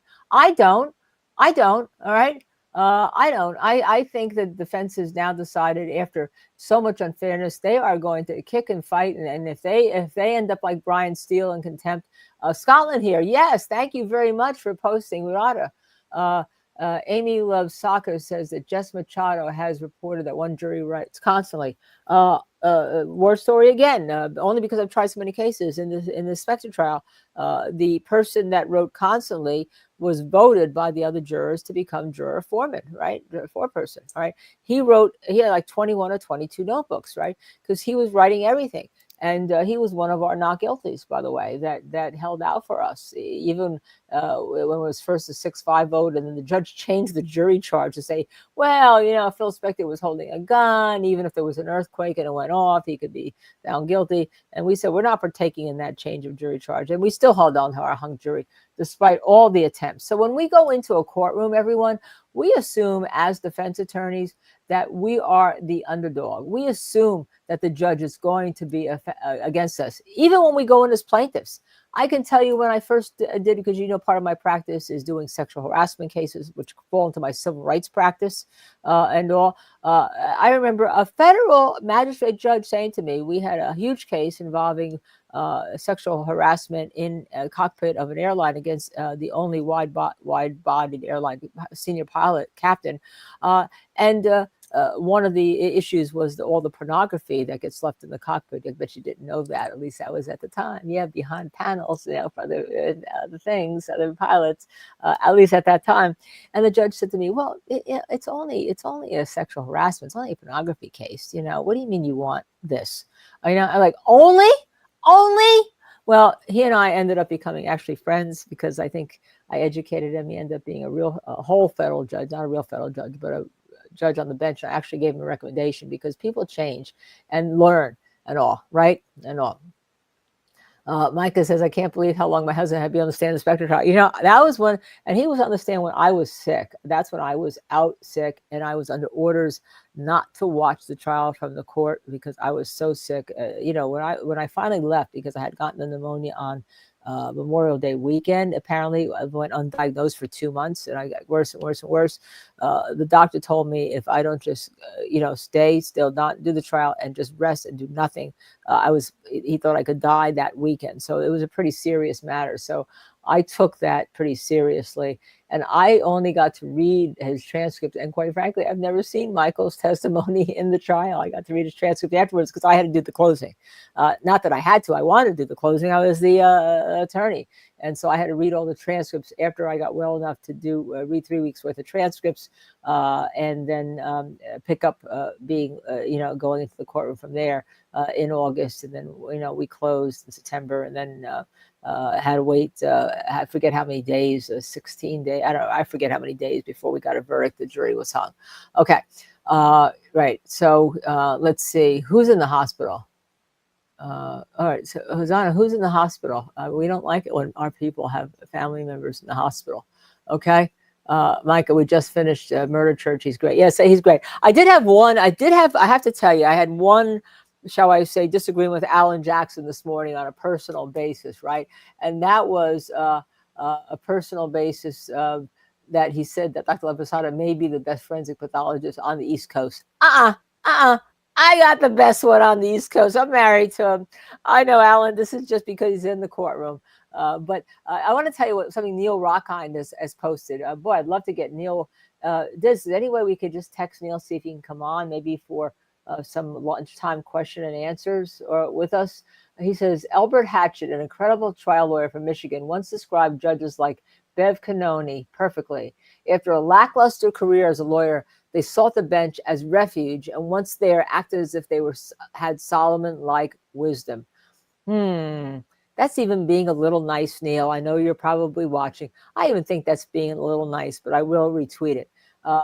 She thinks that for some reason, we always think that judges want to get convictions because they get lauded when they get convictions and they get attacked when they get not guilty verdicts, unless there's something so egregious, or like when you get to YSL. Initially, everyone was like, right? Here I'm gonna do this. I have to show this. I'm sorry. And that's my husband. Yes, he is. Okay. All right. Thank you very much. And I will appreciate that and tell him that someday he has to watch these streams. I don't know if he has time, given his schedule. All right. As you know, and I've said this to you before, everyone knows on this channel, we mentioned Sandra Birchmore. He's the one who broke the case open. The civil attorneys came to him to look at the file, and he said, say no suicide. In his opinion, this was a homicide. Now forensic pathologists don't get into whodunit. They just get into what their findings are. And then the police are supposed to do the whodunit, or in this case, the civil attorneys are supposed to indicate. And then the feds came along, got their own doctor to look at what he had said independently. And he concluded the same thing. And then the feds indicted Matthew Farwell, and he is in federal lockup right now, awaiting a hearing in July, charged with the murder of Sandra Birchmore for being a witness in a federal case. Because the feds don't actually have the plain murder statutes unless it deals with federal officials or federal officers, but they do have murder when it comes into, like, if you try to, screw around with a witness, that's a big deal. If you kill a witness in a federal investigation, that's a big deal. And the investigation was the investigation dealing with the grooming and the police department. And it may have been more because somehow it involved some of the crossovers from the Canton Police Department that were involved in this case. You know that Lieutenant Fanning was the one who called this, along with the medical examiner, a suicide. So he was involved. That Lieutenant Fanning, you've heard his name from the Massachusetts State Police. Well, one of the EMTs that were on the scene, that I think one of the EMTs that said, Karen Reed said, I did it, was also one of the EMTs called to the scene, I believe, in Birchmore too. So there's a lot of cross hopping, I should say. And speaking about hopping, blessed in Texas, Sky Hopper was in the hospital yesterday. She fell out of the wheelchair and broke her foot. Oh my goodness, Hosanna said she's in pain today. Sky Hopper, you went to the hospital 2 weeks ago with the concussion and the stitches your grandpa and your sister were on. I didn't realize that because I saw you in the chat, and I didn't realize that you fell out and broke your foot. You're getting so incensed by this trial. I know that's what's happening to you. Sky Hopper is one of our 16-year-olds. She gave us our allowance one day. We didn't know she was 16. And then when we learned she's 16, we'll answer your questions, Sky Hopper, anytime, as long as we see it. You put a question, star. You don't need to give us your allowance, okay? We're making an exception with you. So we are sending you all of our healing thoughts and everything and all. But I didn't realize that. Thank you, Blessed in Texas, for letting me know. I didn't realize that. I've been so busy between this case and everything else. I didn't realize that. Of course, we all want Sky Hopper to be well. Yes, my husband. Thanks for your husband. Yes, I thank my husband. Every day is a gift when you're with somebody you love and you have a great marriage. So every day is a gift with my husband on a different personal note.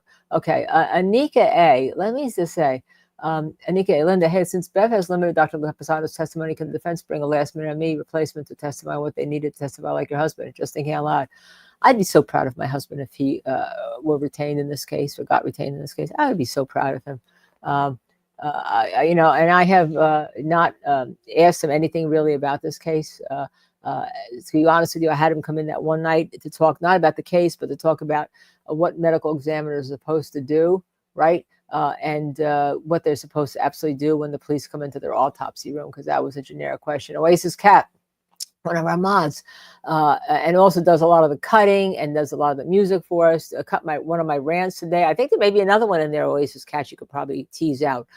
Maybe they're both in there together. Just for your information from previous trial watching, as we get closer to the end of the trial, emotions, etc., will probably get heightened. Just please try to be respectful of other people's opinions. Thanks. Yes, please do that. Absolutely. We try to allow all opinions here, but we don't allow our personal attacks. Okay, we do not allow personal attacks here, and you'll be gone. You won't be shown, and all right.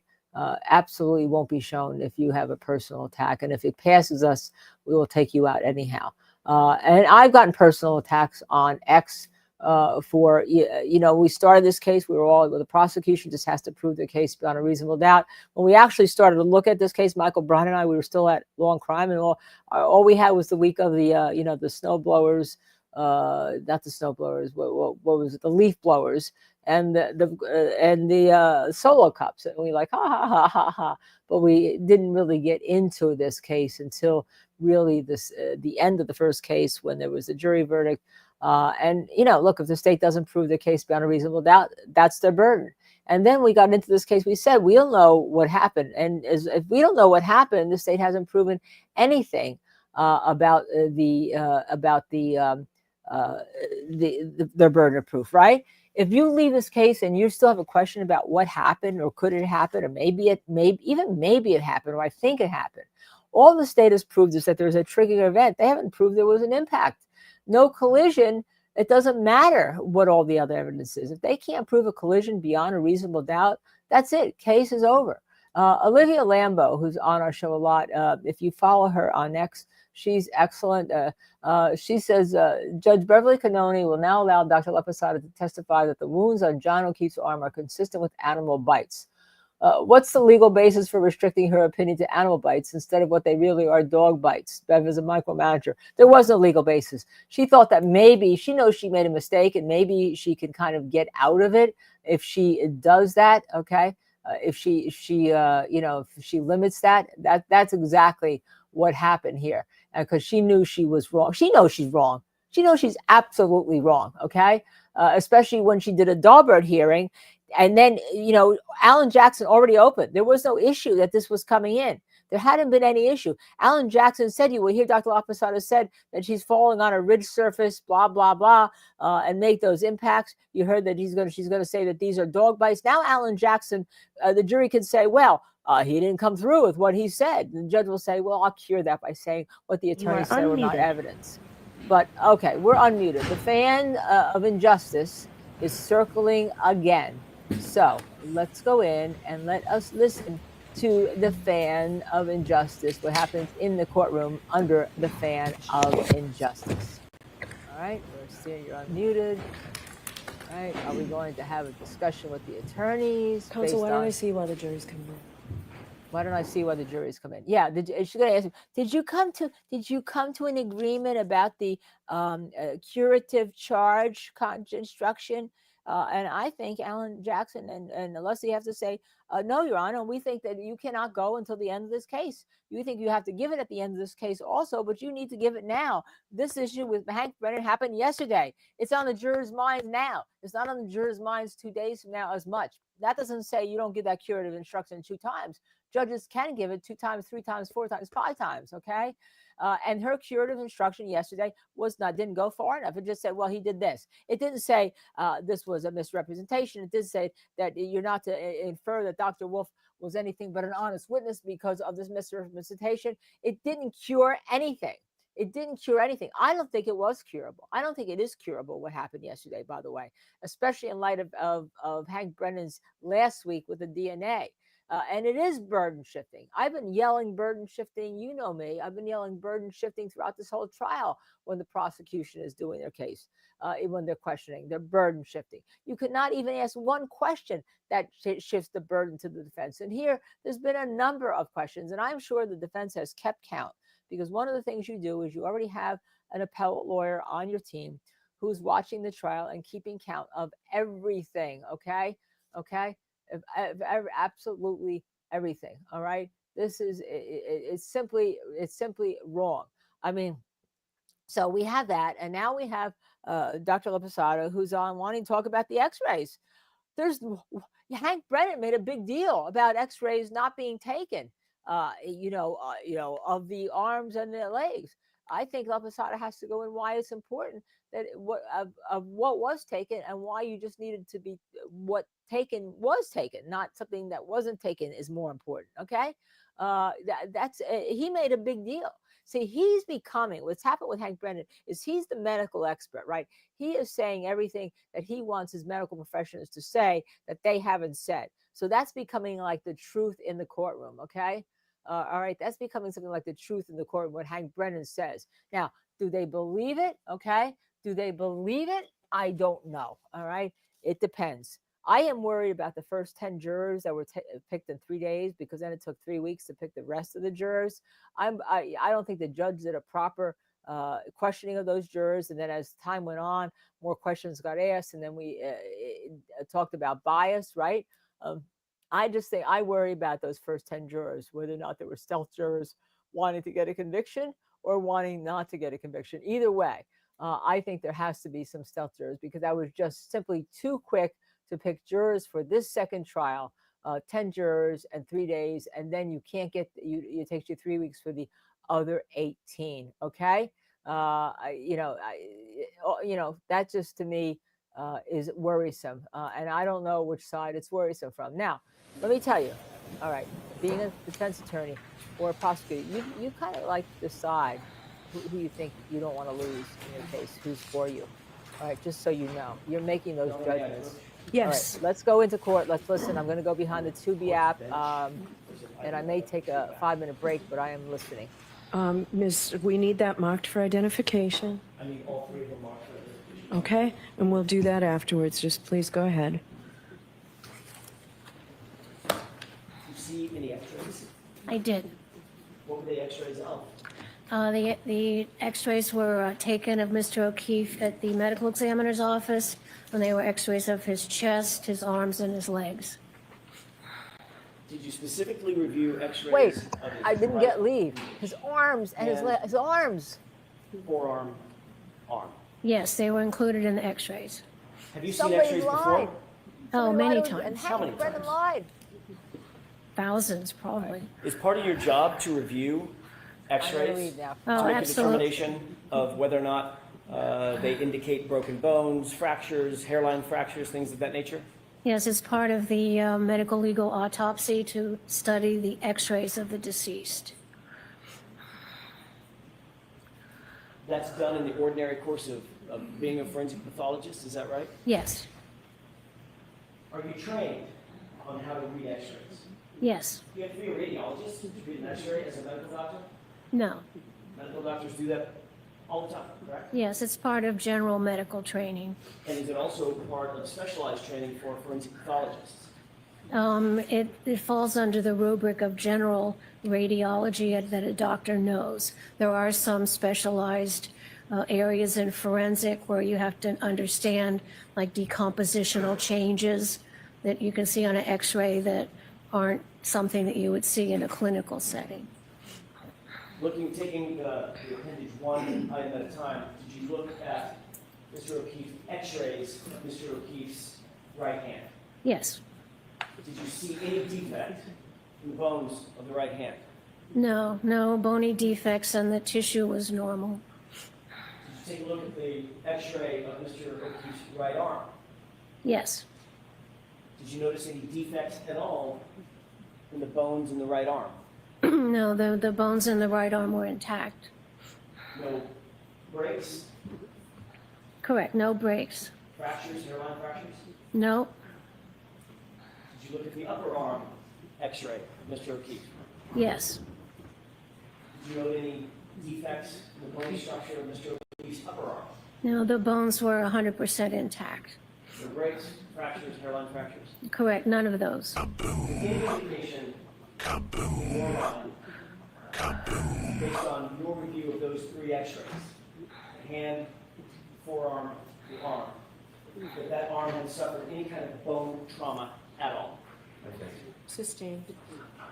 Was there any indication, based on your review, of your expert opinion, that his arm had been broken, fractured? No, the bones were intact, no breakage, no fractures. Thank you. That's all I have. Okay, thank you. Examination.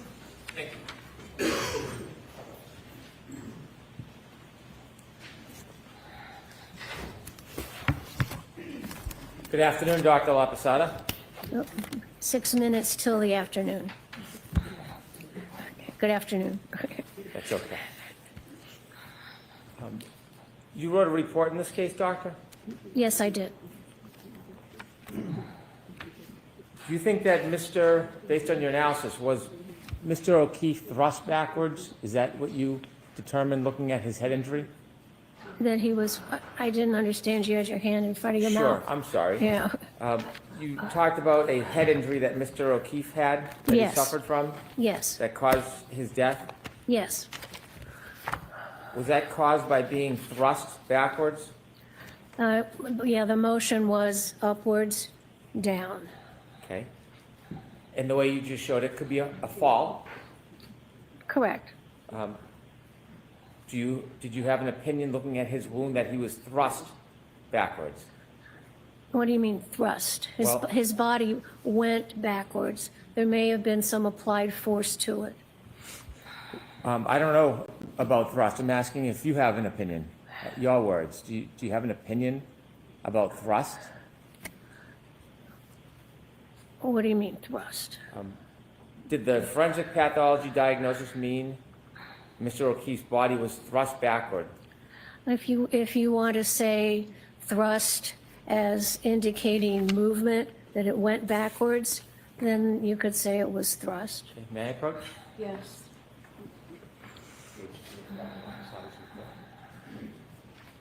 All right, I am back. Alan Jack, Showing you jury now page knows two that of they your were lied report, to, Dr. that there were Lopsada. x-rays, Yes. no I'm just broken gonna ask bones. you to read it, Remember, not out loud, and Stephen then I can Ford ask you said if he the hit that, question. our ex-excellent Yes, reconstruction yes. said if he hit the Familiar car, with that? he No, had a absolutely. fractured ulna, fractured radius, most likely. Or fractured, you know, and remember, Al, So, Dr. Lopsada, what did you fractures in the mean hand. when you described that Mr. O'Keefe's body was thrust backward from a standing position?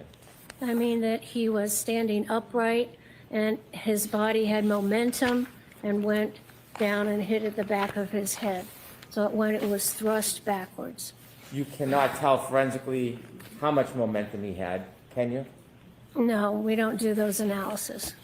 You can't tell if anything caused that momentum based on the head injury, can you? What do you mean causative? It was caused by his body went backwards. Yes. And so the amount of force causing him to go backwards, that's not something you can determine from the head wound, is it? No, I can't tell you the amount of force. It was significant because he had the massive skull fractures. Did you say it would be significant? Yes, significant force.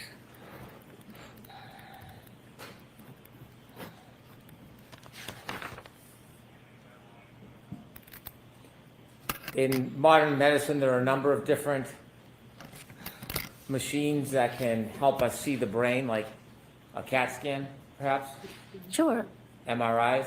yes. Would you agree with modern medicine that the use of MRIs and CAT scans and other tools give a clinician equal, if not better, opportunity to examine the brain as actually cutting it and holding it in your hand?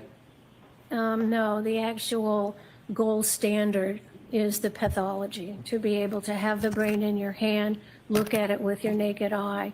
And we have conferences in the hospital where we meet with radiologists and say what we find at autopsy and see if their radiology was correct. Can CAT scans and MRIs show contusions on the brain, Well, they might. subdermal hemorrhages, Subdural hemorrhages. Yes, they can. herniations? They can.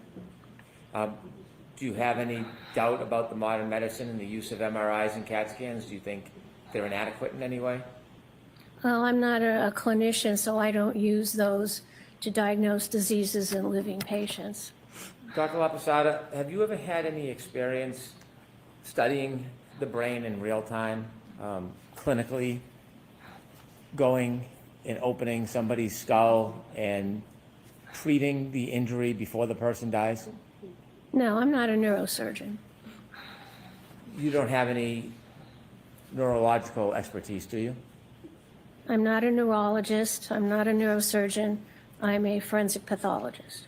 Do you have any clinical experience at all where there's an acute head injury and you're making an effort to observe it and analyze the injury as it progresses in an attempt to save the person's life?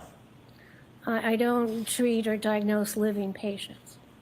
I understand, but as far as your background, have you ever had any experience, clinical Dr. experience, Wolfe, showing the progress not of me, an doesn't actual brain diagnose injury dead and trying to patients. treat it? I understand the physiology of what happens to the brain when it is impacted by something, whether it be a bullet, a boulder, a fall. So I know what happens to the body to cause the changes from that trauma. I don't treat people for those injuries.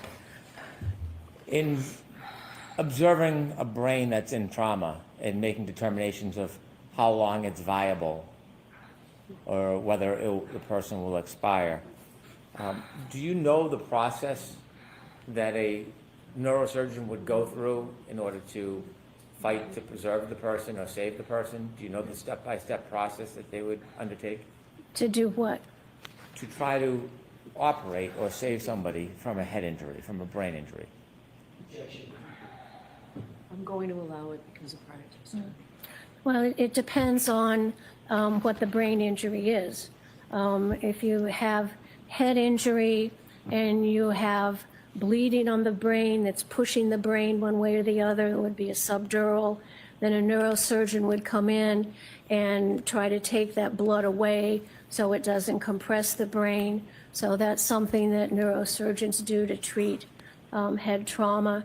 They can also put in drains into the ventricle of the brain, and that can relieve pressure in the brain because that brain swelling is a bad thing. So those are some of the things neurosurgeons do to treat brain injuries. And can they remove part of the skull to relieve pressure? Oh, yes, they can do that. It's called a craniotomy. They can take out part of the skull if they need to. So there are a number of different steps that a neurosurgeon can take when someone suffers acute brain trauma to try to save the person, isn't there? Well, the job of any doctor is to try to save a human life if you treat living patients. So certainly a neurosurgeon would evaluate the patient and decide if there's any treatment needed that could improve the patient. When you've had cases in the past as a medical examiner where there have been issues regarding brain injury, wouldn't you agree that you have sought outside consultation with people who have a higher degree of specialty in brain injury than you? Sometimes what we do is when we're examining the brain, we can call in for a conference and have a neuropathologist come in and review the brain with us. And back when you were a medical examiner, you did that on a number of occasions, didn't you? Yes, that's routine. The reason why is because there are different specialties in medicine, and some are different and separate than your specialty, correct? Of course. And a neurosurgeon or a brain surgeon, it would be a different specialty than yours. Yes. And they're focused on the brain, yes? A neurosurgeon does brain surgery.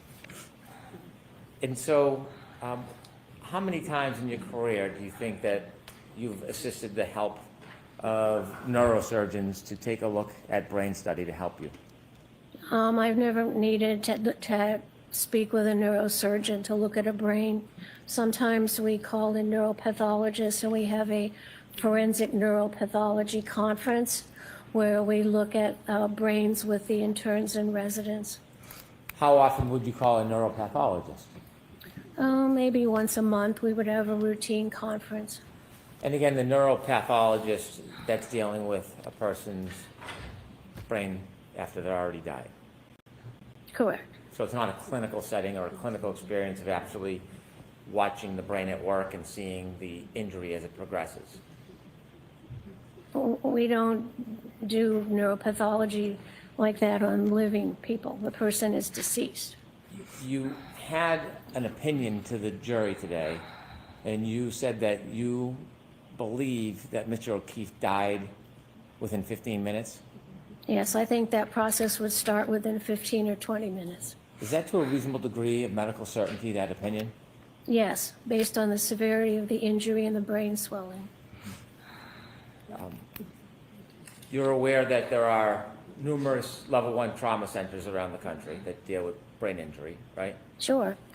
And the idea is that people suffer all types of brain injury, and if they are given medical attention in a reasonable amount of time, there's a chance they can be saved, yes? Well, it's possible, but many are so severe that they cause death no matter how fast they can get medical attention. In fact, every day when people get the right attention or proper attention, they're brought to level 1 trauma centers around this country to try to help them or save them. Isn't that fair to say? I would hope so. Do you think? Sure.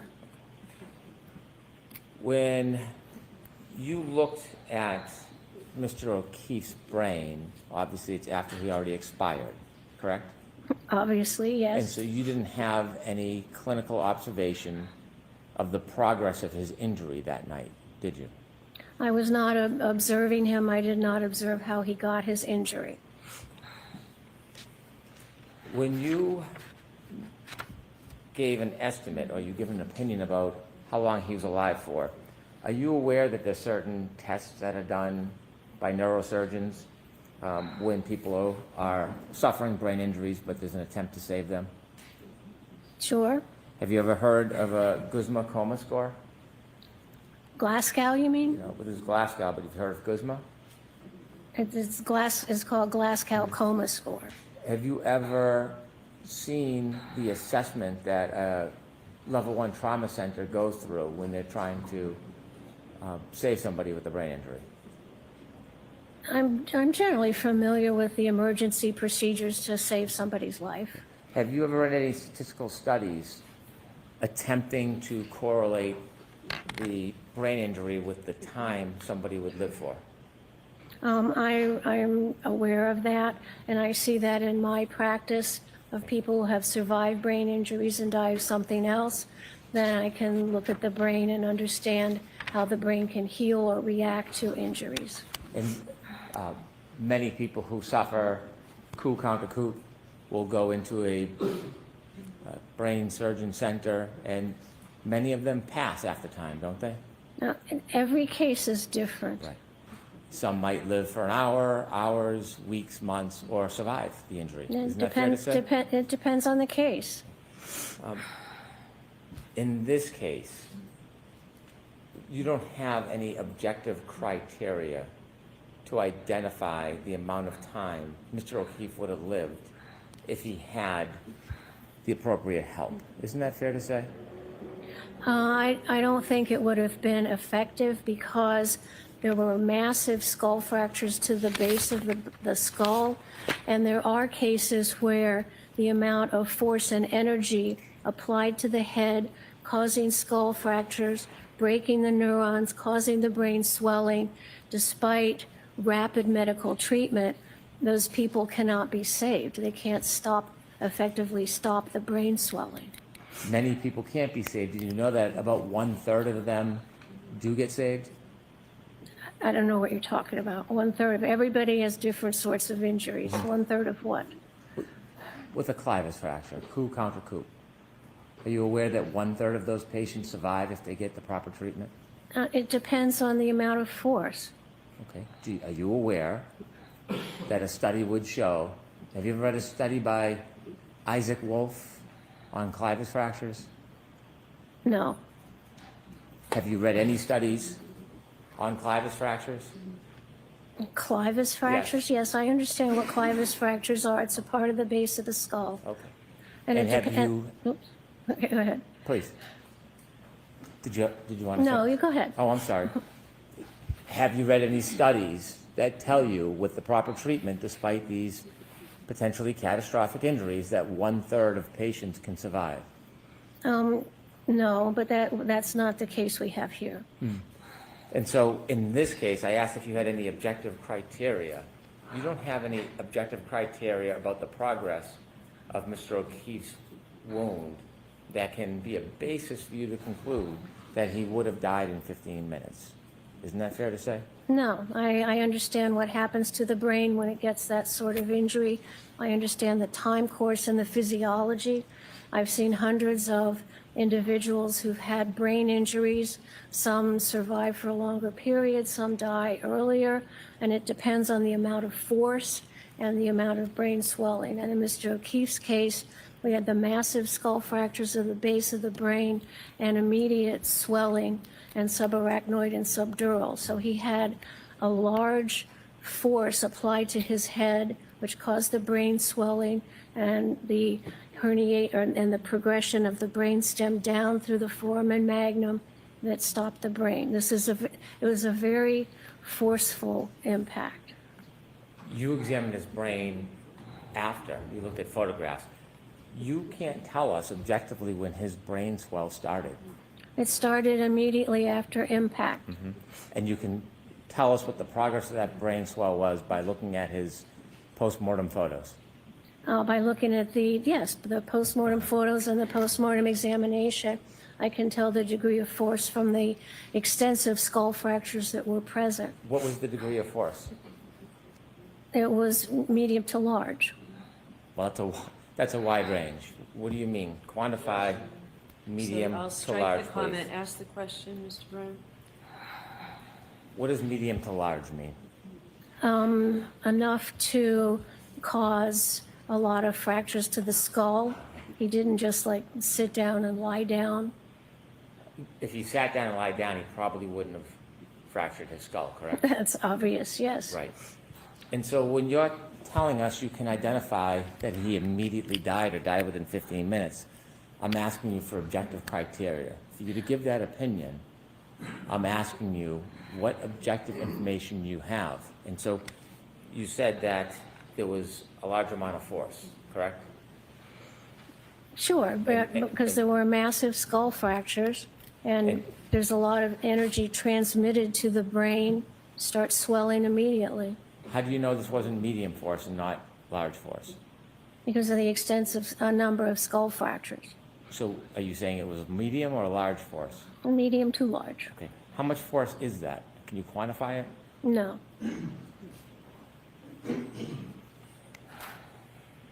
What other objective criteria do you have to support your opinion that Mr. O'Keefe died within 15 minutes? My training and experience of seeing thousands of deceased people from head injuries and knowing some of their clinical course when they get immediate medical treatment, they don't survive. But you would agree many do. Depends on the case. And in this case, you didn't have any opportunity to observe the progress of Mr. O'Keefe's injury that night, correct? Objection, Your Honor. I'm going to allow that. I wasn't there. You The body told me what happened to it. You have no assessment of the development of his brain injury and how much time it took that night, do you? I do, from understanding the significant skull fractures and the swelling of the brain and the compression of the brainstem that all happened very rapidly because of the amount of force that caused all those skull fractures on the base of the skull that actually then hemorrhaged into his upper eyelids. That's a large amount of force. Was gross edema found on his brain? I think it was swollen, yes. But was that a finding? Yes. Where did you see that finding? Well, in order to have the herniation of the brainstem, the brain swells. Where did you see that finding? I can't answer that. I just know it from understanding, looking at the pathology. So at the end result, at some point, Mr. O'Keefe had gross edema. In order to get the brain stem hemorrhages, the only way you get that is because the brain has swelled, and there's no, after injury, tissue swells, and there's no place for the brain to go when it swells except down into the natural hole in the bottom of the skull where the spinal cord goes down. So that's where the pressure goes. So that seeing the brainstem herniation tells you that the brain has swollen a lot. Undoubtedly, but it doesn't tell you when it began to swell or the progress of that swell, does it? I don't know what you mean. You see inevitably because of the swelling, there's the suffocation, but when you see that, you don't know when the swelling began or how quickly it progressed. You can't tell that from an autopsy. Yes, you can, because of the severity of the skull fractures. I know there was a lot of force, and that force applied causes you to go unconscious, then your brain swells. If there was just like one skull fracture, then that's a little bit different. But this was massive skull fractures on the base of the skull. So there's a lot of force applied. So I know because there's a lot of force applied to cause the skull fractures, that the brain would swell rapidly.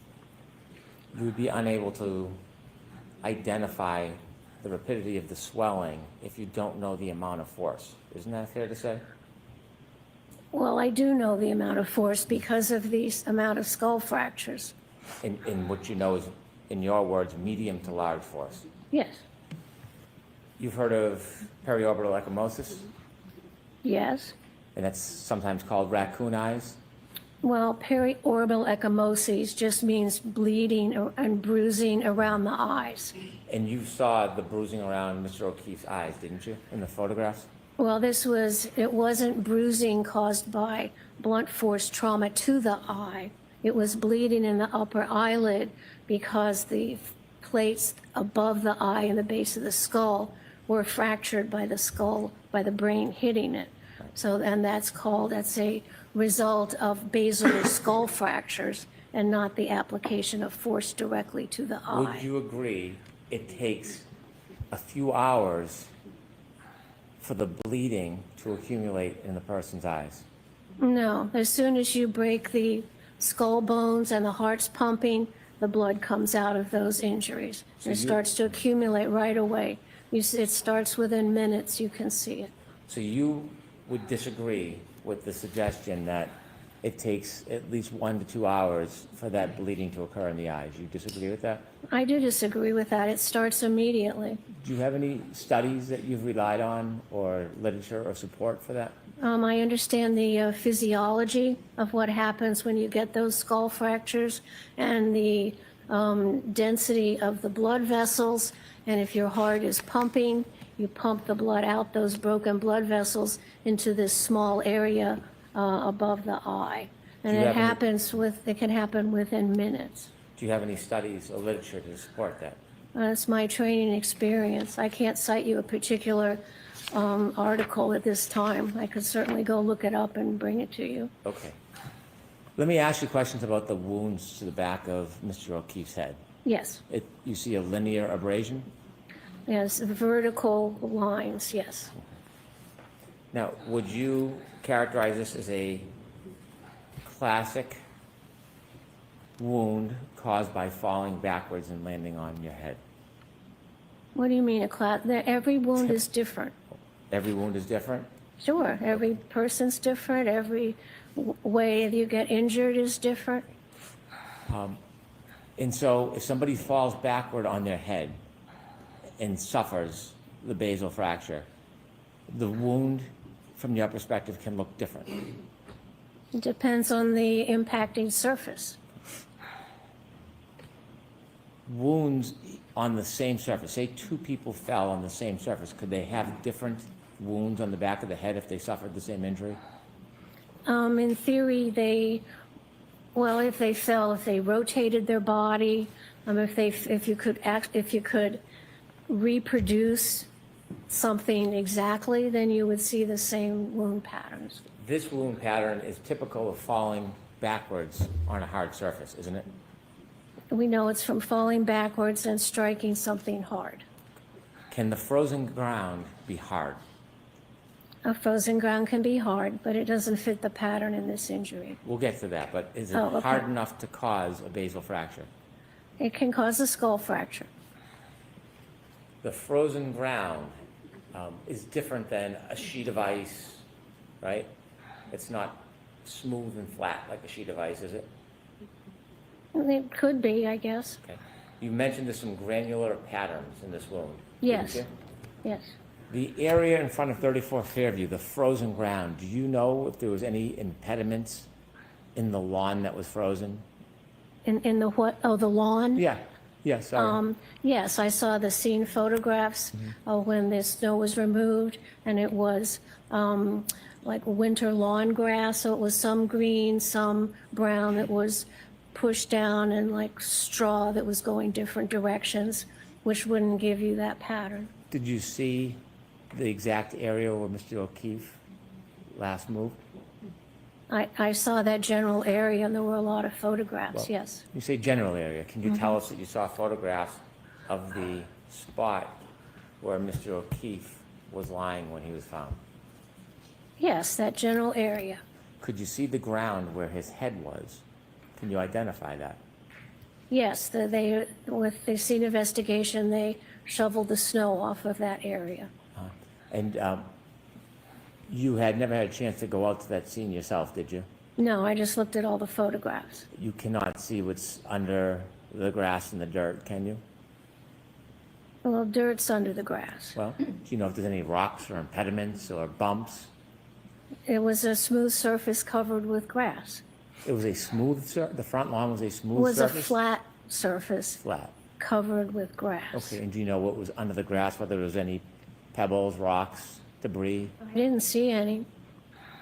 from the photo? Correct.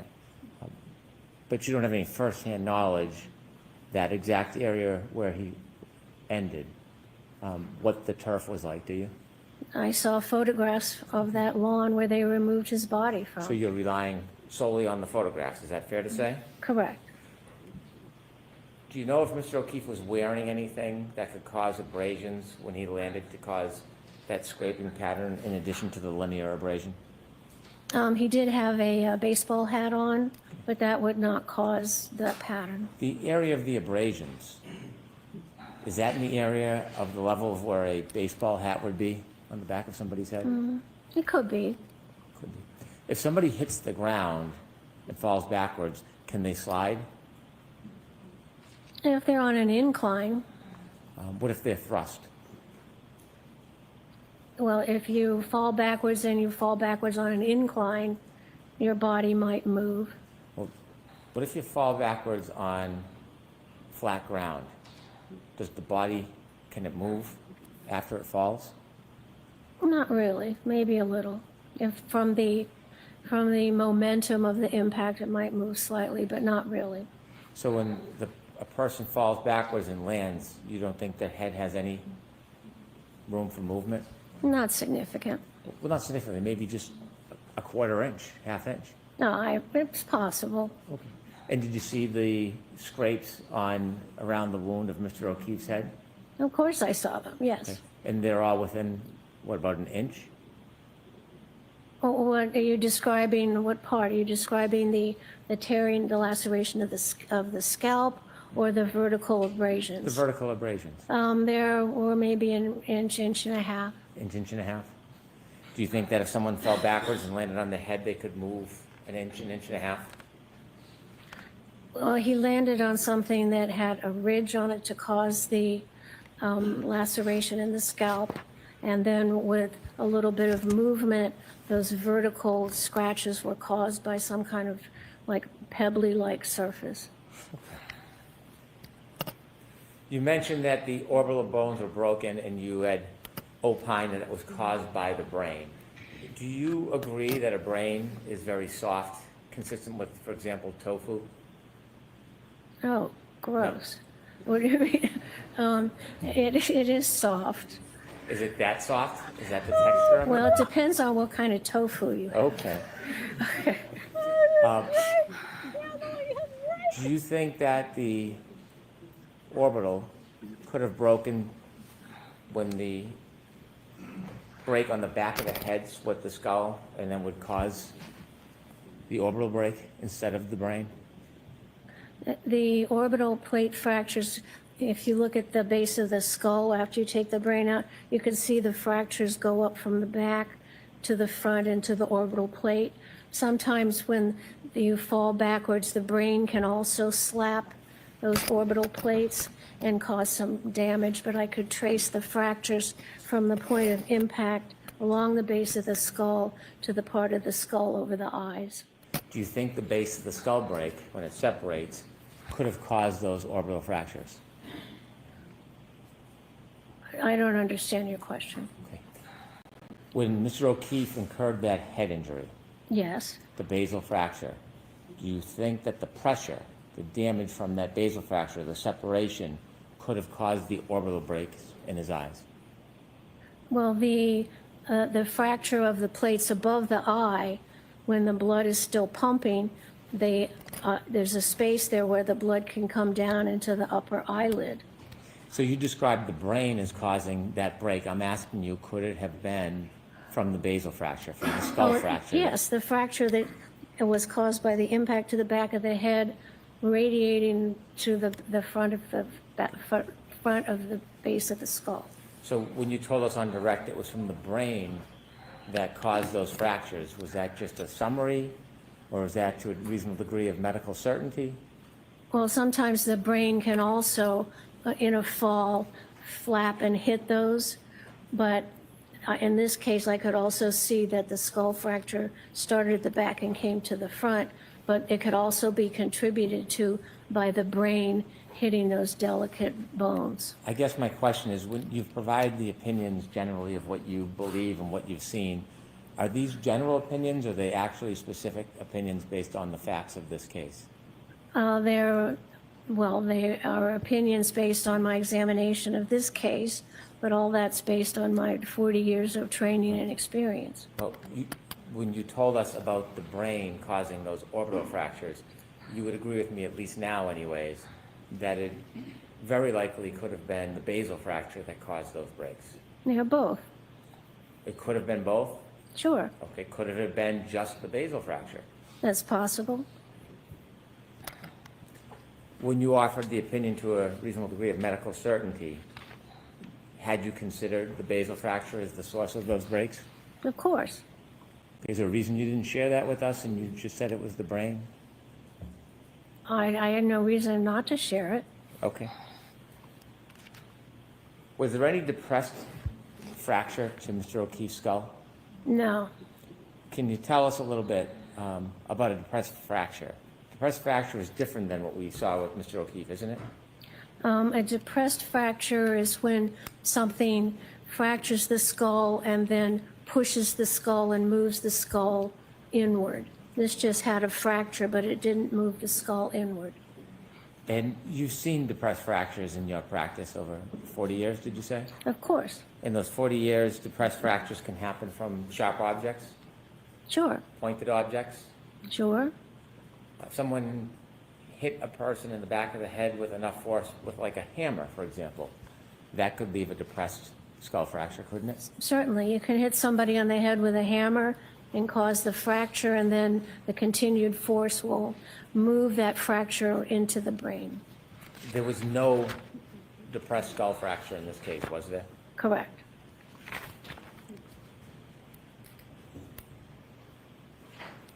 You gave some opinions today about you gave some opinions about wounds on Mr. O'Keefe's arm. I'd like to talk to you a little bit about that. Sure. Could we have that photo brought up, please?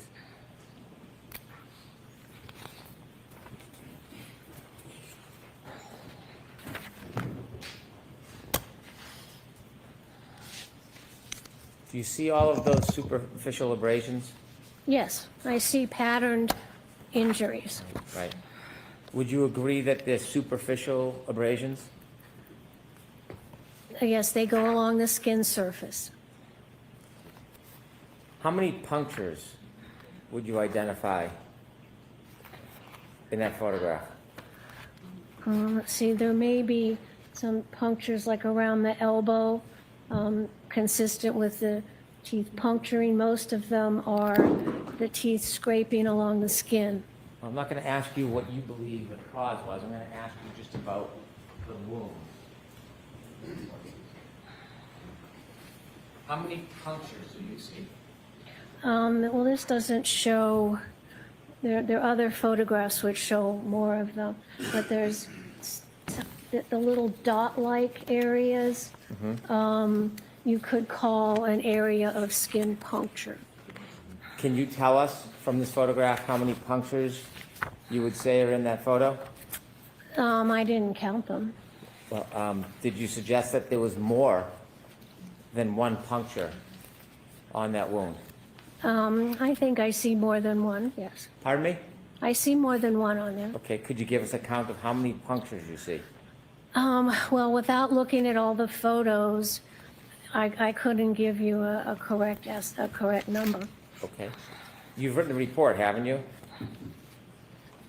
What? You wrote a report? I did. And in your report, you describe many of those abrasions as punctures, don't you? Yes. And a puncture isn't just a scratch. A puncture is a penetration of the skin, isn't it? Yeah, a point-like penetration. A puncture has a very specific medical meaning, doesn't it? Yes, it's a point-like penetration of the skin. And according to you, there are many punctures in that wound. Yes, I can see 1, 2, 3, 4, 6 or 7. Can medical professionals disagree on opinions about wounds and causes? I suppose they can. You also gave some opinions that you did not believe that Mr. O'Keefe's scratches were caused by having some impact with broken pieces of plastic or glass, correct? Correct, they weren't caused by that. Broken plastic or glass can cause a number of different angled wounds, can it? It causes an array of irregular, random injuries. It can have infinite different patterns, couldn't it? Could. There's nothing to hold a wound from a broken shard to be north or south or east and west. It all depends on how the force is impacted on the body, true? I'm not quite clear on your Okay, question. I'll try to do better. When you're talking about shards of broken glass or broken plastic, there is no set direction that they may cut somebody, is there? Well, it would depend on the case and how those occurred. They can happen in many different forms as far as depth, yes? Well, anything's possible. How about length? What about length? Wouldn't that change? Couldn't that change depending on how the injury occurred, the length of the What wound? about legs? Sure. Sorry, it took me funny. And in this case, you talked about your opinions of injury relative to a motor vehicle, didn't you? That was something I considered. It's something you considered. Did you know much about the details of the motor vehicle in this case? Yes. Okay. When you considered your differential diagnosis, did you consider whether there was any DNA on the vehicle? I didn't look at any of that. I'm sorry? I did not look at any DNA. Did you know if there was any hair on the vehicle? I don't know. Did you consider the scene itself where there may have been a debris field? Did you take a look at the debris field in this case? I know there were photographs of various pieces of plastic around the area where the body was found. And do you remember where those pieces were found? Somewhat, yes. Did you have an opportunity to consider other evidence like a shoe in the area near where Mr. O'Keefe was found? I know one shoe was on his foot at the hospital, the other was at the scene. Do you know if his hat stayed with him after he landed on the ground? The hat was in the area where his body was found. Did you take a look at his pants, the back of his pants? I looked at that, yes. Okay, what did you see when you saw the back of his pants? Well, because he had bled from the back of his injury and he was on a hospital gurney, some of that blood came down, so some of the blood was on the back of his pants. Did you see anything else other than blood on the back of his pants? I don't remember. I'm sorry? I don't remember if I saw anything else. Did you look, when you were doing your differential diagnosis, did you look at any evidence other than physical evidence? Did you look at any data evidence? I don't know what you mean, data. Like data you would find on a cell phone? No. Did you look at any of the data evidence from the defendant's Lexus?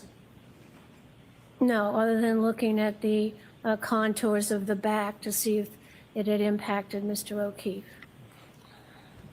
When you were doing differential diagnosis, did you look at any information that would tell you what the speed of that impact may have been or allegedly was? Well, it didn't hit him, so it doesn't matter. Oh my God! So you didn't care to know anything about the car, the data in the hit car, him, because so you it had already doesn't formed your matter. opinion? It did not hit him, so it was not relevant to my opinion. Is that a different way? By looking at the body, I could tell that there was no evidence of impact with a vehicle. Is that So a- whether the vehicle was going slow or fast is not relevant. And so you didn't try to get any information about the speed of the vehicle? It was totally irrelevant to you? Correct. And did you also disregard, well, let me ask you, do you ever look Getting at nasty. statements? You disregard. I look at witness statements if they're available to me.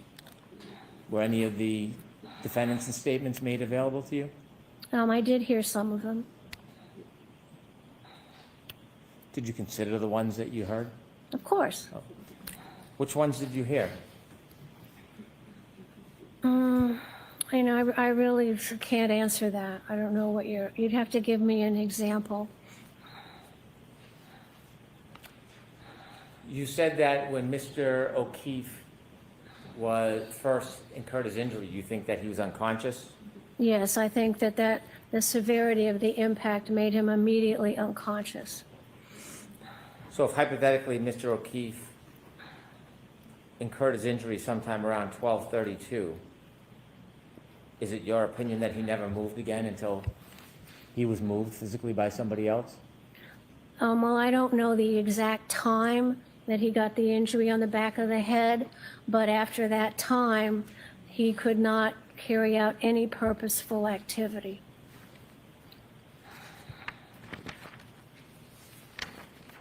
May I approach Sidebahhh, Your Honor? Okay. This is great because his normal way of dealing with witnesses by testifying, okay, when you're cross-examining and testifying falsely, as we've heard now, as he Judson Welcher, Dr. Judson Welcher, if you recall, said there were no x-rays taken of the arms and the hands, so we don't know if there are any hairline fractures, was a lie, a specific lie. The defense has to really rely on that. I think there's a couple things. First of all, let me get to you. I just want to mention a couple things. Nicola Cox, the show Silent Witness. My friend Peter Dean has been the consultant for that show. He's a coroner, His Majesty's Service coroner for many years, and he's been with that show the whole time as a consultant. Dr. Peter Dean, look him up. All right, he comes over, and maybe I'll post a couple pictures of us together later on. And then Rain McBrawn, tofu is going to be the line when she says, "Oh, gross." You know why? Because medical examiners deal with the body respectfully. They're not talking about the body as being tofu or the brain as being tofu. When we had Aaron's brain taken from Boston Medical and taken over to Boston University to determine whether he was suffering from brain disease, chronic traumatic encephalopathy, CTE, everyone handled it respectfully. Right? Not, oh, are you going to go pick up that tofu that's there? All right, that's going to be the line of today. Let's also talk about a couple things. So I think AJ has to pat her down here. I think he's got to make, AJ has to show that the force does not mean that there was a hit of anything. She said there's no hit. The force is, you're going backwards. Could the force be caused by a punch and you're going backwards and you fall on a patterned surface, which is what the defense was saying. They wanted to show pictures of the step, which actually has that same imprint, according to Dr. Posada. She's not allowed to say here, right? So that, I think he's got to make it clear that the force can be just from the falling backwards of the impact. Especially if you're not grabbing onto your hands. We know people die who fall backwards because the force, and they get a fractured skull that then gets a brain injury. Okay, and then also it going into the skull. Right, the brainstem, that takes about 15 or 20 minutes from the die. That's a very quick. You're not going to be able to. Oh, she didn't come back and save him. He was dead. All right, John O'Keefe unfortunately was dead. That was what was happening. Okay, and he's got that cut that on the eye that could be caused by a hit, one hit, and we've seen prosecutors bring cases for one punch to the face. Somebody falls backward and then dies from a brain injury that's caused by a fractured skull. All right, that's what's going on here. And then she got to say, although Hank had tried to keep it out, it didn't hit him, so it didn't matter what the speed was. You can tell me any speed. The car didn't hit him, so it didn't matter the speed. That was like a AAA. Now, of course, Hank wants to go. He's had a couple of different things, but AJ's got to make clear about the force, and also has to make clear that because I think AJ in his opening said something that this is depressed fracture. He's got to make clear that he was talking about a depressed pattern on the skin, that there were some pattern ridges that were depressions. He was not talking about a depressed fracture caused by a hammer or something like that. He's got to make that clear. I think he's got to make that clear with her right now, that there's a difference between a depressed pattern versus a depressed skull fracture.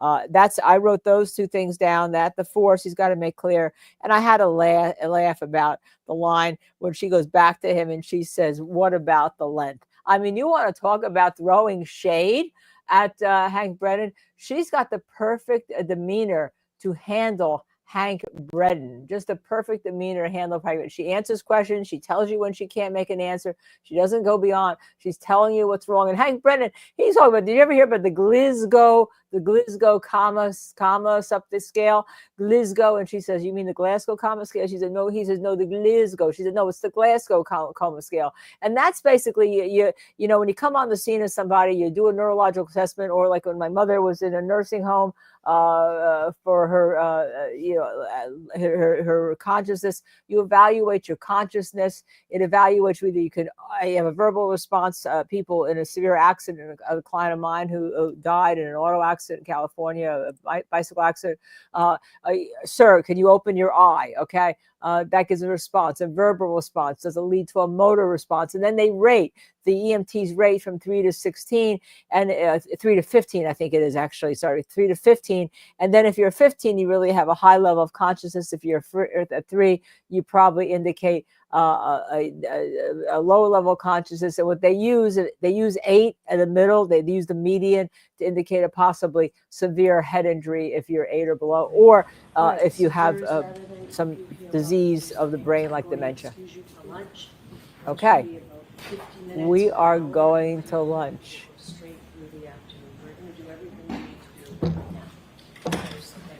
Okay, how long is lunch going to be? I missed how long lunch is going to be. This is... Okay, thank you.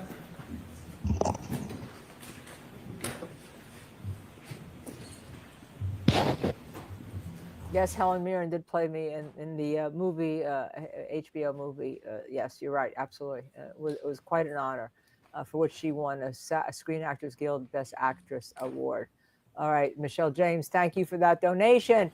In pounds, appreciate it. Since we're mentioning Silent Witness, we have all of you here from all over the world watching our stream. Thank you very much. 60 minutes, okay. So 12:40, 1:40. Let's hear what they're going to talk about next. All right, so Mr. Brennan, if you can briefly tell me what it is you want to introduce through this witness.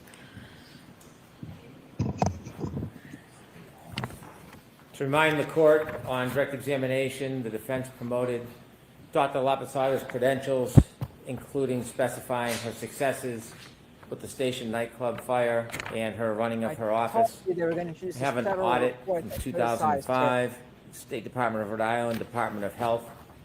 In that audit, it paints a very different picture than was presented on direct examination.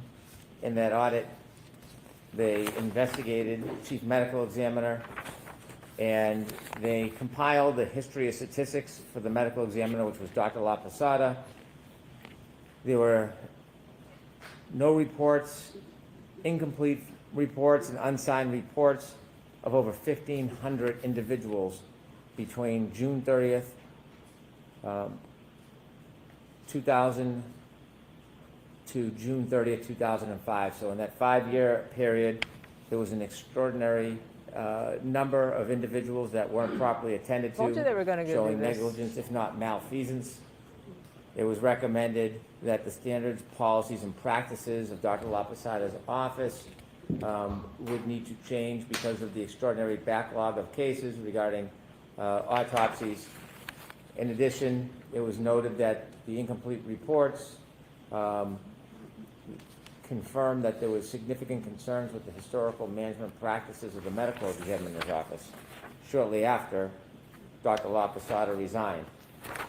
In addition, it was promoted that in the station nightclub fire, Dr. Lapasada had a heroic effort, and in her testimony, she also noted that there was a failure, or implied there was a failure because the medical examiner or somebody did not go to the scene to look at the turf in front of 34 Fairview Road.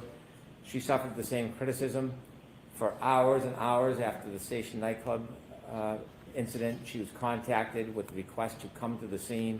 She refused to come to the scene, did not appear for at least 17 hours, directly on point to the claims that she's making against other people is the same conduct she engaged in on a more She's not extreme making claims. scale. Defense is making claims. She testified in Commonwealth versus Tompkins. In Commonwealth versus Tompkins, she was listed and testified as an expert, attempted to testify as an accident reconstructionist, which was denied. Inevitably, She said she didn't. the court made conclusions.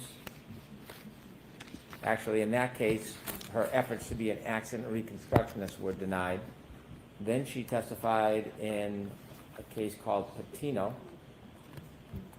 And in Patino, after testifying, she received great scrutiny and criticism from the court.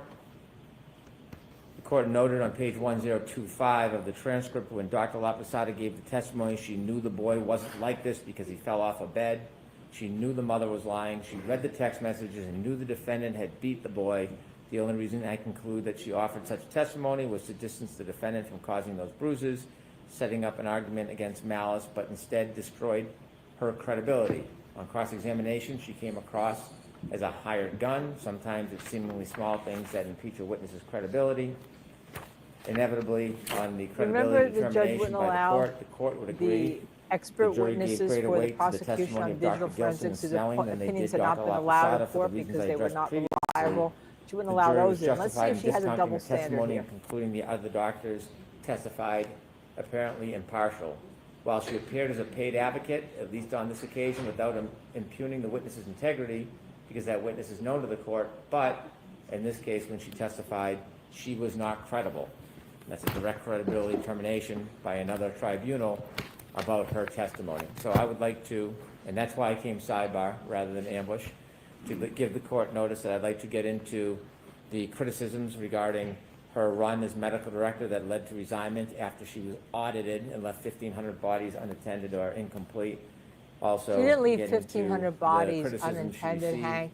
They're talking about the for her lay of handling or lack of reports. handling of the station nightclub fire, and finally get into the credibility, adverse credibility determination in the Patino case. So I'm not familiar with the Patino case. So I'll need a copy of that. Yes. All right, Mr. Jackson, I'll hear you. Thank you, Your Honor. First of all, Mr. Brennan said that the audit established that, as the chief medical examiner, the audit revealed that she left 1,500 bodies unattended, was his quote. Bodies unattended. That's absolutely not what happened in that situation. It was a political situation. The medical director for Rhode Island came in and took over. He began to change protocols and cut quality control. He said he did not want a second set of eyes on any of the reports, not the autopsies. There was never a suggestion, ever, that an autopsy was not performed efficiently and timely. Never. The reports that were attendant to the autopsies it was a two-tiered set of criteria that Dr. LaPosada put in place to establish quality control and quality assurance. First, the medical examiner conducts the autopsy and writes a report. Then the doctor herself, the chief medical examiner, because she is a perfectionist, determined that she was going to establish a protocol in which she would put eyes on every single report. Hundreds and hundreds of reports per year. In doing so, she had to prioritize which reports were going to take a priority, which ones were being subject to litigation, which ones were going to be subject to criminal cases, and which ones were never going to be subject to any review at all. For instance, if somebody was found, let's say somebody that was without family, etc., found and unidentified, there's no litigation attendant to that report, she would put that report aside and get to that report after she dealt with the reports that were on sort of on the front burner, if you will. After, by the way, none of the reports were ever not done. They were all completed. There were a small fraction of reports, according to the audit and according to Dr. LaPosada herself, that had to take a back seat. When the medical director came in 2005, by the way, this is 25 years ago, right? These are autopsies that were performed, and the audit was performed for autopsies and reports dealing with the year 2000. It's 2025. This is 25 years ago. When the new medical director came in for Rhode Island, he said, I don't want any review of any of the reports because it's more efficient and it's faster to get the reports out in a timely fashion. She resisted and said, I will never, ever, and she was published saying this, I will never, ever sacrifice quality for speed. I want the highest quality coming out of this office. They had a difference of opinion. She walked away because he was asking her, the new medical director was asking her to sacrifice quality of the conduct that she was undertaking as the chief medical examiner for the state of Rhode Island. So it's a very different circumstance than was just suggested. No bodies were ever left unattended, ever. Certainly did not involve, the other phrase that was just used is negligence and malfeasance. It was a backlog, and they had a very public political fight over it. Number two, with regard to the Station nightclub fire, her staff was on location immediately. She, as the chief medical examiner, was there the same day. So that's of no legal moment. It's of no consequence. It certainly has nothing to do with her opinions and conclusions in this case. The Tompkins case, we've already talked about that in voir dire, Your Honor. The Tompkins case dealt with an issue dealing with accident reconstruction, which she's not undertaking. I'm not asking her, and she ain't saying. I've excluded that part of it, based partially on the Tompkins case. Right, and I don't know anything about the Patino case, and what I would say is, given the fact, look, we don't know what the facts of that case were. We don't know what the trial was about. We don't know what the cross-examination was about. We don't know why she was called. We don't know what she looked at. We don't know why she was looking at what she did look at. We don't know why she didn't look at things that she might not have looked at. We don't know why her opinions and conclusions were ultimately rendered. We would have to have a trial within a trial, which I would be happy to undertake if someone gives me a file. Happy to do that. But I don't think we want to do that. I don't think the court wants to do that. Also, I will say, I don't think that attacking this witness's credibility is in good faith by the Commonwealth. Mr. Brennan himself has hired Dr. LaPosada personally no fewer than 4 or 5 times. Maybe it's 3 or 4 times. He knows her qualifications. He knows the quality of her work. He's actually undertaken to consult with her as a medical examiner and a consultant. So I don't believe that these last 2 issues are in good faith. I don't believe the station fire has anything to do with anything because she was late, according to Mr. Brennan, in coming to the actual location. She was there the same day, and she had an entire staff that was there immediately. And in terms of the audit, it's a 25-year-old political fight that isn't quite what Mr. Brennan made it out to be. So I don't think any of these things are relevant for cross-examination. I'll submit. All right. Told you this is where Hank wanted to go yesterday. I said to you. Or make things up. I have not hired Dr. LaPosada 4 or 5 times. And so that is just a mischaracterization which he likes to do for the public. But the reality is I've used her a few times, and the last time I used her, I'm not going to disclose why I don't use her anymore because it would be unfair without her in the room. So Brendan did use her 2 times. I'm endorsing the qualifications of this witness. I am not. And she just testified, by the way, for the Commonwealth. Okay. So the for the Commonwealth first and the Turk 2, case. the 2 weeks ago. the backlog issue, if we can call it that, with the ME's office, I'm going to allow the Commonwealth to get into that through questioning. Same with the Station nightclub fire, based on the testimony already in evidence. Those 2 areas, and Mr. Jackson, without leading, you can certainly go back and rehabilitate her. But those 2 will come in. I'm not going to do anything with Tompkins because I used it for the basis of keeping out what appeared to me to be biomechanical engineering opinions of this witness, and she's not qualified to do that. So I have not read Patino. I will read it over the lunch break and see if we get anywhere with that. Okay, so I need a copy of that. I want you to give Mr. Jackson a copy as well. Okay? Let me tell you that that report, the order is going to come back All and right. bite Hank in the ass, okay, to use a technical term, because she's going to show she's independent, all right? That she's independent. Okay, so of let's political mark power. those now. When he does that and then she gets to rehab that, because she's been questioned on it before, if she's independent of any political pressure and what the government wants her to say. She works Can we for mark them government, all as she needs one to- A, B, and when C? it comes out that I Hank have no is preference fired one way or the other. It's and just she 3-year-old. Mr. testified Jackson, if you can. for the Commonwealth in the Turk case, that is going to really bite them in the ass. And with regard to the Station nightclub fire, again, that's going to bite them. That's what we have people for. They're going to the scene, they're investigators, and they treated on the scene within 17 hours. Okay, so you know, this not going to be ID, trusted. yeah. Hank's going to go after it. He's going to look like he's a shit.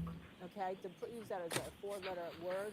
And this is actually a public rant, right? yeah, it would And it's be- going to come back and bite him in the ass. You know why? Smart. Because he didn't get anywhere, and she actually put the knife in a case and said the car You know didn't what? hit him. Show me that one So again. it doesn't matter how fast it went. And he was able to say that a number of times. But I told you he was going to go after her. Again, another woman, the first medical examiner they called a whack job, right? The female medical examiner called a whack job.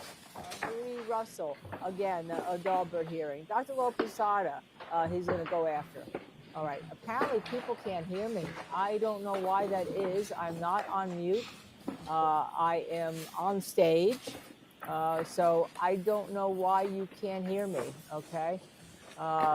You know, so I'm at the same place I was when usually you say I'm screaming at you.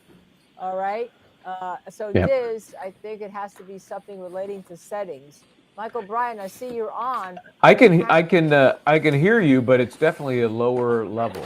Yeah, then that may be at some settings that we have because my microphone is right here where it's been. Tap, tap, tap, tap, tap, tap, tap, tap, tap. Okay. My H, quadruple H, and I. everything is in where it's been. So I don't know. Diz? right. Okay, so it's better now. All right, Low audio. So I don't know what's Mr. Brennan, there's no objection to these coming in through another Oh, we were witness? turned So you down agree so that they they'll could be hear the coming court. into evidence? I'll stipulate All right, and what's the objection to them coming in through Dr. Lopezada? it's not part of her report or opinion. I think she's gone beyond her report, talking about the fact that she's studied x-rays and given an opinion. I think that suffices. It really, I think, is beyond the scope of her testimony to begin with. Hank, you said to Welcher there were no x-rays.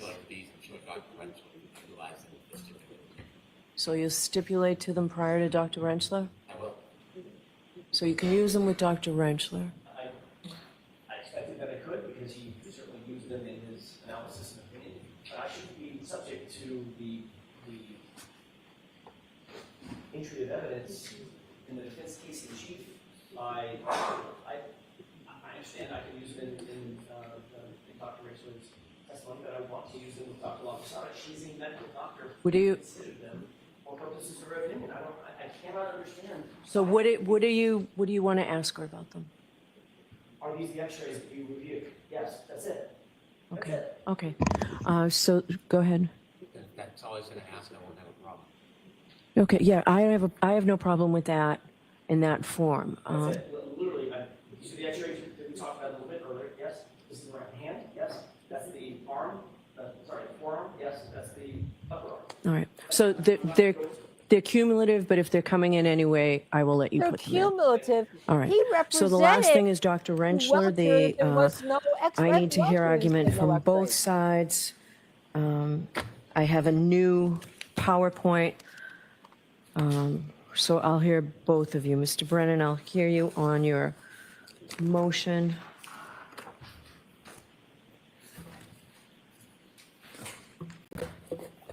Hank basically let Welcher lie to the court by suggesting there was no x-rays, that the medical examiner screwed up. I would have said effed up, but I don't want to get us an X rating on YouTube. Screwed up by not taking x-rays. Welcher said that. She didn't take x-rays of the hand or the arm. There are x-rays. They don't show any fractures. That was a lie to the jury. And why this judge doesn't have grave concerns, I don't know. We've received the Michael Bryant. most recent update to Dr. Rentschler's PowerPoint.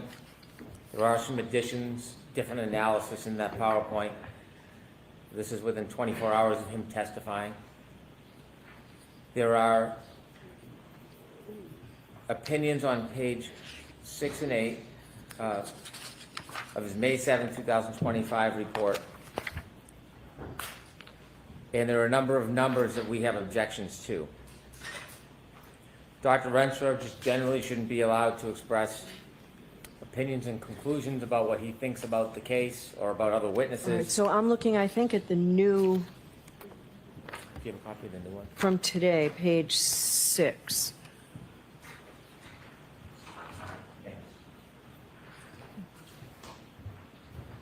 So what I have are just photos with measurements, so I don't know what the testimony that corresponds with those. I've read, obviously, the report of Dr. Rentschler from May 7th. that does not seem to detail everything, and that's no criticism, I'm just saying it's a scant report, so I don't know what the opinions are regarding these. I'm sorry. Yeah.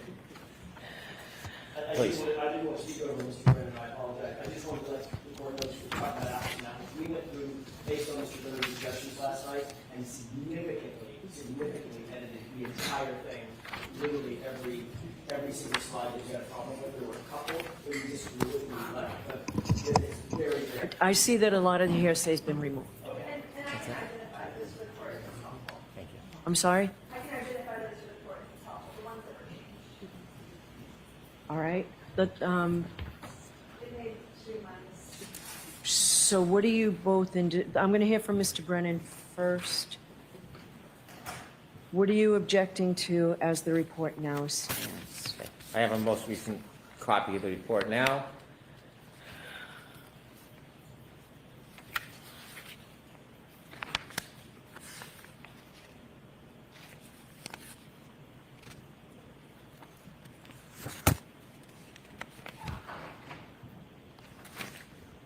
So 9 through 27, Slides 9 through 27 or pages? slides 9 through 27 now have Dr. Rentschler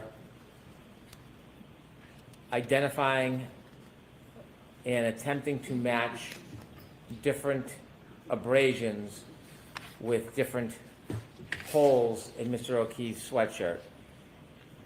And so basically what he is trying to do is to suggest that there are a different amount of abrasions relative to the amount of holes, or perhaps he might want to testify about that the holes in the sweatshirt were in a different place on Mr. O'Keefe's arms than the abrasions. The reason why this is concerning is because there is no background for him regarding fabrics. This is a different and new opinion that we have not prepared or obtained an expert for. We probably have very little time to get somebody to rebut this analysis regarding fabrics. I don't see anything in his CV or his history that allows him to equate the number of holes in fabric with the number of abrasions on somebody's arm. It does not consider or account that there could be multiple wounds from one hole, or there could be holes that don't create wounds. So whatever the implication is going to be by Dr. Rentschler, we're not very sure, but it obviously would require some type of expertise, which I do not think that Dr. Rentschler has a foundation for. So those are 9 through 27 generally, and then specifically, I can run through quickly the individual objections I have. Slide 6 tries to define the theory of the alleged incident, doesn't say whose theory it is. It implies it's the government. It's an improper suggestion. Hold on. Okay, so which one of 1, 2, and 3 on 6? 1 is objectionable. What's the core issue of the case? It's an ultimate issue for the jury. An expert reconstructionist or a biomechanical engineer shouldn't be defining the core issue of the case. And then 3, first event is alleged contact between the rear of the Lexus and Mr. O'Keefe's right arm. Again, that's offering an opinion that doesn't have facts and evidence, not in a position to draw that opinion. And is 2 okay? Or are you moving to the whole slide? No, on number 6, all 3 of them shouldn't be there. Asking what the core issue is in the case, Dr. Rentschler or no expert should be defining what the core issues in the case are.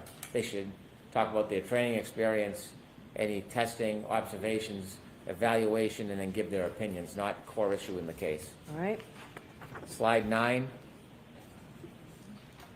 outlines perhaps his process. The first step of the analysis to determine if the arm injuries are consistent with the physical evidence. Evaluate the abrasions and compare the evidence. I suppose this is what he's done. This is one of the less offensive ones, although unnecessary. It doesn't provide an opinion. I could live with that. The next one, You could live with what? number 9. Okay. Number 23.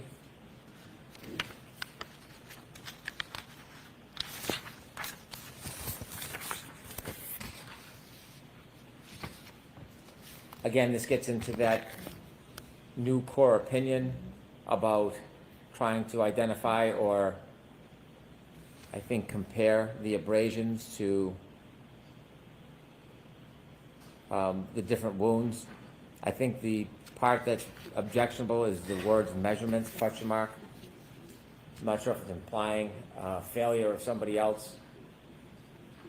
It seems to be an opinion, and I'm not sure of the context of it. 24.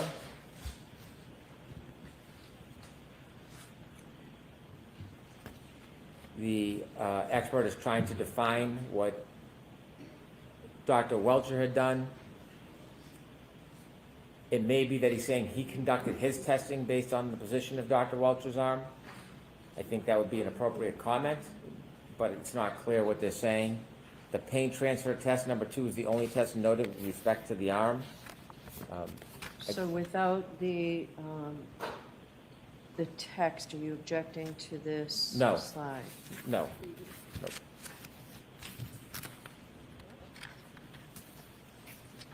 Okay. 31 posits questions regarding ultimate opinions. I think it's inappropriate. And then 32, I think, is improper because it ultimately endorses or vouches for the witness's credibility. I think he certainly can give an opinion that the evidence is inconsistent with the injuries to Mr. O'Keefe's arm, but I don't think it should be on the slide bolstering his opinion. 33. Again, it's posturing the weight of the evidence. And it's resigning the government to a particular study, one study. It's really a commentary on the government's case. It goes like this. Number 1, Dr. Welcher only did A, and second part, A is insufficient. So that's really what this is saying. It's commentary, it's hearsay, it's inappropriate. 34.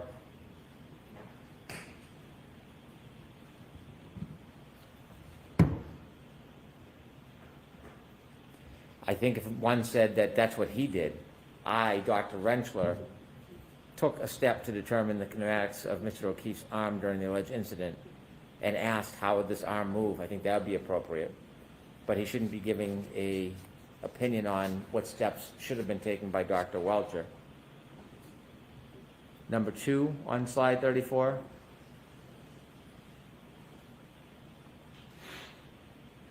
And number 3 I don't have a problem with.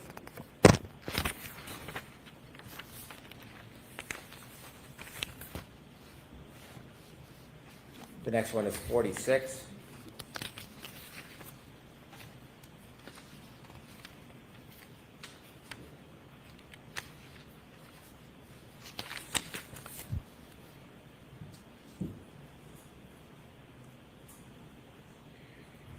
Again, this is bolstering the expert's opinion by putting it in writing on a slide. I think some of these opinions are appropriate for Dr. Rentschler to share with the jury, but his final ultimate opinion shouldn't be endorsed on a slide.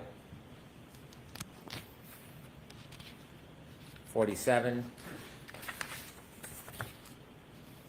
Again, this is self-endorsement of the success of his tests and giving his opinion about his success.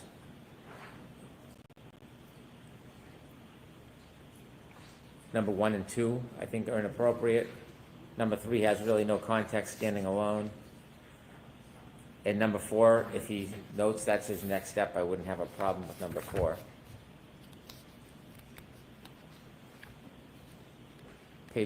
Slide 54.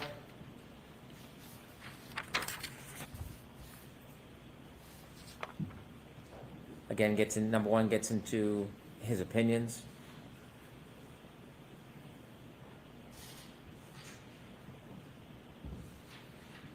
Number 2, he gives an opinion about a different expert, a medical opinion. And number 3, it's, again, self-endorsement on his own opinions. So all these are opinions either bolstering himself or somebody else's work. I don't think it should be in a slide. 55.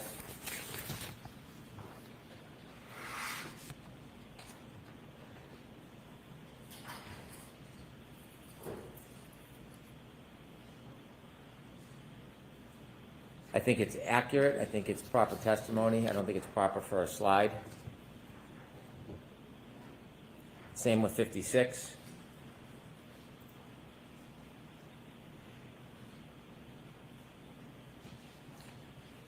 I don't know that he has the basis for number 1.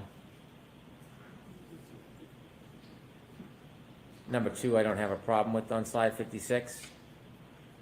And number 3, again, it's bolstering his opinion. So I think 1 and 3 are improper, 2 not. Slide 58. I don't know what the basis for number 1 is. I suppose we'll have to see.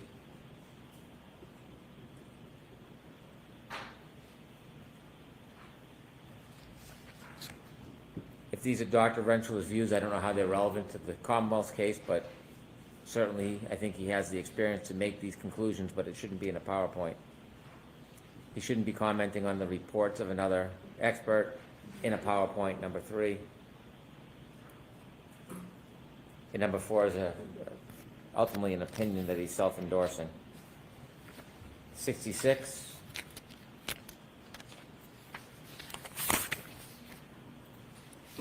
Again, it is an opinion. I don't think it's an admissible opinion, and it shouldn't be in a slide. He's trying to draw a conclusion on what the jury should conclude based on the Commonwealth's evidence. He's not in a position to do that. 67.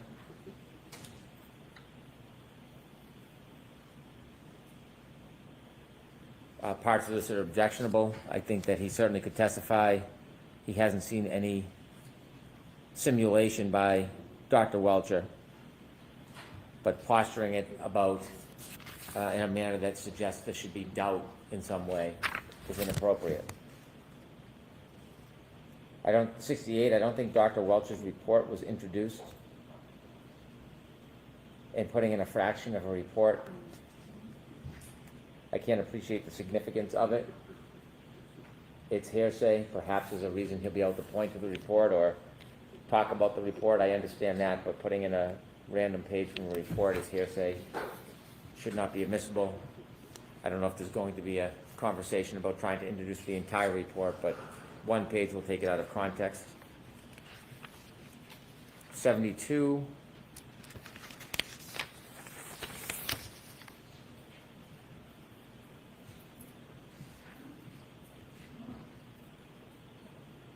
I think the expert has a basis for the opinion. I don't think ultimate opinion should be in PowerPoint because it's self-endorsing. 74, again, it's a conclusory opinion, it's bolstering. Some of these can be said but shouldn't be in PowerPoints. Same thing with 75 and 76. They're ultimate conclusions. And so I'm not in agreement with all of the conclusions that the expert may try to introduce, but testifying about an ultimate opinion and putting it on a board to self-endorse shouldn't be permitted. And those are my objections. Okay. Ms. Little? Thank you, Your Honor. First of all, because if I stand here only because I'd like to be able to reference the PowerPoint. Yeah, that's fine. Thank you, I appreciate that. First of all, there were no additions, just to be clear, to the PowerPoint. The only changes that we made were directly in response to the objections that were filed by the Commonwealth. We did delete a large section, try to accommodate some of their concerns, as well as shorten some of the opinions. So those were the only changes. I just wanted to make clear to the court, there are no additional opinions that have been set forth in the PowerPoint. With regards to slides 9 through 27, that was not one of the issues that was identified in the Commonwealth's motion. They objected to slide 9. There's half of those slides are not referenced. I do agree. It's a new objection. I just don't know when there's an objection raised how a biomechanical engineer is qualified to testify to tears and clothing. So this is a direct his testimony is going to be based on his knowledge of forces and forces applied to certain objects and how that results in injury. And I understand that, but some of the specifics that he says, I'm just saying I had a concern, so I understand it's new. I think that we'll be able to satisfy the court's concerns by laying the proper foundation. All right, so we can come back to the fabric argument or whether it's beyond his scope of expertise. But actually, Ms. Little, if I can just ask you, and I can hear you later, as I assume everybody wants lunch and we're coming back in at about 20 of, quarter of at the latest. Can you just explain to me why these slides, if Dr. Rentschler is permitted to express these opinions, why we also need them on slides? That's the problem I have. I think that's a great question, Your Honor, and the reason we didn't do these on slides is because we objected to Dr. Wolfe coming in on his PowerPoint. So I looked at that yesterday. Copy of this specific opinion that was placed up on the screen with regard to his opinions and conclusions. That was done over the defense's objection. So which one? Because I did look last night at that and did not see it. It's slide 136, Your Honor. The totality of the evidence. Hold on one second. Is it a conclusion page? I don't know. Hold on. But it's page 136. It's entitled Evidence for Reflexes, if John O'Keefe. And it states the totality of the evidence is consistent with the right rear corner of the big 2021 Lexus in front of the and Mr. O'Keefe striking the rear posterior aspect of his head on the frozen ground. Okay. So if he's allowed to do that. So that is different than what I said he could be asked on his ultimate question, right? But it still came in? Was there, I'm sorry? Yes, that came in over the defense.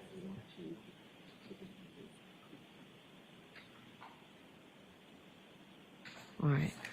Because what I did note is that I was very careful to say exactly what the ultimate question could be from Mr. Brennan. In fact, there were objections. I sustained them twice, so I wrote out exactly what could be said. And Mr. Brennan asked a variation of the first one, and there was no objection. So I didn't remember that this came in. All right, so I will take a look at that. What I would like to do in the interest of time, so maybe we can talk about that in the conclusion page, but where he outlines everything else, there's so many pages with text that I may not have a problem with testimony regarding this, but why do we need testimony and text so much here? This is to assist the jury. It's what? This is to assist the jury. There is a significant amount of information that needs to be relayed. Okay. This is an 80-page PowerPoint. This is solely to make sure that this goes efficiently and effectively. I think it's helpful for we've narrowed down the text on the slide significantly as the court can see those PowerPoints. Okay. Just to the major issues. I think we've streamlined this a lot, but I think having the PowerPoint will allow us to make this go smoothly and quickly. All right, so I will look at these. What I'll try and do is if there are any changes in the first 15, I'll try and get those done during lunch, and then we can have this argument afterwards. Thank you, I appreciate that. All right. All right, we'll see everybody no later than quarter of. Yeah, sure. Set your watches, everybody. No later than a quarter till. We'll be back at it. All righty. So quite the morning, partner. Yeah, I would say I have been very busy. We had a lot of sidebars, and quite frankly, it was fun this morning because It really we was. first. It was very interesting. My vacillation continues. Again, looking at the fairness, still not fair. Still not fair. Still not fair. I'm not saying she was fair. That's how jaded we are as to what's been happening. It's like you get just a little nugget of something that's close to fair, and it's like, oh, winner. But you know what? Hank opened the door to it. I opened the door to get her to say it didn't matter what the speed is. It didn't hit him after all the time. Oh, that was so. That was so great. And she said it, and the way she says it, it's just like, well, of course, you moron. The car didn't hit him, so speed is irrelevant. So you're saying that the speed doesn't matter. It didn't hit him. It doesn't matter. What are you not understanding here, idiot? That was like at the end. That was close to the end. I mean, he got hammered there. He was hammered there. Yeah. And he called for timeout. He was like, it's like you're watching a basketball game and the other team just scored 5 points, 6 points on you. It's like timeout. Okay, let's rally around. So he calls the timeout to talk to the judge, and we're not sure exactly what that was all about because it was at a kind of a pivotal point in his cross-examination. I think it's where he intended to dive into the history, where he could, trash her about what happened following the fire, about her work with the office where she ultimately left. And I knew when Alan Jackson made his explanatory response that we basically just heard a preview of cross-examination and redirect, right? He's going to get into Hank's going to get into all of that about, you were fired, weren't you? You left 15,000 bodies floating around the hallways. It's going to come back to bite him in the ass. I could see it now. And I said that. When Alan Jackson explains what happened, and it's going to give her more credibility. Of course, anybody who's been in the real world, the corporate world, knows how the bullshit works, how the politics work.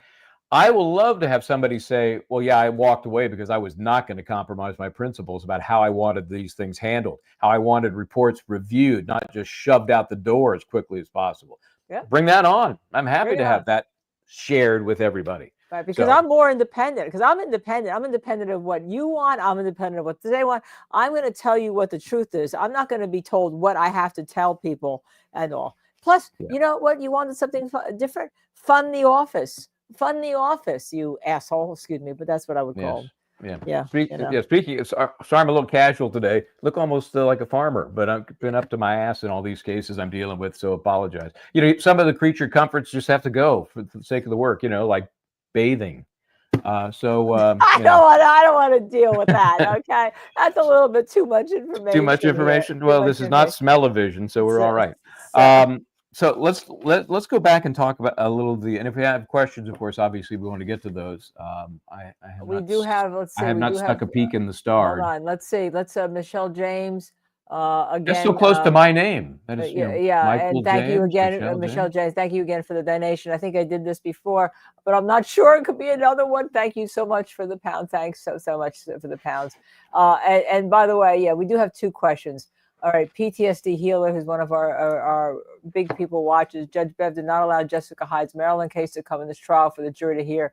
Why is Dr. LaPrasada's stuff allowed? This is a good question because especially this Patino case where a judge criticized, we don't know what this is about. I don't know that case. Sorry. And I felt better when nobody else seemed to know it. So Right. And what are you talking about? You're going to let this case is if people testify, there's always going to be criticism somewhere, right? You don't let somebody else's criticism. It's this case we're hearing about, so that's what that is. So they're allowing she's allowing the issue of the questioning on the audit to come in because Dr. LaPrasada mentioned the fact that that she received an award from somebody. We talked about that yesterday, and we knew it. I mean, you talked about it.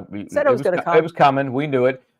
It's too bad that he didn't stick to that because the way he got into that whole series of questions early on that ultimately ended with, well, the car didn't hit him, so I don't care about the speed. She just kept making jabs, and in such a very, I love her. I love her demeanor. I love what perfect for him, how she says what because I think even deep down in his weird, twisted brain, he has to hold off just a touch in attacking her because it'll come off so badly. So he's been a little more gentle with her, I think, than with some others, but he's still losing. Well, that's because we learned what Alan Jackson said 5 times. Learned that Hank Brennan has hired her 2 times, and then we know she was hired in the Dr. Tur case to testify for the Commonwealth. So this is going to combine. That's just going on. Well, I would not hire her again. And then let's see. We have 2 more questions before we get to Natalie Joni. Question. Linda, so happy to be watching with you. Have you ever seen so many prosecution hearings or in the trial to object to defense witness testimony? No. This is a record here, and it's seeming to be even more because of all the sidebars. And today, Alan Jackson, and we'll talk about this because I want to hear Michael's viewpoint. Let it rip when he talked about what's been happening at sidebar. So let's answer the one other question, and then we'll get back to this because I can't wait to hear Michael about Alan Jackson's beginning this morning. Joanna Goddess, thank you. As you know, you were in the courtroom, Judge Beverly, and she said she's a whole different judge than she was in the other trial. I so appreciate all commentary. We tell it like it is, Joanna. You know that. Thank you very much for mentioning. So, Michael, I'm going to hand this over to you for a little bit. What You need did to you go take hear? a break? No, I'll comfort leave. break? No. I don't. I'm good. I left a couple times. It's been such a busy morning. I haven't had time even to have a sip of water here. And I started with surprise. I started with, by the way, we have another just one started question. I started with a rant that's been published this morning about the fan of injustice, and went on that rant. It's on Twitter. Please, Twitter, please go look at it on our page. One more question to Making Account. Hi to Making Account. Can Michael's impersonation corner be here this day? Okay, there you go, Michael. Yeah. Can well, of course. We thought today was the court was out of order, I thought that was the theme of the day. And actually today was more in order, unless so I'm not sure Al Pacino's called for yet, but it may be. Do your impression. Wait, before you start, do your impression. Come on. We named this disorder. Order. You're out of order. This whole courtroom is out of order. So there you go. There you go. And scene. So let's talk about some good lawyering by Alan Jackson today, because he came into today thinking with his continued testimony and direct examination of the doctor, the good doctor. First of all, I've seen people complain that he went so long about her qualifications and that they weren't getting it. They weren't understanding that he's laying the groundwork for the appeal, because he wasn't able to put on the record, even at Sidebahhh, I'm sure, all of the evidence that suggested she should be able to qualify as an expert to talk about the wound patterns, the cause of the wounds on the arm, the connection to a motor vehicle accident, all of those things that he was prevented from, in theory, as of the end of yesterday. So when he's going through her qualifications, he's laying the groundwork for appeal, because then they can look right at the transcript and go, holy crap, look at all this stuff she's done. So that was the reason for that. I know it perturbed a lot of folks. They're like, let's get to the injuries. Anyway, so he was prohibited as of yesterday from getting into dog bites, right? That was so important. And the connection to the motor vehicle accident causing the injuries or not causing the injuries that were found. So today, when they revisit that, and he shut down again, the court is again saying, no, I don't think she's qualified to talk about dog bites. It's just so laughable. That he did what great attorneys do. Even good attorneys don't necessarily do this. But sometimes you got to realize I'm done. I ain't getting what I want there. But if I offer a compromise, maybe it'll get choked down. Maybe, and I think Judge Bev probably in the big scheme of things realizes maybe she doesn't care, but that some of the decisions she's made are so wrong and so obviously wrong that maybe if she throws them a bone, gets her out of trouble in the big picture. I don't know what her thought process is, because she's a lunatic.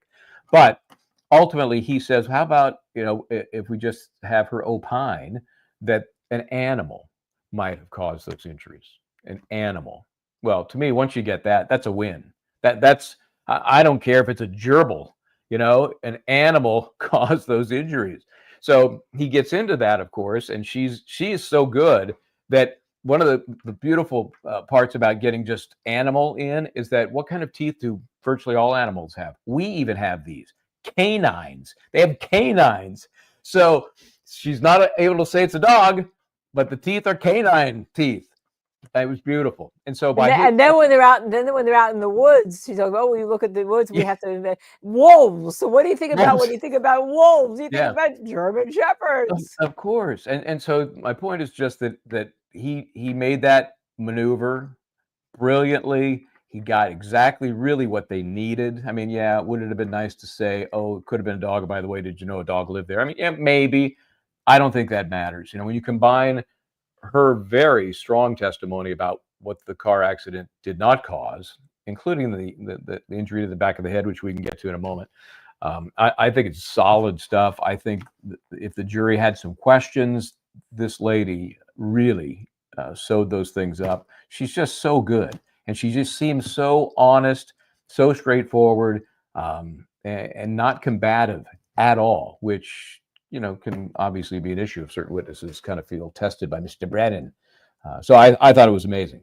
The head wound. Let's talk about the head wound for a minute. I think she's the perfect witness for Hank Brennan, okay? Because he's not able to do his little gig with her. She's not being combative. She's conceding things that are right. Yes, Sure. yes. Yeah, And I always tell people, good experts concede things. They concede things and they stick to the guns on the things that are important. You know, so if I'm talking to an expert and something, anything is impossible. And I'm not talking about Welcher, who thinks things could happen in space. And I mean, I'm not going that far. But I mean, if you give them a scenario that seems reasonable and they just, no, could not happen. Bye-bye, next. I don't, that's not an expert I'm going to hire. So she would concede, yeah, well, yeah, that's possible. But in my opinion, here's what happened. Right. That's always the answer. That's what you should be saying. In my opinion, it's possible, but in my opinion, it's not what happened. You That's turn what it, you use that as an opportunity to reinforce your opinion while acknowledging, well, yeah, could happen. I don't think it did. With my bazillion hours of handling cases and you know, and what you have. Oh, I think only Dr. Michael Baden has had more autopsies, because I know he's had 20,000. Right. And I think he stopped counting. I think he stopped counting at some point. I'm not sure it's not more than that. Yeah. And probably 30,000 with all those that he supervised in addition. Yeah. And, you know, when we did the CrimeCon thing last year, and you know, he was our guest basically, right? Right. He was our key to getting in the joint, is what it was. So we introduced him, and it was 20,000. You know, I think he just settled on that number. But this witness, I think she was at 10,000. She's at 3,000 that she did personally, and 7,000 that she supervised. There you go. Right. So anyway, we're talking about a shitload of experience, and so that speaks volumes. So little Hanky trying to jab her and dig in a little bit here or there, you know, in his slightly less assholery way. Assholery. By the way, I just reposted that because somebody said you called him an ass. I think it was Nan of Lawferio. So that I said Michael Bryant has coined assholery. But I want to ask you two questions here. This whole idea of you got to satisfy differential diagnosis. Somebody comes in with an effing bullet wound, right? Do you really need a differential diagnosis? Say, oh, I consider heart disease. Didn't get strangled. Cancer, strangled. There's even the cop on the scene could say there's a bullet wound. Right, but Bev has made up this. She has made up the Dahlberg methodology that you need a differential diagnosis to be here. So that's the first thing I want to have you talk to. The second thing is the moment where the good Dr. LaPosada, when Hank says the brain is like tofu.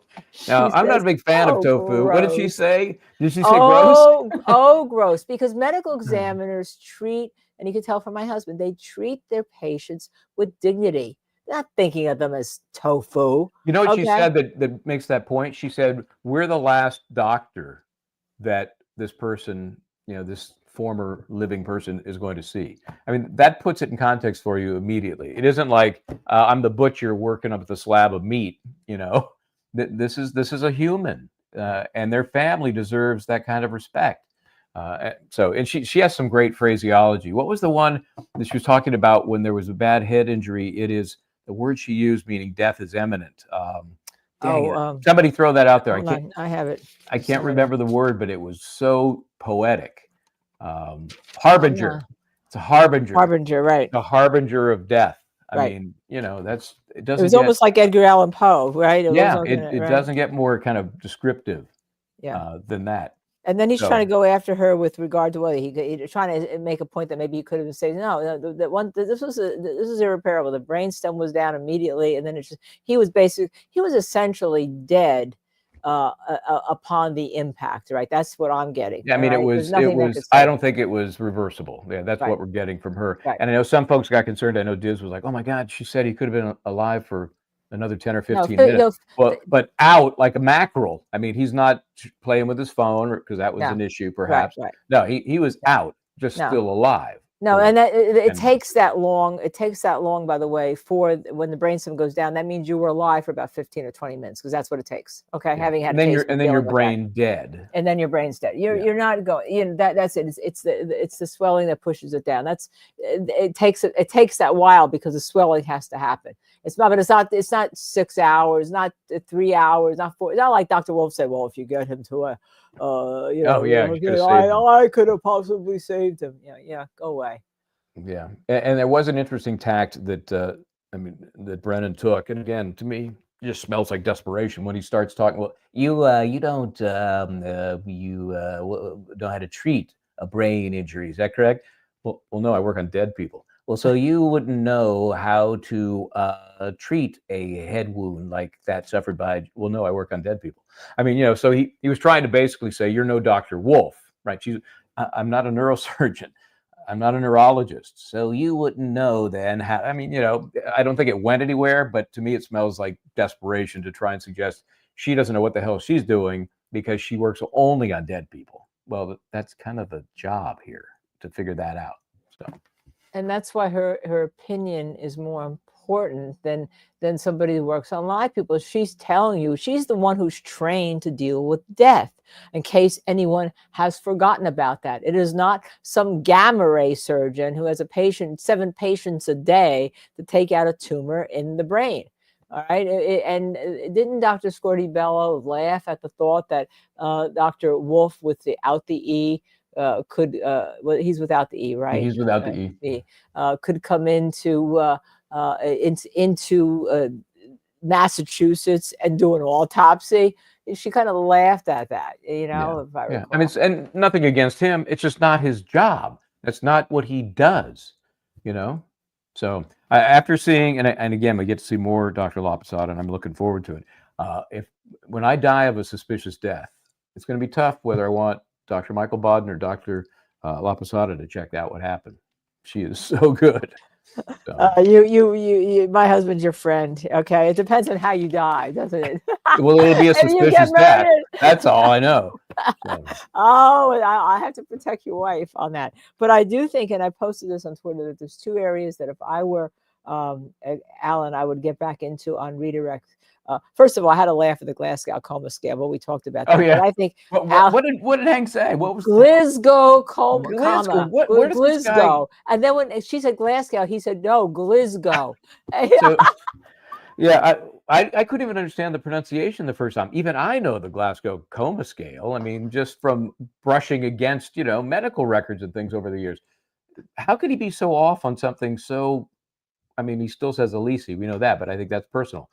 But I don't understand how he can be just so befuddled sometimes. Well, because his expert, Dr. Wolfe, probably gave him the tofu reference, okay? Gave him the tofu reference. But I think Alan should go into these here. I think Alan should make it clear, because of his opening, it sounded like this was a depressed skull fracture. He should make it clear what he's talking about. This is a depressed pattern. There's different pinpoint areas on it showing that he hit something with a pattern on it, so that the pattern is depressed, not the skull fracture is depressed. And that he's also got to make clear that when we talk about force, we're not talking about speed. We're talking about you fall backwards and hit your head, or you get punched backwards and you hit your head. That the force of going backwards is all you need, because you're not bracing with anything. So I think he's got to make those 2 distinctions very clear. I think she's going to handle him with regard to the nightclub and all. That's not going to bode well for Hank. It's not going to bode well for him. It's not like it's the first time she's dealt with that, right? So, and then Alan Jackson's going to get a chance to resurrect, you know, rehab her by going into all of these details. And I think by the time he's done, the jury's going to say, I would have walked too. Yeah. That's what I think. And this whole idea, what do you think this whole idea with where she got it? First of all, I thought Alan Jackson was brilliant. I'm sure he was waiting for the objection. It didn't come. He got into so much when he finally got her to say that these were animal activities, right? Right. With regard to the claws and the canines, and then talking about the incisors. All right. Have you ever seen a pattern? Blah, blah, blah. He went into like 7 different things, then led her to it. All of a sudden, it was the one question that indeed that the judge allowed to ask with the addition of claw marks. Yeah. Claw marks, right? Yeah. Yeah. So the picture painted did everything but identify dog, but so what? Yeah. Jersey Girl, good question. Do you think AJ should ask if he could have been struck on the back of the head with a baseball bat and sustained the same injuries? Yeah, the baseball bat's going to leave. I think she already said, by the way, the baseball bat would leave a depressed skull fracture, and this was And not I don't think that. they want to go there. They've now No, they painted don't. this picture of the step with the Right. ridges on it, causing the very specific wound to the back of the head. Just go with that. I think if you muddy the water, you start getting into somebody clocking him over the head with something, Right. anything. Yeah, and I think that's not it. By the way, Joey Kane gifted another Justice Thanks, Serve Joey TV. Kane. It would And not be a second, day on Justice Serve TV without Joey Kane. and I think this is the fourth one. This is the fourth one of the day. Also, see, the only problem I have is that Hank Brennan is going to try to use that berm as being some kind of pattern. I think when he's closing, he'll show a picture, and they didn't allow the defense to show the step up there. Is there enough to show the step at the garage, Michael? Yeah, I mean, that's a very good question. And obviously the court is very sensitive about that for whatever reason. Because I believe it's because she doesn't believe there's been enough foundation laid that anybody was ever in the garage. And I can't disagree. I think that's true. But I think using your imagination, anybody who's ever been in a garage, seen a garage, there's a lot of those kinds of protuberances, whether it's an actual step, whether it's just a raised piece. If you look at most garages that are built on a slab foundation, they usually have a raised edge where the walls meet the floor. They don't go straight down to the floor. There's usually a bit of a raised edge there. So any of those type structures sound to me like they could cause that injury if somebody fell backwards on them. It'd be nice if it were a little cleaner, if there was a little more, but the court's not letting them get into it. Yeah, I know Joanna Goddess at the berm isn't where he fell, but Hank Brennan said something about, well, could you slide, an inch or so. He's trying to set that up. That's what he's trying to do. Well, he also was trying to suggest when she said it was just a flat lawn, and I don't disagree with where he's going by saying, well, did you see the lawn? Did you see, was there anything, were there rocks, were there pebbles? Well, you're right. You could just see pictures of a lawn, but not know that just under the surface, maybe there's a rock, maybe there's, I get that. But I don't think there's enough evidence that there was something versus the possibility that there was something. And it's really a matter of degree. You can make the same argument about the garage. And it's a pattern. It's a pattern that doesn't stop. Yeah. And you'd have, I mean, the way she described it, it's a ridge. It's a ridge of some sort that even the ridge itself is not smooth. Right. So, it couldn't be the ridge of something like glass. It would have to be the ridge of something with a rougher exterior. What did you bring up? Oh, yes. Where in the world is justice? We'll be somewhere else soon. I'm pretty sure it's dead. Is that a blender? What is that? No, you put your cup in there.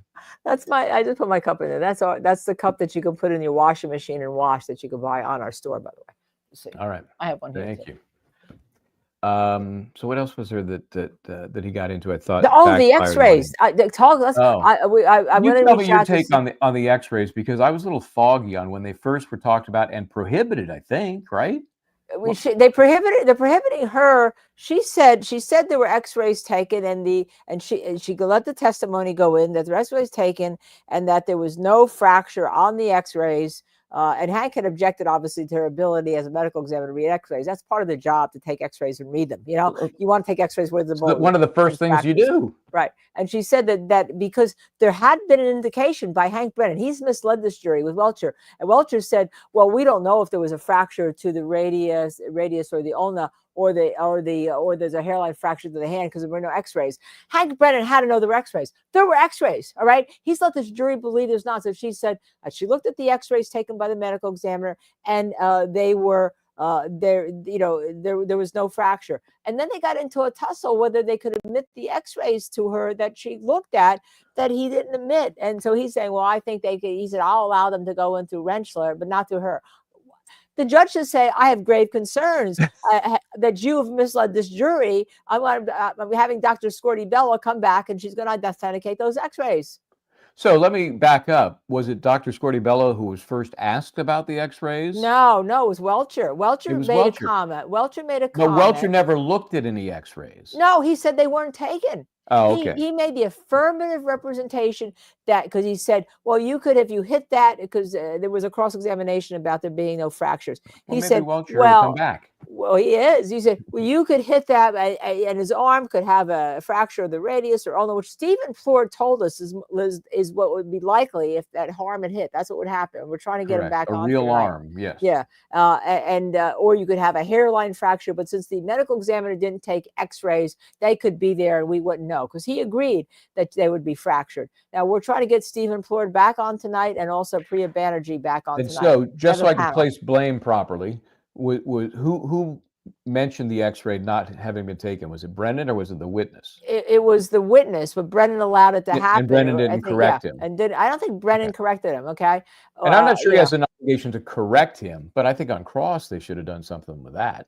It's kind of interesting. Maybe, sometimes when you're in trial, you get a whole medical. I always tell people you can't hear me. Somebody can't hear me. I can hear Linda. Yeah. All right. If I shout, it's here's my microphone. Everything is plugged in. Sound perfectly clean to me. All right. So if I wonder, and I always tell people to go to, and I always make an appointment to go to the medical examiner's office because you find things that you may not have been given in discovery.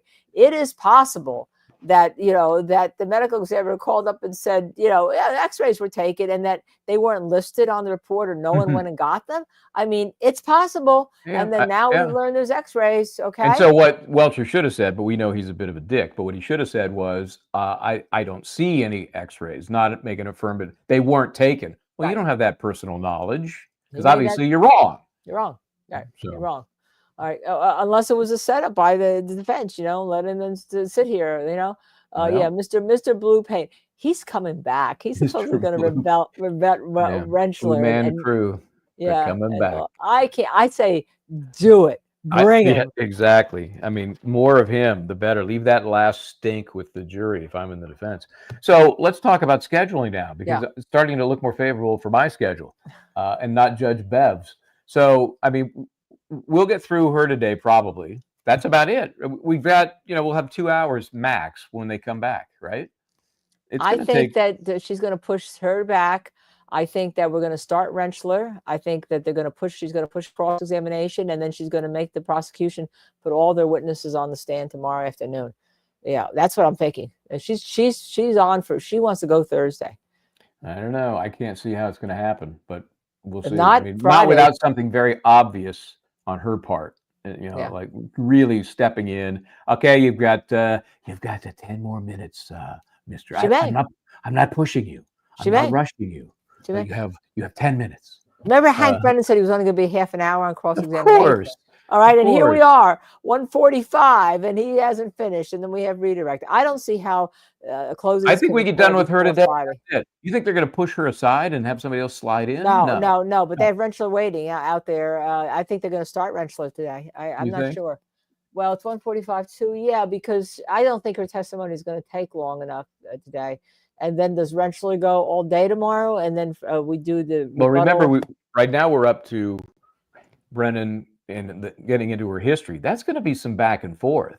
And then you've got Alan Jackson to resurrect. We have that. Right. So I don't see how closings go before Friday. I don't see. I mean, really, they should do Monday, and she should give the weekend for everyone to prepare for them. But I don't see how they go before Friday in this point, which would be good for you. Which would be good for you and for me. They're ahead of schedule. I think no matter how you slice it, they're ahead of schedule. I also think the judge realized. I mean, I saw a different demeanor a little bit today, although she was pushing people on. I think she took a lot of criticism, and I think she's aware of the criticism that she took. I don't disagree. I've always wondered if she gave a rip, but I'm sure she's aware. I'm sure of that because yesterday was ugly. Man, it was bad. I did a rant about her today that as a journalist, not as a lawyer, because, as a lawyer, technically, we can't say nasty things about judges, all right? Because we could lose our licenses if we say nasty things about judges, okay? But as a journalist, we can say anything we want. Freedom of speech, I hear. That's what apparently somebody was posting about how Lieutenant Hardman is so nice to all the people outside the courtroom in the First Amendment zone today, and he's complimenting them and all sorts of stuff. I wonder why. Somebody he had a talking to. When I was up there last week, they were definitely concerned as people would spill out into the street. They wanted to keep that clear, and I'm okay with that. It's fine. But yeah, I didn't see anybody getting handled as roughly as before. That's for sure. So, it's a weird happy medium. Nobody is happy about it. I think they went not nearly far enough. The cops, I'm sure, think they went too far, and Judge Cannone probably thinks that they just ignored her order. But it's just the classic compromise where everybody is pissed off. So Yeah. and it's better than what it was. I'll give you that. That's about Well, it. it's because of you. I mean, you were one of the Well, people that you and it's because Jason of ran and Tommy. Randazza and John Tues and all of those folks. I put my name on a piece of paper. Yay for me! But these guys were in there, in the trenches fighting it out. So Yeah. Oh, and someone says they haven't agreed to jury instructions yet, Kay Lolo. So that's yeah. See, you think that's going to be a battle? You think this is going to be a 1 hour jury instruction conference? Well, she's not going to do it. She's supposed to do it in open court, but I don't know if she is. I don't think she will. She didn't last time, as I recall. Yeah, she didn't last time. I know that. This is when other questions, right? This is when I ask the same question at about the same time every trial. What is the single biggest reason for reversal on appeal? Jury instructions. Jury instructions. Right. So they are so important, and we've got some weird ones coming up in this. I think there's going to be an instruction either crafted by the court or requested that says, members of the jury, you could come to a unanimous decision on any or all of the different counts. You do not have to come to a unanimous decision on all of them. Do you think we're going to hear any of that? No, not in the main ones anyhow. I don't think we're going to hear that. And I think she's going to give some kind of stupid instruction that Hank wants about Karen Reed intimidating jurors or something. I read that. It's bullshit. It's so ridiculous. It's so beyond the state of the evidence. Number one, instruction should, if it's going to be that specific, because you have general instructions. We all know what those are, and in Massachusetts, some of those are loopy, but they are technically general instructions. The court can modify those if requested, but generally they don't. They tear them out of a book. Here you go, uniform jury instructions. But then you have special instructions, which relate to very unique pieces of the case, and there are a lot of them in this case. And we know that this suggestion by the Commonwealth that there's no witness intimidation charge pending that I'm aware of. Why would you have an instruction that in any way references witness intimidation? Well, this has been a strange trial. Okay, why do you not allow the defense to ask the witness who's qualified whether or not she identifies these as dog bites? And we have to go to this pretense of they're animal bites. What do you think they were? They were a little. What were they? An animal bite? Somehow in her brain, that was her way of winning without totally losing. She lost, and I think she maybe somebody talked to her and said, you really screwed this up. And that was her way. And luckily, Alan Jackson gave her the exit ramp. Here, let's do this. And by latching onto it, she may have saved herself because it was such an outrageous decision yesterday. Yeah. Do you think, though, by giving that exit ramp, that waives any right for an appeal on that issue? Well, I think what it does is softens the impact. So even if it is declared an error, because the witness was allowed to talk about animal, and to the degree that she did, I could see an appellate court looking at the transcript going, well, she couldn't say dog, but she says animal, canine teeth, bites, claws, scratches. I think they might find it now harmless error rather than reversible error. Yeah, that's interesting. That's why I wanted to get your take. I wanted to get your take on all this because this was like I couldn't write fast enough this morning. Okay, I couldn't write fast enough of what. Let me see if I have any notes that I wanted to bounce off of you that I didn't get to here. Anyhow, when they come back, I've called it now the fan of injustice, which we see rotating. I'm going to leave you, and then I will see you again, all of you again.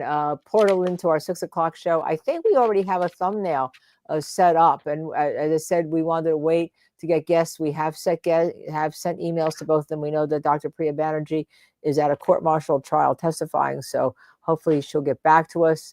And Stephen Plord's in California. Hopefully he'll get back to us. I wanted to try to see if we can get that roundtable because now we have, with Rentschler, even if we start him, what a day, Michael! What a day! Oh yeah, and this picky stuff that Brennan's been going through about Rentschler's testimony and his presentation. I mean, guess what?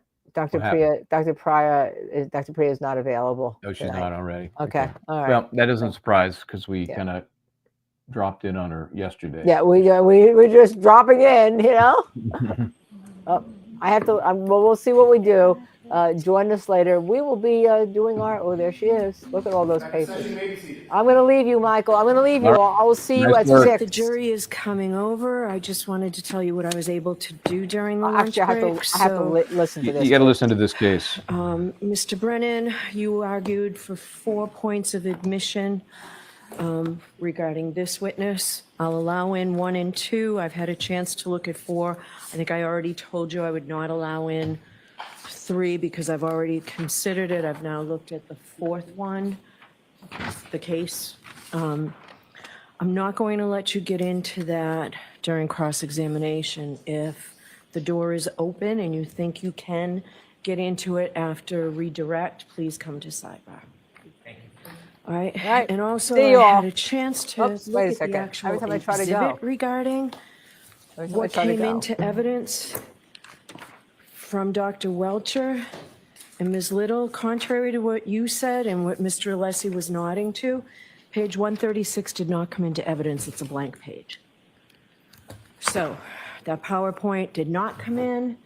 I had a chance to look at Dr. Rentschler's PowerPoint, and at least for now, maybe you can persuade me otherwise, any text that has hearsay on it that you say will help assist the jury, what I want to say is I think we have to give the jury some credit here, okay? They have been listening to this case intently for weeks. I don't find that anything that you've recommended here comes in to assist the jury is necessary to assist the jury.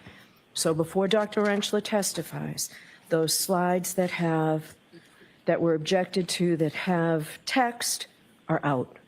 Can I have a moment just to examine the Dr. Welcher PowerPoint? No, not right now. You can look at it, yes. You can look at it while we're bringing the jury in. All right. I'll see you all. See you later. PowerPoint, and I know that I'd like to be able to. 137 is the report. Mr. Alessi, please.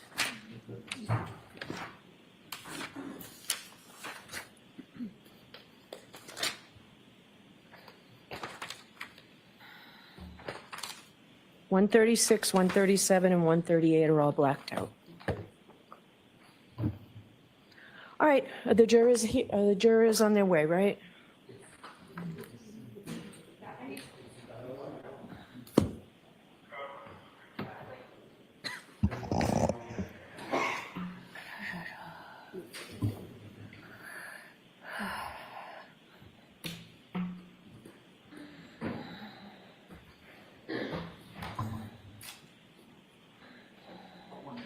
Okay.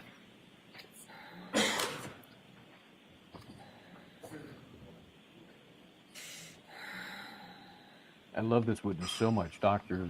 La Posada, but I have to say, partly because she's soft-spoken, so the microphone is like right here, but, you know, kind of sounds like we're hearing testimony from Darth Vader at times.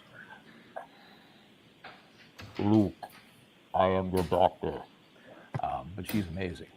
I hope it's not a physical ailment, but I just think it's because she's like right on top of the mic, because we're hearing her far better than anybody in the courtroom because of the microphone.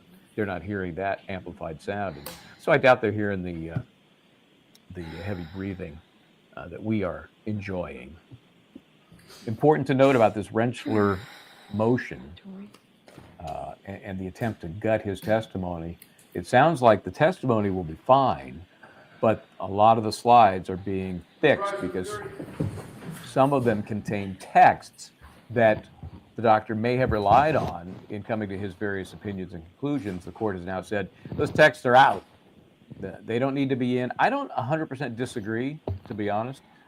Maybe not because of a hearsay prohibition, but it is a bit unusual to use texts in support of an expert's opinion. So that doesn't bother me a whole heck of a lot. But there are lots of other slides that this jury is going to see. They're also, I believe, based on this ruling, going to redact some of the ultimate opinions. That was a little fuzzy. She just started spouting off numbers and not necessarily the slides. So we'll find out how much of those come in, but a lot of those slides have like, my ultimate Mr. opinion Brennan, is. whenever, I'm sorry. So let's see how deeply into her history he gets as he starts to bash the doctor about why she left her big job. Good afternoon. Am I on point now? You are. You were asked on direct examination about your qualifications. You were a medical examiner for the state of Rhode Island, is that fair to say? Yes, I was the chief medical examiner. For 20 years? 12 years. I'm sorry, 12 years. When's the last time you worked as a medical examiner? In 2005. When's the last time that you conducted an autopsy? I've done probably a handful of autopsies, private autopsies in my consulting practice. Since 2005? Correct. When do you think the last time you did one is? Maybe 4 years ago, four or 5 years ago. 4 or 5 years ago? Yes. Okay. Since you left the medical examiner's office, have you had any specialized training in brain injuries? It's all part of keeping up with the medical literature and knowing the forensic pathology literature, reading medical literature. So it's a continuing endeavor to keep yourself educated with medical updates. Since you left the medical examiner's office, have you had any specialized training in brain injuries? I've not gone to a course on brain injuries. Since you left the medical examiner's office, have you taught any students on brain injuries? Yes. Have you given any classes or seminars on brain injuries? Yes, I have. In coup counter coup, how many times have you experienced that as a medical examiner, that condition? Well, I myself haven't experienced it, which was good, but in cases, hundreds of cases, it's a common injury. You said you did differential diagnosis. That is to exhaust any potential bias you have, correct? Well, a differential diagnosis is to think, how many ways can you get this finding? And it does help prevent bias. Did you say on direct examination part of the benefit of differential diagnosis is to make sure that you don't have a bias? Yes, yes. In order to eliminate bias, you're supposed to look at all reasonable alternatives, correct? Yes, that's part of it, making a differential diagnosis. So you don't just look at a person's body, come to a conclusion, and ignore other evidence. That would kind of defeat the purpose of differential diagnosis, wouldn't it? Well, you always have to look at all the evidence. And so if you didn't look at all the evidence and you disregarded some of the evidence because you had already made up your mind, that really wouldn't be the proper study of differential diagnosis, would it? Right, I don't do that. I'm sorry, ma'am. I don't do that. I always look at all the evidence. And would you look at all the evidence even if it was contrary to whatever opinion you want to give in court? Well, the evidence allows me to come to an opinion. So it's not like I decide on some opinion I want to give and then look for the evidence. The evidence is going to tell me what happened to the body.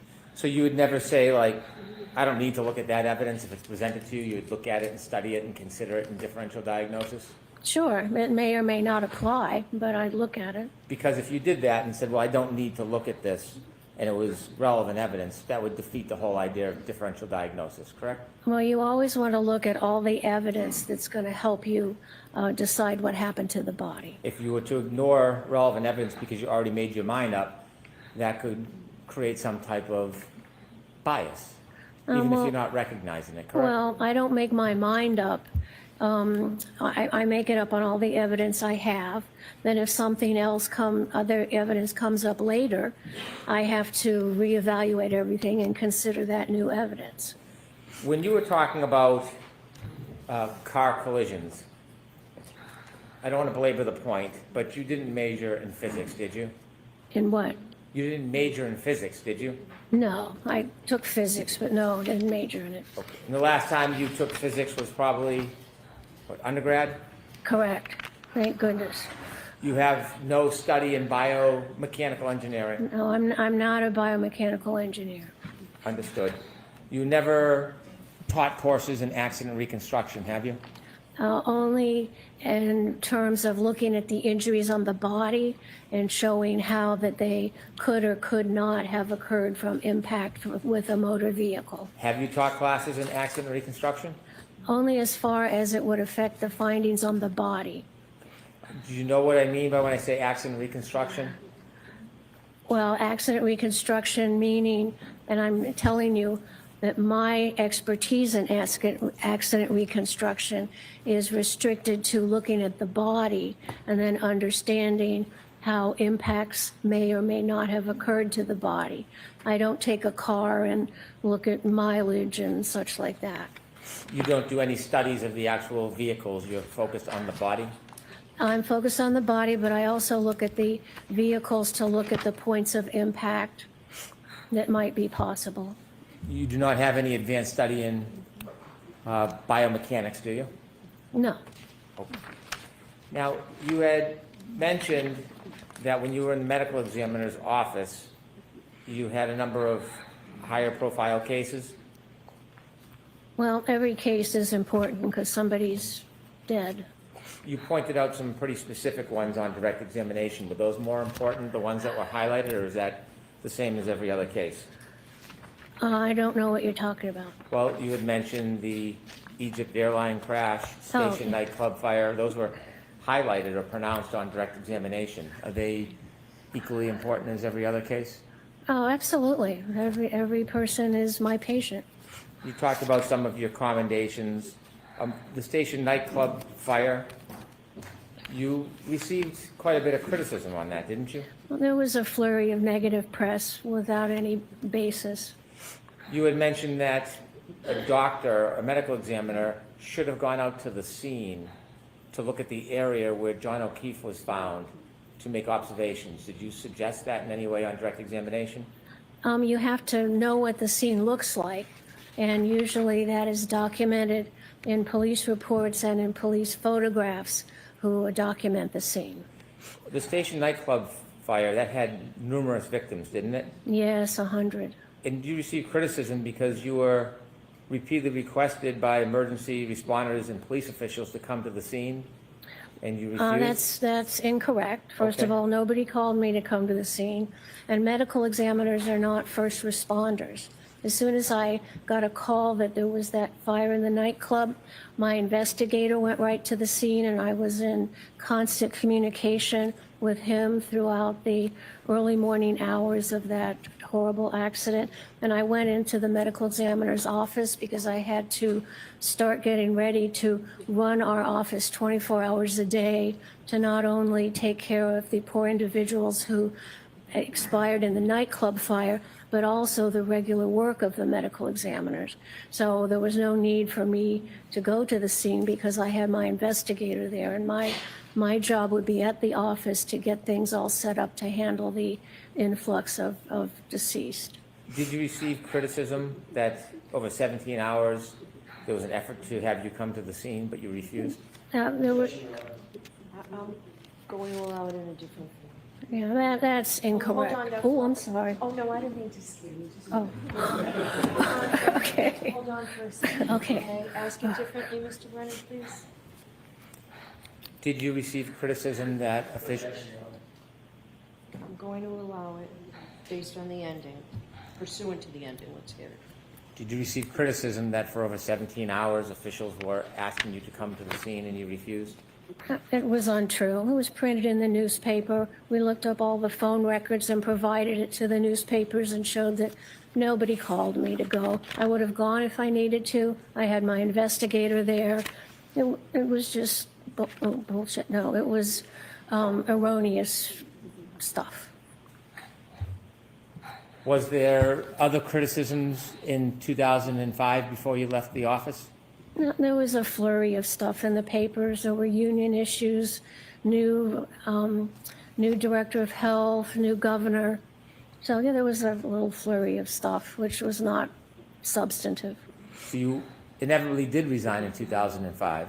Yes, because my budget was going to be cut, and I knew that if I had to get rid of a medical examiner, we couldn't do a good job for the state, and I'd done it. I'd been chief for 12 years. I'd been on call 24 hours a day for 12 years. which was an honor, really. But then if I couldn't do a good job, if we cut the budget, I had to get rid of a medical examiner. I couldn't serve the people of Rhode Island well, so I resigned. Did you resign shortly after the audits and criticism? No. Same year? Oh, I don't even remember. Okay. After you resigned, you opened your own company? Yes, I started an independent consulting practice. How much of your business is consulting? It's a consulting practice. Yep. How much of your business, how much of your income is consulting? 100%. It's consulting. Do you consult in both criminal and civil cases? Yes, I do. What percentage of cases are criminal cases?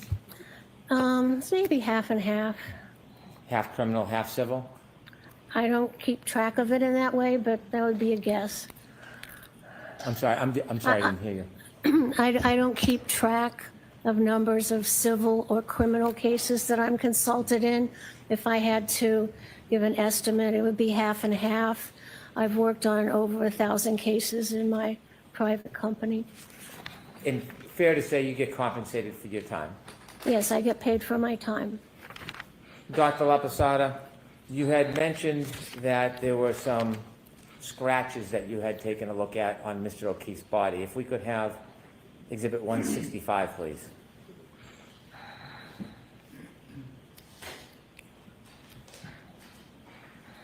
Now, would it be fair to say, Dr. LaPosada, you do not know the genesis of that cut on Mr. O'Keefe's right eye?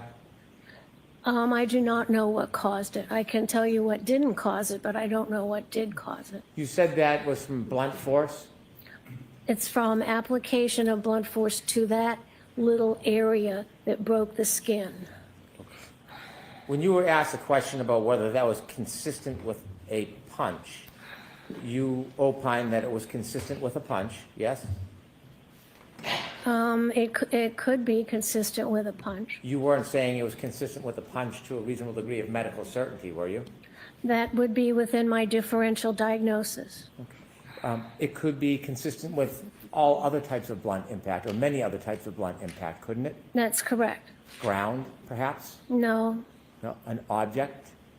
If it was an object that could get into that area under the eyebrow, yes. You mentioned the spoiler on the back of Miss Reed's Lexus. Do you remember that? I remember that. Do you know how tall John O'Keefe was? He's around 7 foot, 5'11", I think, 7'2", something around in there. No, he's more closer to 6'1". Does that make sense? Sure. Okay. And that spoiler on the Lexus, do you know how high off the ground that is? No. Did you ever try to measure it or ask for photos or any information about that? No, I looked at the photos. Did you ever ask for any measurements or try to take any measurements? No. Could I have Exhibit 166, please? Did you see this cut on Mr. O'Keefe's nose? That's a scratch. It's not made by a sharp instrument. It's not a cut. It's a scratch. Is there any scratches on the left side? Do we have a photo of the left side? Please. And that, you say that's a scratch, not a cut? Correct, because a cut means it's made by a sharp thing, like a knife, and a scratch is made by something that's kind of rounded that has a little point on it, but it's not sharp. Okay. Do you have any information or basis to say where that scratch came from? No. Did you do any differential diagnosis on that scratch? I don't know what caused that. There could be a number of things that caused it. There was no scratch on the right side of Mr. O'Keefe's nose? I don't see it one, no. Could you zoom in, Ms. Gilman? So the only scratch was on the left side? Looks to be, that's not a good photograph because there's some blood obscuring the skin. Yes. If my memory serves me, there is a scratch on the left side of the nose and maybe a small scrape on the tip of the nose. And we can go back to the left side?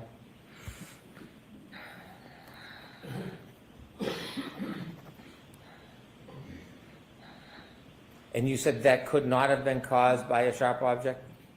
Correct. It's not an incised wound. Incised wound means a bladed, sharp cut. This is a scratch, not made by a blade. Were you aware the defendant made a statement that she pulled a piece of glass from the defendant's nose? No. And you would say that that wound is inconsistent with being caused by glass or a sharp object? It would not be caused by a blade. It could be caused by a piece of glass that was thick. I thought before I offered you that statement, you had said that it could not have been caused by glass. Do you now have a different opinion? I don't remember saying it couldn't have been caused by glass. Didn't you say it couldn't have been caused by glass or a sharp object? A sharp object. Would Like a sharp object, like it's not You an can take that down, please. incised wound made by a blade. It could be caused by something sharper that's thicker, but does not have a thin blade. So it could be caused by a thicker piece of glass.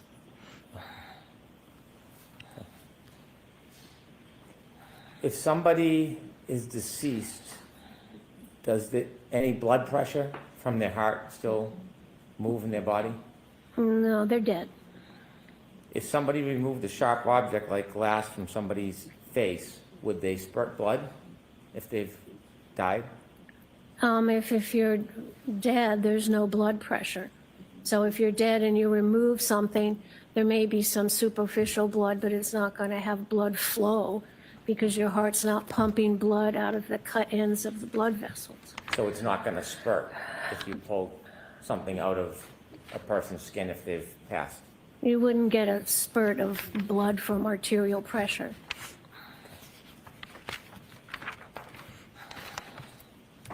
I just want to ask you a very few questions about hypothermia. Sure. You mentioned that Mr. O'Keefe's body temperature at the hospital was 80 degrees, Yes. and there's different ways to take somebody's or a body's temperature, isn't there? Yeah, that was a rectal temperature, so that's a good representation of the body temperature.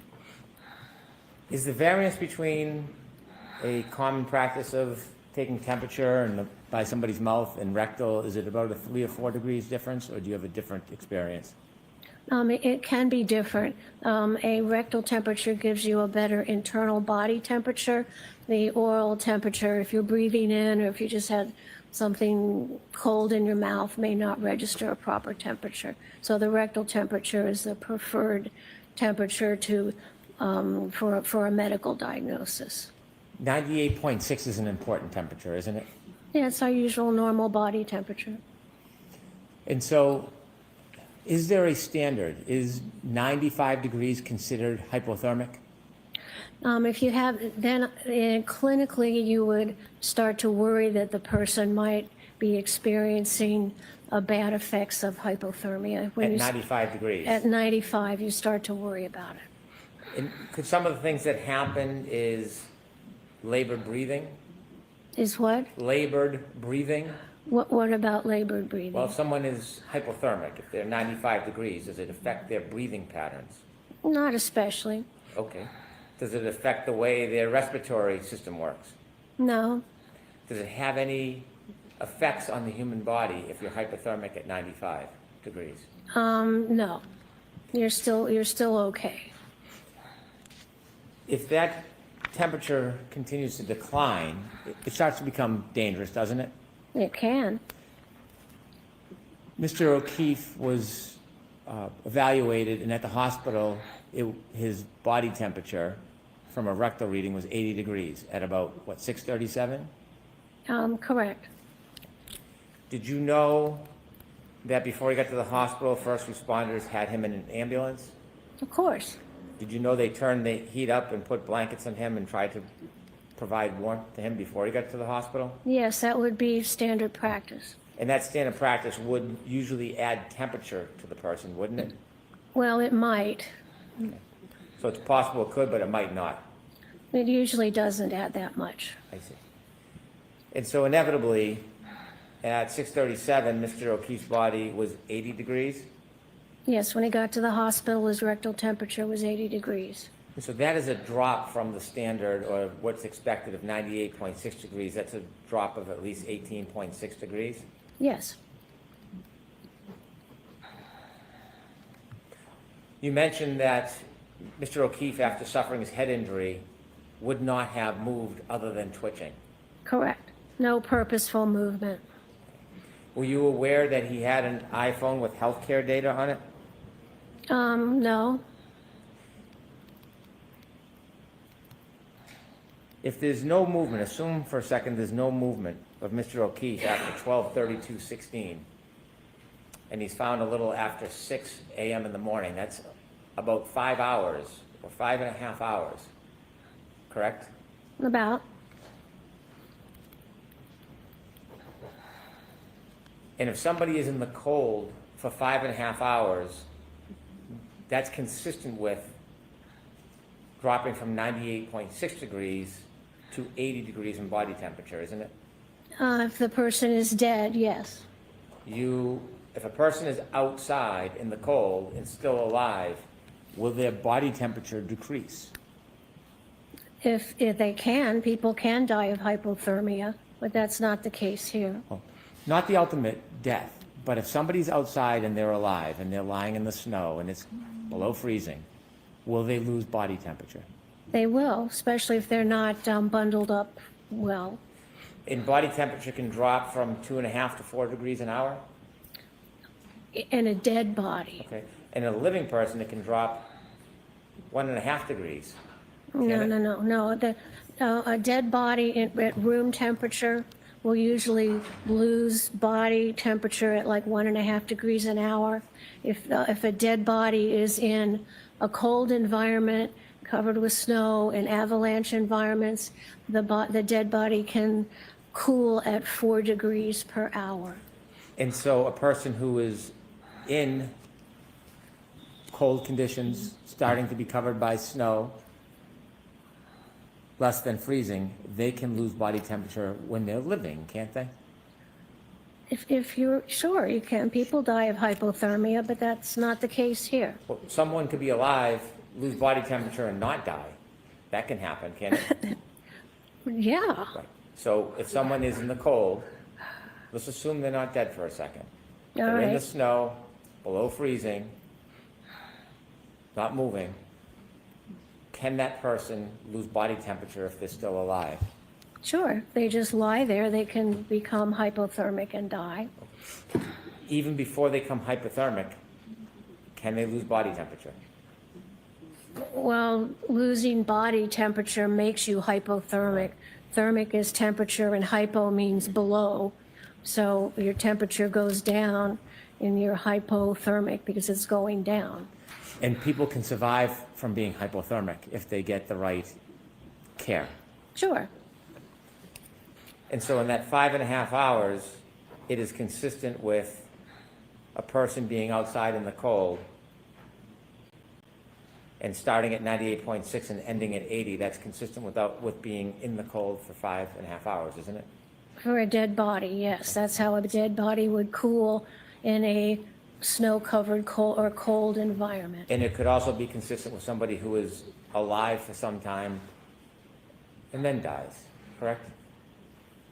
I don't understand your question. Somebody could be out in the cold, under the snow, sub-freezing. They could be alive for some time. Their body temperature could drop. And then when they pass and die, their body temperature could continue to drop, probably at a more rapid pace. That still fits within No. 5.5 hours, doesn't it, Dr. Laposado? No. Oh.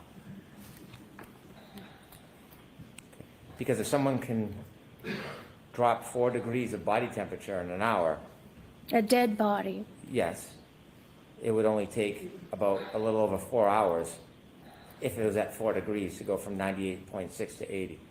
Yes?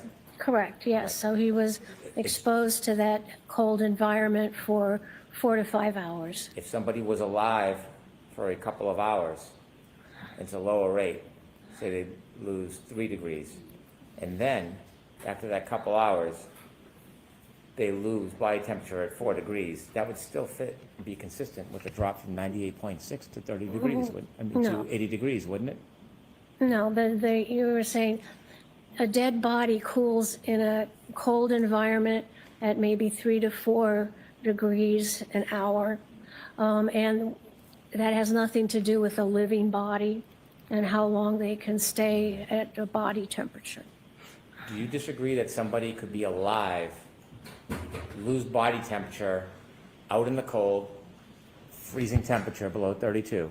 They could lose body temperature at a certain rate, then die, and then continue to lose body temperature. Is that possible? Anything's possible.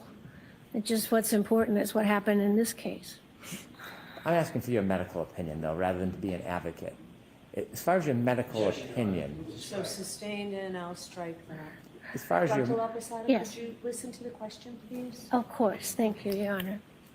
as far as your medical experience, could somebody be alive outside in the cold below 32 degrees, not moving, covered by snow, still alive, and lose body temperature? Sure. And then could they, after an hour, 2 hours, could they then die and continue to lose more body temperature? Sure.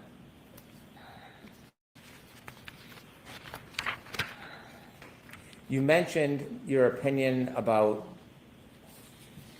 injury on Mr. O'Keefe. And at one point you said that his injury was inconsistent with a taillight, and you said because there was no damage from the bumper. Do you remember saying that? I don't think I said it quite that way. Okay. Do you remember how you said it? No. Do you remember discussing or raising the issue of a bumper as part of your equation, that the injury to Mr. O'Keefe was inconsistent with the injuries? He has no injuries on him that are consistent with being hit by the back of the SUV. That includes the spoiler, that includes the bumper. Okay, if we could play video E, please. I want to ask you, Dr. Laposada, have you seen this video before?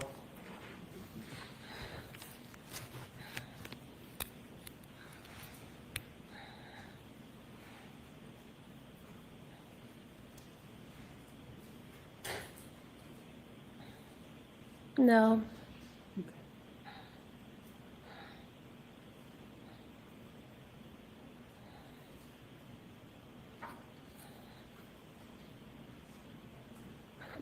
Thank you. You can take that down. Did you see anything in that video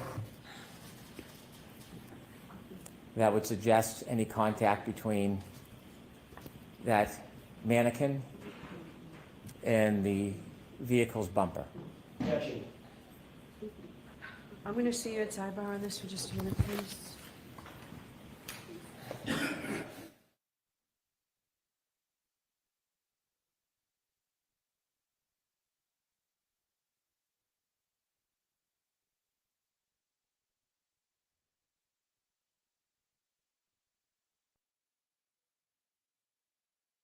All right, then. Sorry, as before, a little delayed in my reaction to get back in the chair because I'm busy doing some stuff. Again, we love this witness because she just doesn't take a lot of, I was going to say a lot of shit, but it shouldn't take a lot of Brennan, right? Maybe that's the same thing. And even when she's shown this video, she, I'm sure is going to be very consistent in her opinion that as she gets to say over and over again, the injuries on Mr. O'Keefe inconsistent with a motor vehicle collision.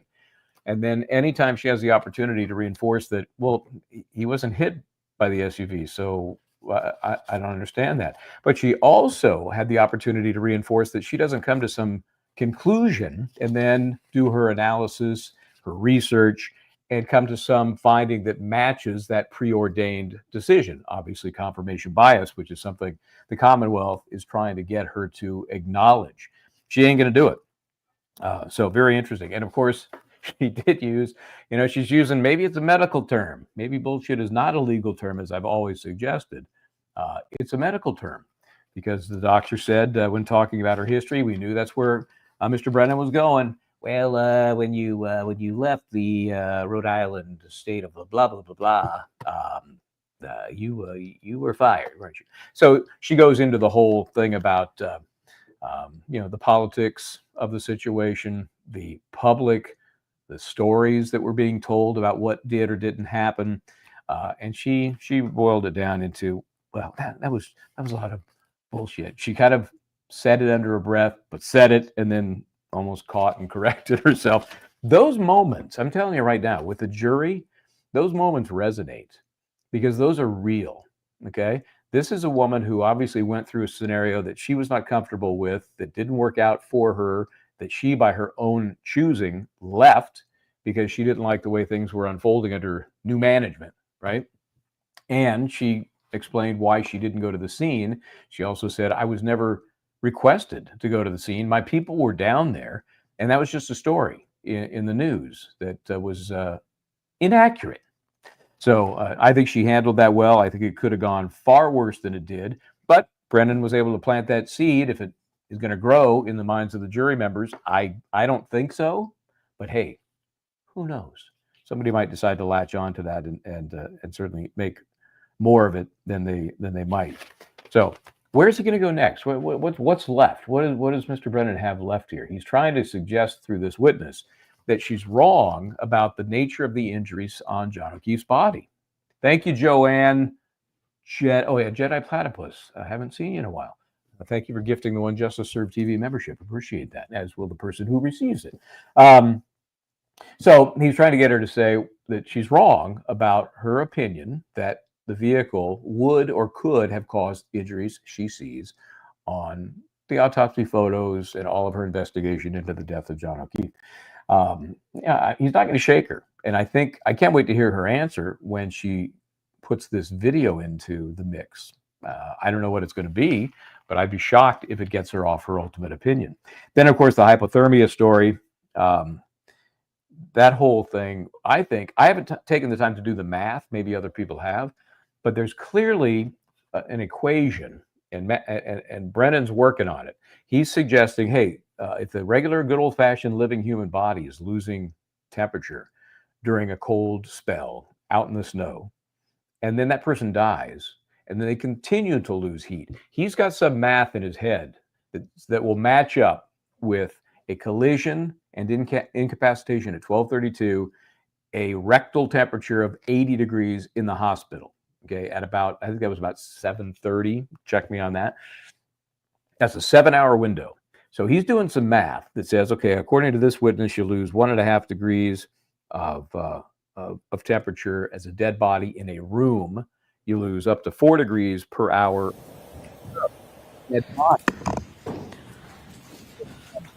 All right, so jurors, I am going to strike the last bit of questioning of this witness and the video as it goes to this witness.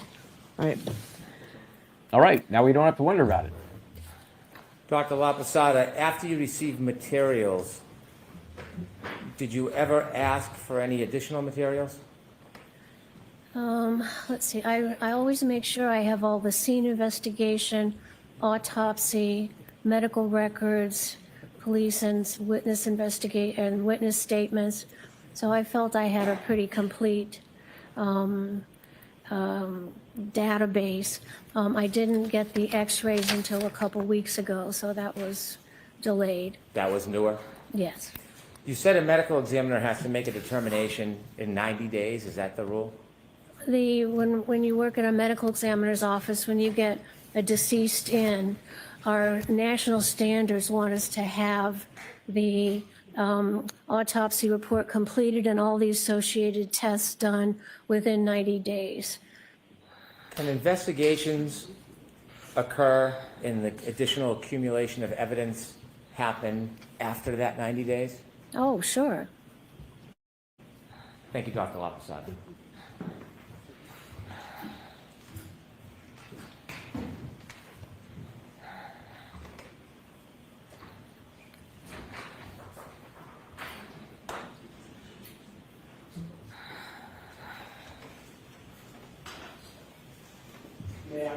Yes.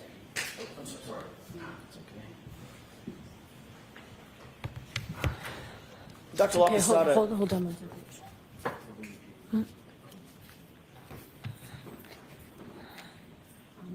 Jurors, when I strike something, that means disregard it. And what I've struck through this witness, the video that you just saw and some of the testimony means if it's in evidence, it's in evidence, but it is not part of your consideration with this witness. Okay. All right, go ahead, Mr. Jackson. May I proceed? Thank you. Dr. Laposada, you were just asked a series of questions about body cooling, correct? Yes. Does a body, as it's cooling, does it know if it's indoors or outdoors? No. If there's a very cold environment, be it indoor or outdoor environment, would it still cool? Oh, absolutely. And it would cool at would it cool at the rates that you earlier described? Yes, Even if indoors, if that indoors was cold? absolutely.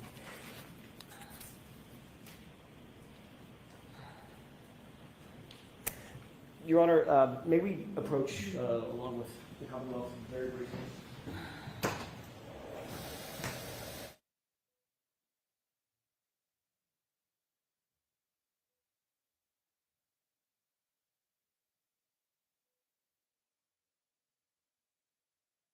Well, wherever Mr. Brennan wanted to go with that video, denied.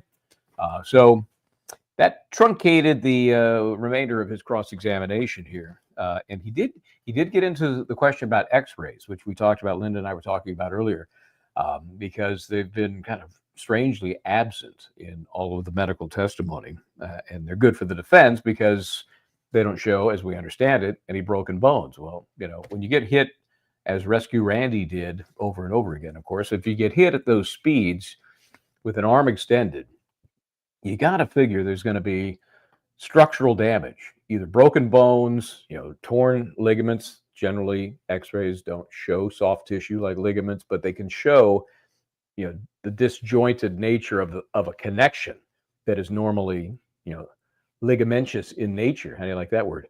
Or maybe, you know, the rotator cuff in the arm, again, soft tissue, but it would show the positioning of the bones being out of whack. And then you have an MRI, which fine-tunes the soft tissue injury.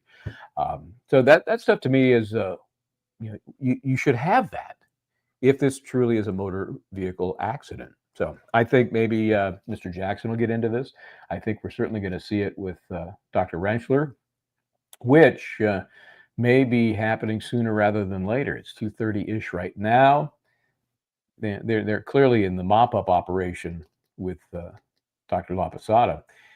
And then I would imagine we'll roll right into Dr. Rentschler, and then we'll get more. This is a nice dovetail, actually, for the defense, because we'll continue on all this medical stuff and these injuries, and we're going to hear from Dr. Rentschler. He will basically repeat what Dr. Laposada said, which is any of these injuries suffered by Officer John O'Keefe were not the result of a motor vehicle accident. There was no collision. There was no contact between the vehicle and any part of Officer John O'Keefe.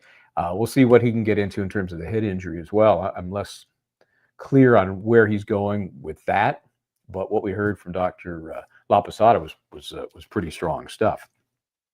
Let's see. Yeah, X-rays. I think that's going to be very interesting. And then toward the end there, and maybe the end, depending on how this sidebar goes, Alan Jackson talking about the cooling, the body cooling, which is the point I was trying to make just before they went back. I'm not sure where Brennan's going, but you've got, in a normal human, some people run a little cooler. You know, I'm probably a little under 98 myself. I've seen some chatters going by, throwing out their numbers. I'm 97.4. I'm not. Yeah, so there's some variation.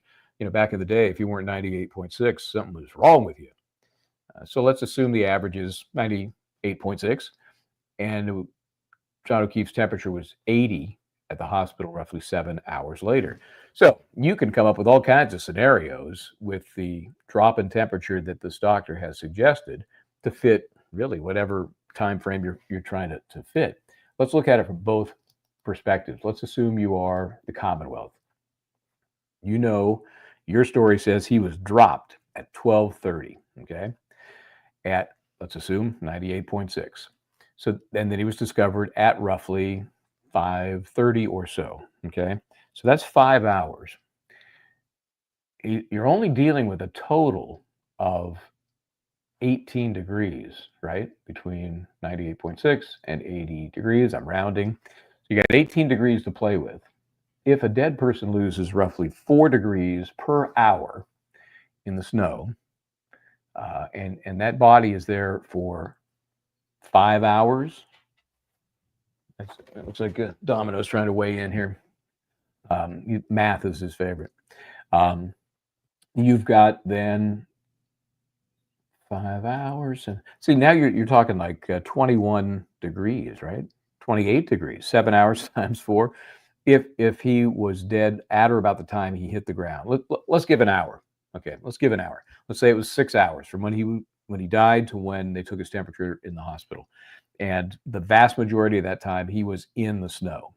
That's 24 degrees right there. That you've already exceeded the max drop, right?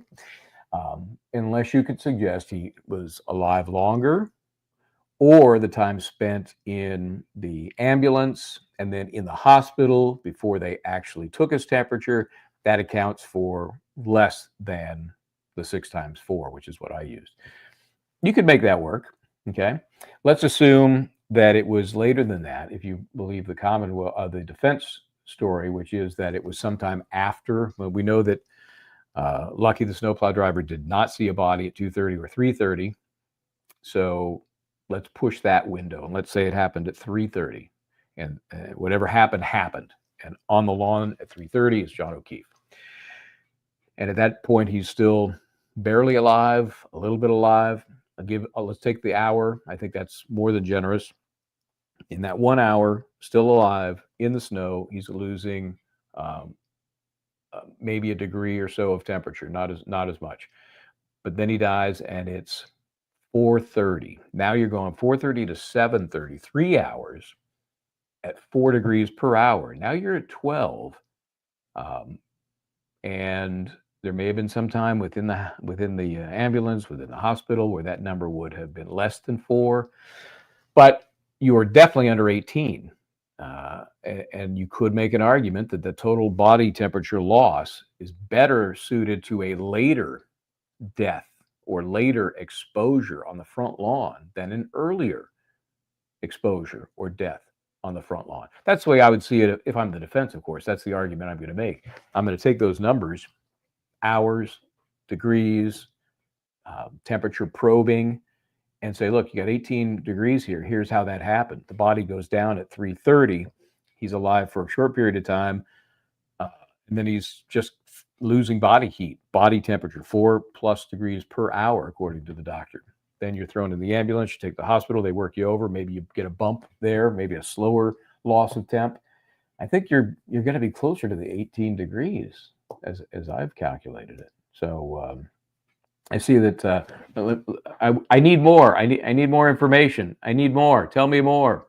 Because if we're trying to figure out how the body loses heat, temperature, I think it does mean something. I think, depends, of course, on the conditions prior to taking the temperature. But if you're taking the rectal temperature and it's 80 degrees, it means something. So I don't know. I don't know why you don't think so, Donna E. Please tell me. I think it means a lot. I don't know how they're going to argue it, but I think I could just see Brendan was working his way towards some sort of calculation that will support his position that the body was out there from 12:32 on. I think the numbers do not help the prosecution. I think the numbers make it look like he was in the snow a shorter period of time. How could that possibly be? Well, because he wasn't injured and tossed out, walked out, slipped out, fell out, got pulled out onto the front yard until at least 3 hours later, maybe more, according to Lucky, the snowplow driver. So, what are everybody's thoughts on the doctor? Did the Commonwealth make any points? Make any sort of inroads with their attempt to discredit her, to challenge her opinions? I think, and Brennan one more time allowed her to reinforce her opinion that he wasn't hit by a vehicle. Every time Brennan tried to, take a turn that would make her testimony maybe look questionable, or give her a detail that if she didn't know it would somehow help the Commonwealth, she would just turn right back around on him.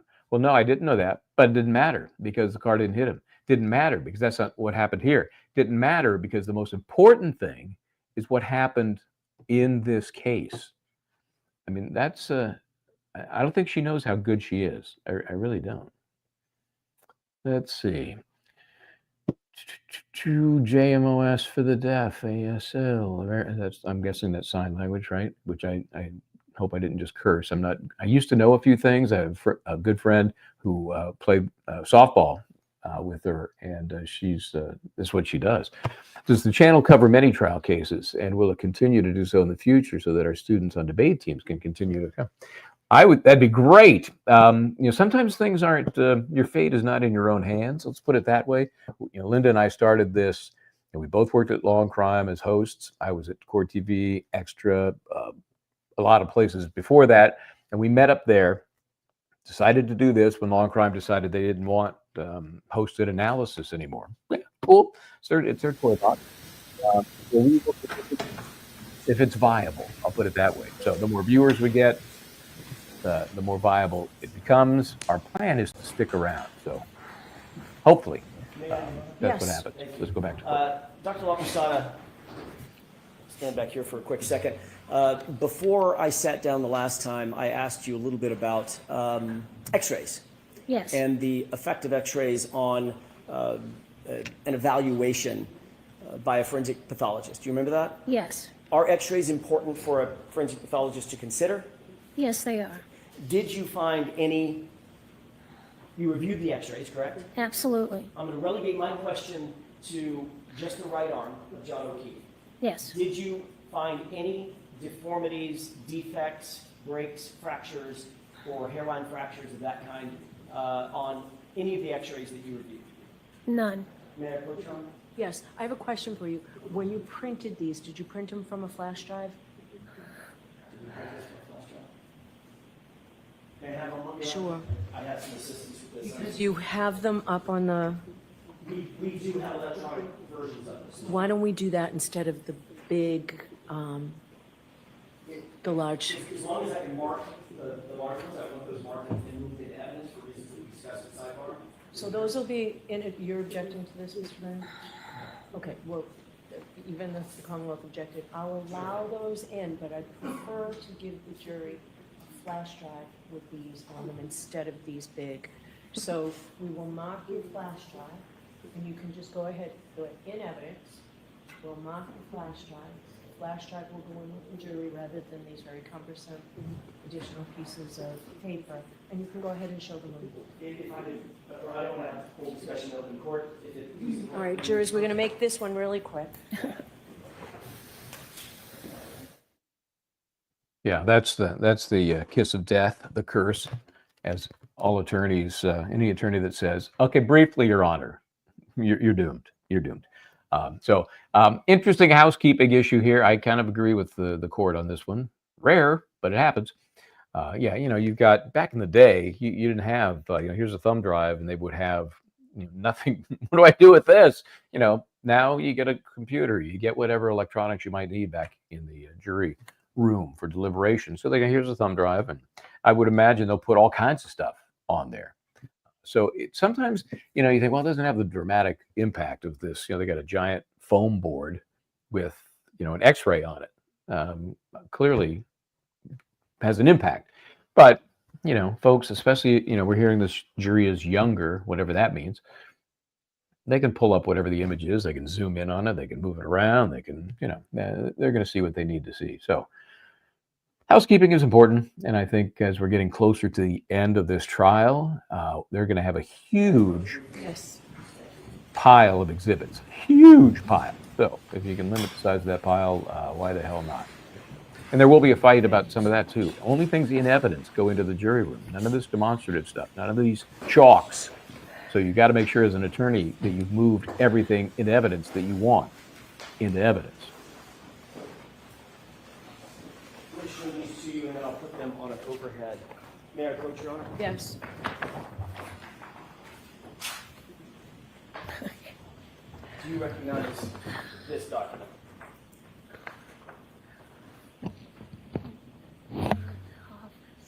Yes, I do. How do you recognize it?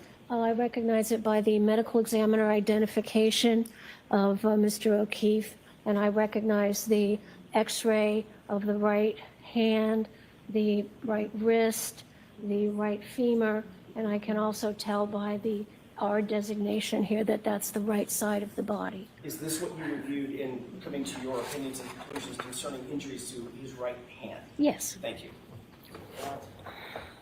So these now will mark whatever the next exhibit in A, B, and C. A, B, and C, yes, Your Honor. The HHH is now 229A.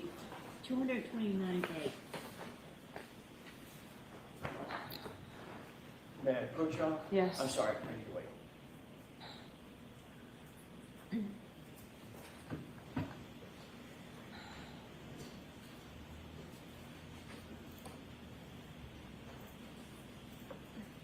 May I approach? Yes. Dr. Tues, Sure. do you recognize this document? Yes, this is a x-ray of the body of Mr. O'Keefe from the medical examiner's office. The R indicates the right side, and we see here the two bones of the arm. There's no injury to them. We see the pelvis bone. There's no injury to that bone. They're perfectly normal, and there's no abnormal soft tissue swelling. It's a normal right arm. Thank you. I may have this marked as next in order B. That may obviate the need to put it up, right? It could.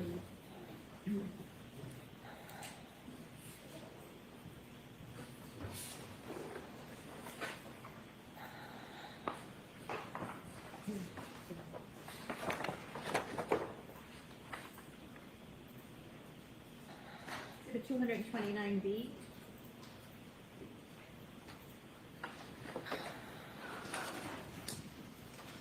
May I? Yes. Thank you. Doctor, do you recognize this document? Yes, this is another x-ray at the medical examiner's office of Mr. O'Keefe. And again, it shows the right side. We see some of the ribs there. We see the shoulder and the humerus, the upper arm bone. And the upper arm bone is totally normal. There's no soft tissue swelling around it. There's no breakage or microfractures. Thank you, Doctor. With the court's permission, next in order, sub C is in Charlie. Yes.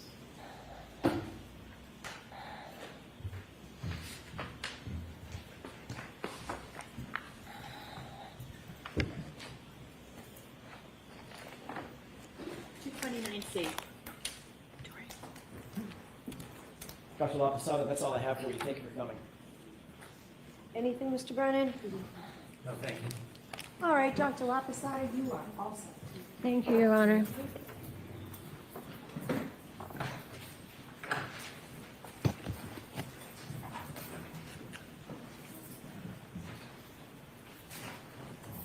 All right. You're all set.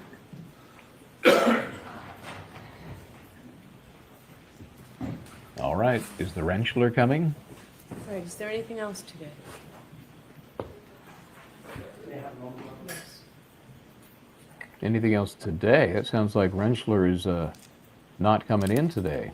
They may have excused him or did not request he be there today because they didn't think they'd get to him. Ah. Jurors, feel free to stand up and stretch. Okay, so the jury's still in, right? And the judge has just said anything else today, suggesting there's not another witness standing by. So, you know, sometimes it's a money thing, especially for the defense. You know what it costs to have experts just milling about, waiting for their turn? It's a lot. That's a lot of money. I mean, most of these experts are making thousands a day. You know, especially, I think probably the top of the heap from those we've heard in this trial would be Dr. Wolfe, the neurosurgeon, the brain surgeon from Miami. Guy could be making, you know, 5,000 just to, you know, say his name. So, yeah, so they probably thought, based on the way things were going, we're not going to get through Dr. LaPosada, or we're going to get through with her so late. I'm not going to have Rentschler just sitting here cooling his heels. We'll have him first thing in the morning. So this, I'm guessing, is more housekeeping type scheduling question. With the court's permission, I would ask the court to invite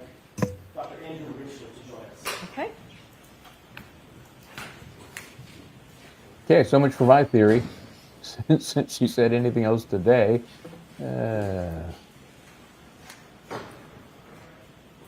Dr. Rentschler. Remember, he's the ARCA guy, testified before. He and Dr. Wolfe with the E split duties, basically. When they were working for the FBI, they were asked to look into this case. Then, after the first trial, they were retained by the defense, which became a huge stink and reason for pearl clutching on behalf of Judge Babb, grave concerns that the defense had somehow connected with these, quote, independent witnesses. So, we've all survived that. You ever skip the court and jury in the case down here and for the truth, the whole truth, and nothing but the truth, so help you God? I do. And it really, in huge degree, this case comes down to what this guy is about to say about the cause of the injuries to John O'Keefe. All right, Mr. Jackson, whenever you're ready. Thank you, Your Honor. Sir, could you please, pull that to you. You're a little on the tall side. Pull that to you right up under your chin if you can. And in a nice, clear voice, tell the jurors your name and spell your last name for us, please. Dr. Andrew John Rentschler, Rentschler. Sir, what do you do for a living? I'm a biomechanist, a biomechanical engineer, and an accident reconstructionist. Where do you work? I work for a company called ARCA LLC. Tell us a little bit about ARCA. What is ARCA? ARCA is an engineering consulting firm. So we do litigation type work, both civil and criminal, where we look at, for instance, I do biomechanics. So I look at injury causation in different types of events, motor vehicle accidents, pedestrian, automobile incidents, sports related injuries, industrial accidents. We also do accident reconstruction, as well as all types of really forensic type engineering. And we also do R&D, research and development, for private and governmental entities. What's your current title? I'm a vice president and director of biomechanics for the Midwest Division. The director position that you hold, that's the official position at ARCA? That's correct, yes, sir. How are you ARCA's senior biomechanist? I'm one of them, yes. And how long have you held the position of director of biomechanics and human factors? It's been at least 5 years. I don't recall exactly how long. What exactly does is it biomechanist or biomechanist? Biomechanist, yeah. All right, I'll get it right by the time we're finished. What is a biomechanist? What do you do? So a biomechanist really looks at the human body, and we look at the response of the human body to forces and accelerations. We apply traditional engineering, but to the human body. So a mechanical engineer, for instance, might look at a piece of steel, and you know the dimensions and size of the steel. If you apply a force in a certain direction with a certain magnitude, that steel will bend and eventually it'll break. Was a biomechanist or biomechanical engineer, I do the same thing, but I look at the human body. How much force has to be applied in what direction to get a specific type of injury, whether it's a fracture of your humerus, a concussion, intervertebral disc injury. Any type of injury has what we call an injury mechanism. So we look at the response of how the body reacts to forces in different environments.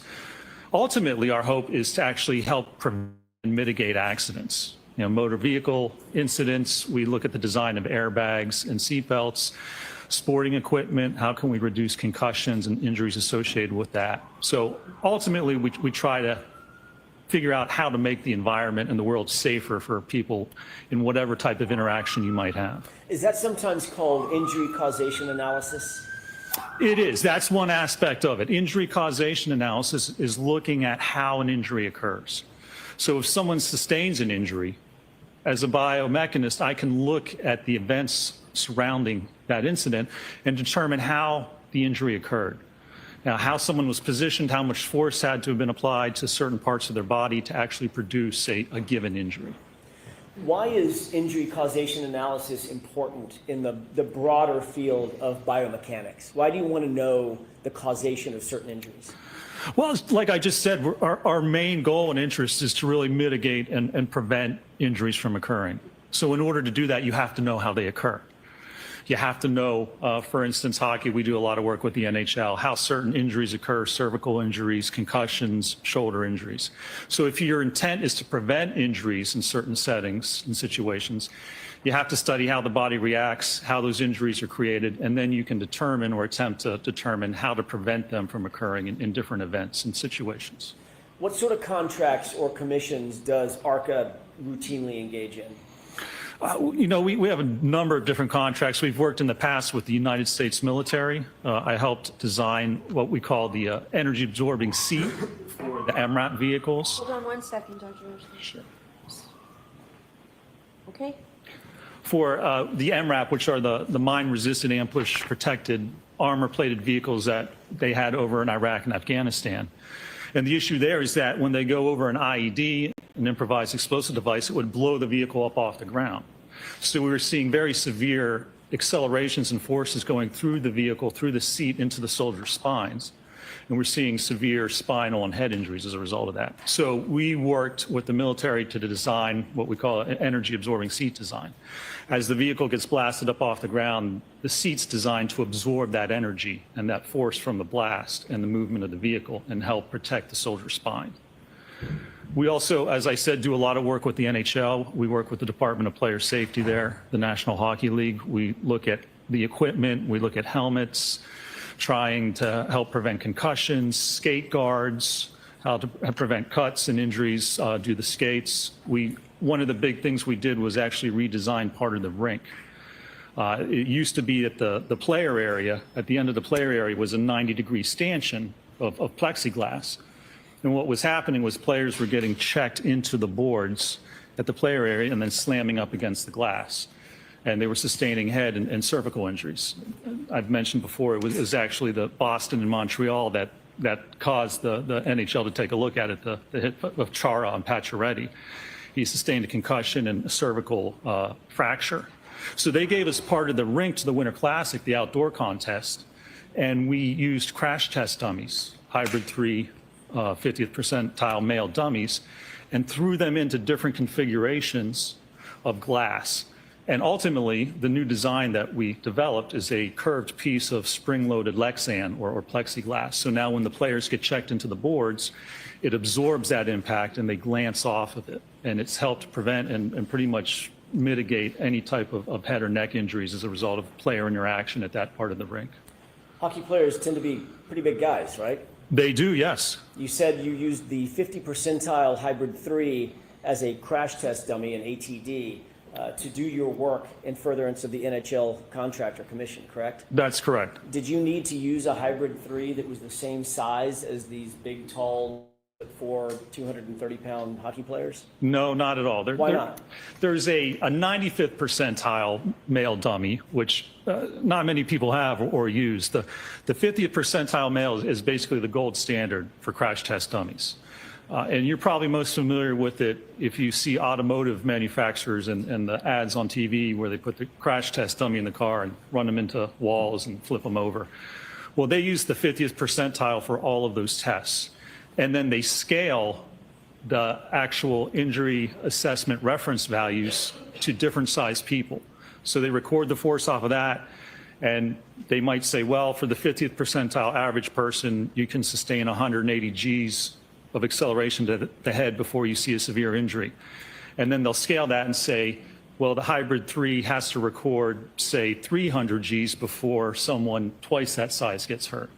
So you just use one size dummy and then you scale that to whatever size person you're looking at or you want to actually investigate. Is that undertaking of mathematical scaling, is that an industry standard in biomechanics? Absolutely. And I mean, it's set forth in NHTSA, the National Highway Traffic and Safety Administration. They set, well, the government sets the Federal Motor Vehicle Safety Standards, and that's all the crash tests that vehicles have to go through. And during those tests, they have to ensure that the values on the dummy, on the head, on the neck, on the spine, on the arms are below certain values to ensure that they're safe at specific speeds. And they scale, they have certain papers, a lot of papers actually, which talk about scaling the values for different size people. Is that an accepted methodology in the scientific community? Oh, it certainly is, yes, sir. Dr. Rentschler, do you specialize in any particular research and analysis at ARCA to evaluate the relationships between crash injuries and crash forces? I do, yes. What about kinematics? Kinematics is one of the specialties, yes, sir. Fancy word, probably nobody knows. I didn't know it before I met some of the folks involved in this case. What does kinematics mean? Kinematics is just motion of the human body. So it's looking at how the body moves in different situations. Whether you're in a vehicle and it hits a wall, how does your body move? It moves forward. Will it load into the seatbelt? Does the airbag deploy? Or if you're a pedestrian and you're struck by a car, how does the body move as a result of that interaction? That allows us to look at the loading to the body. Forces are exerted on someone's body because their body's loaded by different objects or different forces. So kinematics is one of the first steps. If you're going to look at injury causation, you have to determine the kinematics of an event. What are human tolerances? Human tolerance is really just looking at how much force it takes to cause an injury. So there's been generations of testing to look at different forces. For instance, the humerus, the upper bone in your upper arm. How much force does it take to cause that fracture? They've tested the cadaver bones. There's a lot of research for decades out there looking at different parts of the body, the ulna, the radius, the two bones in your forearm, skull fractures. Almost any type of injury, again, has an injury mechanism, and in order to determine how it occurs, we have to look at tolerance. How much force can the body withstand before you start to see a specific injury occur? Doctor, how long have you worked at ARCA? I've been with ARCA now for about 17 and a half years. How many cases have you been a part of in terms of investigating or conducting crash injury analysis? Over my whole career, probably thousands of cases. I've been doing this since 2004, so for about 21 years total. Dr. Rentschler, are you able to estimate how many of those cases that you just talked about, those potentially thousands of cases, have involved motor vehicle pedestrian circumstances? Oh, I'm sure over the year there's been hundreds of cases. A lot of them are motor vehicle accidents, but certainly a large percent's automobile pedestrian type impacts. What education, training, and background qualifies you to perform the duties that you just told us about as the Director of Biomechanics and Human Factors at ARCA? Well, I got my BS in mechanical engineering with a minor in biomedical engineering from Carnegie Mellon University in 1995. I then went on to get my master's in bioengineering and biomechanics from the University of Pittsburgh in 2002. And then I got my PhD in bioengineering and biomechanics from the University of Pittsburgh in 2004. 2004. 4. Thank you. Are you a member of any professional associations associated with your field? I'm a member of SAE, the Society of Automotive Engineers, as well as the American Society for Mechanical Engineers, ASME. Are you also a reviewer for an outfit called Archives of Physical Medicine and Rehabilitation in Biomechanical Engineering? I have. I've done peer-reviewed articles for those journals before, yes, sir. When you say peer-reviewed articles, you're the peer reviewer? That's right. If you want to submit a scientific article to a journal, you'll write that manuscript and then submit it to the journal, and then they'll send it out to other experts or peers in that same field, probably 3 others normally. And then they'll review that transcript, send it back with any suggested revisions. And then usually the author will make changes, send it out again, and that's how it gets accepted. Usually it goes through several different iterations before a paper is actually published. Have you received any additional training following your PhD, formal training or otherwise, in the field of biomechanics? I have, yes. Describe some of that for us, please. Throughout the years, I've taken classes through the NTSB, National Transportation Safety Board, as well as SAE, as I said, Society of Automotive Engineers, and at different universities, Virginia Tech, different seminars and classes with respect to biomechanics. Is that normal to, even for someone at your education level, a PhD, to take continuing education to stay up on issues in your field? It is. You take continuing education and then also just working with your peers. And when you work in a certain company, for instance, at ARCA, we don't do just litigation. We do the research and development. We have an epic sports branch at ARCA where we look at sports performance of athletes, how to help them perform better, whether you're a baseball player or volleyball player. So it's really the experience and the work that you do that also helps keep you up to date with technology and the different aspects of that field. Does some of that additional education include biomechanics of high-impact injuries that was offered by the NTSB? Yeah, that's correct, yes. Methodology and techniques of crash data retrieval offered by IPTM? Correct, yes. What is the IPTM? That's the Institute for Police Technology and Management. It's actually a school down in Jacksonville, Florida, that offers basically vehicle crash reconstruction and biomechanical classes. What about human factors in traffic crash reconstruction, also offered by the same outfit? Yes.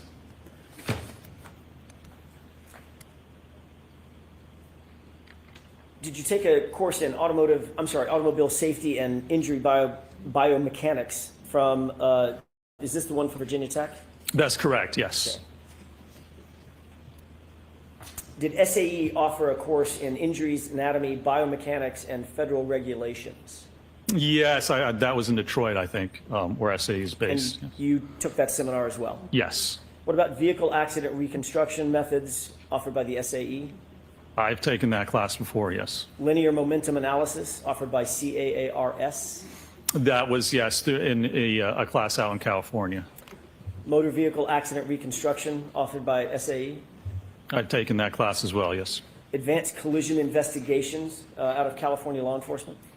Yeah, I believe that was a 2-week class I took. That's the introductory class that they give to the sheriff's department and police officers out in California. And what about the post-collision passenger vehicle inspection and seatbelt analysis offered by CARS, C-A-A-R-S? I've taken that as well, yes, sir. Have you published in peer-reviewed articles and book chapters? You said you were a reviewer. Have you actually published yourself along with you and your colleagues? I have published, and that was mainly when I was in graduate school, doing graduate work. I worked at the Human Engineering Research Lab. We helped people with disabilities, so we looked at people in wheelchairs, manual wheelchair users, looked at the forces acting on the arms, how to help reduce injuries, rotator cuff tears, carpal tunnel syndrome, things such as that. So I did publish primarily when I was in graduate school at the University of Pittsburgh. When you were in graduate school, approximately how many publications did you participate in, either yourself or with colleagues? Probably 10 or 12 papers, and then some abstracts, and I believe a book chapter as well. Have you been qualified in other courts to testify as an expert in the area of biomechanics and accident reconstruction? I have, yes. Approximately how many times? Oh, I've testified throughout my career probably over 150 times in both state and federal courts throughout the country. I want to talk to you for a second, Dr. Rentschler, about how you began working on this particular case, the case that's before the bench. When were you initially retained in connection with this case?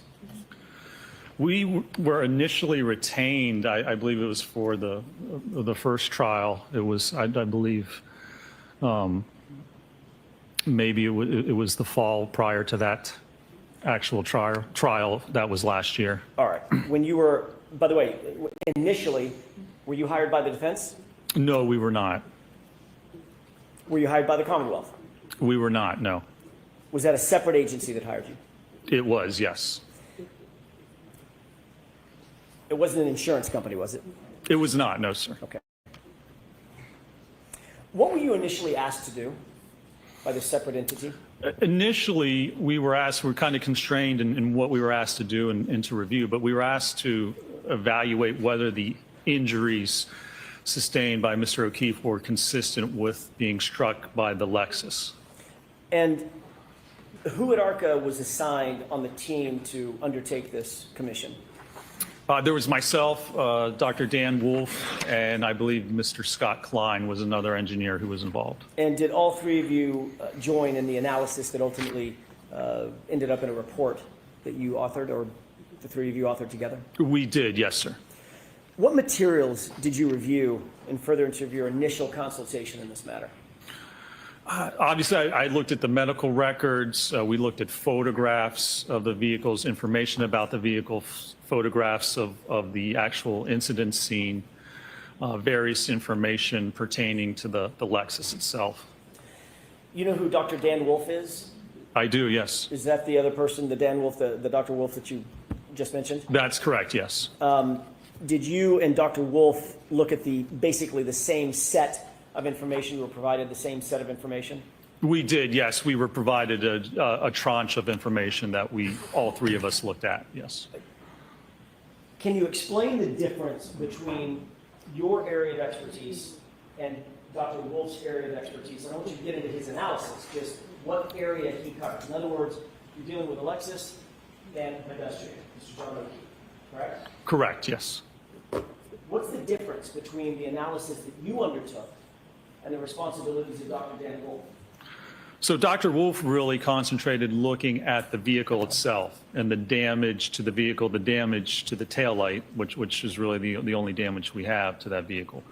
And so his analysis pertained to evaluating the force associated with producing that damage, what's consistent with causing that type of fracture and damage to the taillight itself. Whereas my part of the investigation was really looking more at the injuries and looking at Mr. O'Keefe and his kinematics and his alleged or any interaction between him and the vehicle, and whether that would be consistent with his injuries as well as the damage that we see to the Lexus as evaluated by Dr. Wolfe. Did you ultimately issue a report, an initial report summarizing your opinions and your conclusions following your analysis? We did, yes, sir. About when was that report issued? I believe it was sometime in February. February of what year? It would have been February of last year, Okay, 2024. 2024, okay, Correct. thank you. Were you able to provide an analysis, given the information that you had, were you able to provide an analysis for the biomechanical aspect of the analysis of the case? I was, yes, sir.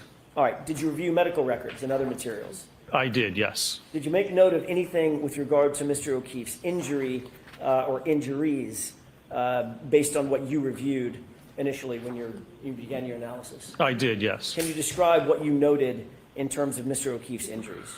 There were really just two basically different areas of injury. There was injury to the head. There was a laceration on the rear kind of right occipital region of the head, which resulted in fractures, an occipital skull fracture, which is the rear part of your skull, as well as basilar skull fractures that propagated up through the skull. And then there were injuries which were noted or diagnosed to be superficial abrasions along his right arm. What is a subscapular hemorrhage? Subscapular is? Yes. Yeah. With respect to the head, is that what? Yes. As it relates to the head. Yes. Well, so when we talk about there's subarachnoid, there's pia hemorrhages, but basically they're hemorrhages, and scapular is hemorrhage under the scalp, but above the skull. So subdural is within on the surface of the brain, but scapular means that it's a hematoma or bleeding that occurs under the scalp but above the actual skull. Did you note subscapular hemorrhage in your analysis of Mr. O'Keefe's injuries? There was, yes, I believe there was extensive subscapular hemorrhaging. What about skull fractures? There were, as I described, occipital skull fracture in the back of the skull that then propagated forward the calvarium as well as the basilar or the base of the skull. You mentioned subdural hemorrhage as one of the issues that you would look at normally. Did you note whether Mr. O'Keefe suffered from subdural hemorrhage? He did, yes. He had sustained subdural hemorrhage as a result. And also subarachnoid hemorrhage? Correct, yes. What about bilateral orbital ecchymosis? He did, yes, bruising along the eyes, basically. What does bilateral mean? Both? Bilateral means left and right, correct. Did you note a 1 centimeter or approximately 1 centimeter laceration to the upper right eyelid? There was, yes, 1 centimeter, yeah, and so, you know, that's a little less than half an inch laceration right above the right eye. What about abrasions to the anterior and left aspect of the nose? There were some abrasions on the nose, and then I believe a few lacerations as well. Laceration on the right anterior tongue? The tongue was lacerated, yes. You noted, with regard to one of Mr. O'Keefe's extremities, abrasions along that extremity. Superficial abrasions, that's correct, sir. Describe which arm we're talking about and what part of the arm. It was the right arm, and it was from the forearm up towards the top of the shoulder. And there were various abrasions, what were diagnosed as superficial abrasions along that kind of posterior aspect of the arm, the elbow, forearm, and the upper arm. When you undertake an analysis, do you use biomechanics and kinematics both to try to evaluate whether or not a specific set of injuries are consistent or inconsistent with a proposed set of facts? Or I guess I'll just leave it there, a proposed set of facts. Yeah, I mean, those are basic steps to look at how an injury occurs. I mean, first you have to identify the injury, and that's by looking at the medical records and determining what the diagnosed injuries are. And then you have to determine the kinematics and the kinetics associated with a certain event. So how did the person move? How was their body moved? Did they interact with anything? And how did that result in loading or force being applied to the body? Those are basic steps of a biomechanical injury causation analysis. How did you go about undertaking those steps in this particular case? So in this particular case, we looked at how those injuries are actually produced or created. So occipital skull fracture, you need a sufficient force. You need a force of around maybe 1,400 or 1,600 pounds applied at the back of the skull to actually cause a fracture like that. The abrasions, superficial abrasions, and an abrasion is basically rubbing or scraping or friction that kind of scrapes away the top part of your skin, the epidermis. You have the epidermis, the dermis, and then the hypodermis. An abrasion is just gets into the top epidermis and doesn't get any farther. Laceration is an actual tearing or ripping of the skin, usually down past the epidermis into the dermis. And so that takes either a blunt object or a sharp edge, depending on whether it's an incision or laceration, to actually produce that type of an injury. Did you look at patterns of injuries on Mr. O'Keefe? Yes. Did you also, the other side of that handshake, did you also look at damage to the vehicle, physical damage to the Lexus? We did, yes. Our goal or what we were tasked with was to determine whether the injuries are consistent with the damage to the car. So clearly, you look at how these injuries are created, what injury mechanism you need to produce them, and then you look at the damage to the car. Can you line up contact between where those injuries occurred and how they occurred with damage to the vehicle? What kind of materials did you review, in addition to, I'm guessing, photographs? Photographs, yes, autopsy photographs, as well as photographs of the vehicle and the damage to the Lexus. What about medical records, hospital records, things of that nature? Absolutely. That's the first step, looking at the injuries to find what the injuries are, what are the diagnosed injuries, as well as it's important to determine what injuries don't exist, because that's also helpful in determining whether certain impacts may or may not have actually occurred. Did you receive a full file from the medical examiner's office in this case? I did, yes, sir. Did you also receive police reports, follow-up reports, witness statements, things of that nature in this case? We did, yes. Did you receive any data concerning the vehicle itself, contained either in police reports or follow-up reports or expert reports? We did, yes. Mr. Jackson, I'm just going to ask you to slow down the cadence of your voice a little bit. It's late in the day and I'm doing it again, aren't I? I'll slow down. I forgot where I left off, but let me ask you sort of openly, was there anything else that you considered and analyzed in at least building a data in which you would build an analysis? Well, yeah, I mean, we review all the materials that are provided to look at all the injuries, to look at all aspects of the vehicle, damage to the vehicle, information about what the vehicle may have been doing. Any other evidence that may help contribute to looking at what either caused the injuries or what may or may not have caused the damage to that vehicle. When you and your teammates undertook this analysis, did you even know who we were?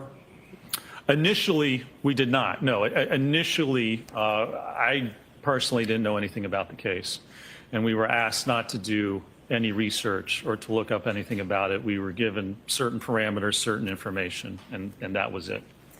Did you follow those instructions? I did, yes. The undertaking, the analysis that you did, was it in keeping with the accepted methodology or methodologies in your field of engineering? It was, yes. Did you ultimately reach some opinions and conclusions based on that initial investigation or analysis?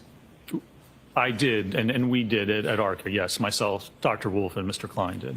Did you reach any opinions or conclusions with regard to the force required to produce the occipital skull fracture that you noted with Mr. O'Keefe, his head being struck by the rear tail lamp of the subject Lexus? I did, yes. Tell me what those opinions and conclusions were. Well, again, we determined by looking at research and tolerance values that it would take about 1,400 to 1,600 pounds of force to cause an occipital skull fracture. Now, we were tasked with looking at, again, could that result from impact with the car? So one of the things we did is we took a head form, the head from a dummy basically that's instrumented with accelerometers, and we dropped it onto a taillight cover to attain a speed of 15 miles an hour. And so that would be comparable to the vehicle striking the head at 15 miles an hour. And I concluded a few things from that. A, that the force wasn't sufficient, or the acceleration wasn't sufficient to produce enough force to cause a skull fracture at 15 miles an hour. And also, when you look at the position and configuration of the occupant, it really wasn't possible to get a skull fracture by hitting the taillight and not sustain any other significant fractures. For instance, where the taillight's positioned to have an impact to the back of the head, you really couldn't have someone positioned in such a manner to strike just the head and not have subsequent concomitant injury to the neck or any other part of the body. So my findings with respect to the skull or the occipital skull fractures was that it likely did not occur as a result of contact, specifically with the taillight cover on the rear passenger side of the Lexus. So as to the question of whether Mr. O'Keefe suffered the occipital skull fracture as a result of being hit by the tail lamp at 15 miles an hour, were you able to scientifically rule that out? I was, yes, sir. Was that to a reasonable degree of scientific certainty? It was, yes. Did you reach any opinions or conclusions regarding the abrasions on the right arm that you noted earlier on Mr. O'Keefe's body? Yes, I believe my conclusions with respect to the abrasions are that it was inconsistent with contact to the tail light, and that not only that those injuries are inconsistent, but you would expect additional injuries, likely fractures to the hand and or the forearm, depending on the actual speed of the vehicle. Other than the expectation that you would see fractures or other damage to the arm, what was the basis for your opinion that the linear abrasions would not result from impact with a non-damaged taillight traveling in reverse? What you have to look at the kinematics associated with that, and that in order to get just superficial abrasions, that doesn't take a significant amount of force, but essentially that to have an arm contact the rear of the car, and we weren't really given any theory of how the arm contacted the car. So initially, we weren't privy to any theories or allegations of how this may occur. So just generally speaking, looking at the arm, how it would contact the car, and subsequent movement and interaction with the light cover, my opinion was that the injuries would be inconsistent, or the injuries that Mr. O'Keefe sustained on his right arm and didn't sustain would be inconsistent with actual interaction with the taillight. Doctor, were your opinions and conclusions, along with those of your colleagues, reduced to a report? They were, yes, sir. Was that report, to your knowledge, ultimately turned over to both the defense and the Commonwealth in this case? To my knowledge, it was, yes, sir. I'm going to change gears for a second and bring us forward to the spring of 2024, after February of 2024, moving into the start of 2025. Did the defense at some point reach out to ARCA and contact you and Dr. Wolfe? They did, yes. That was back in 2024 after the spring, correct? That's correct, yes. At some point, did the defense engage you specifically to testify? Yes. This year? This year? This year, meaning Yes. this trial? For this trial, yes. Okay. Yes, correct.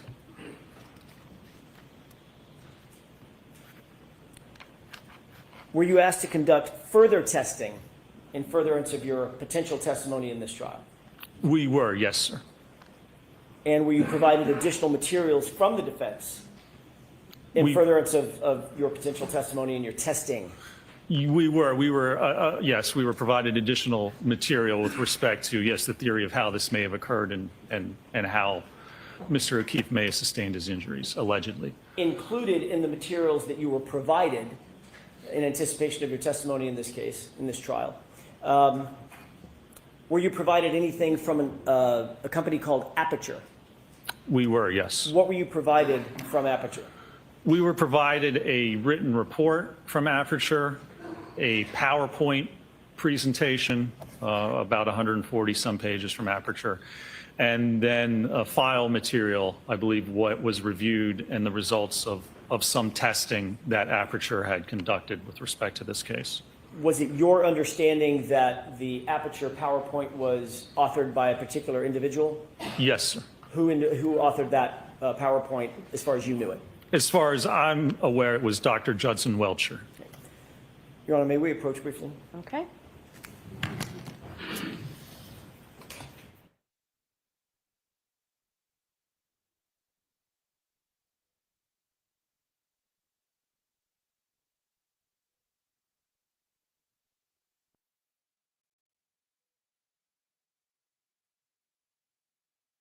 Only fan, only fan, only fan.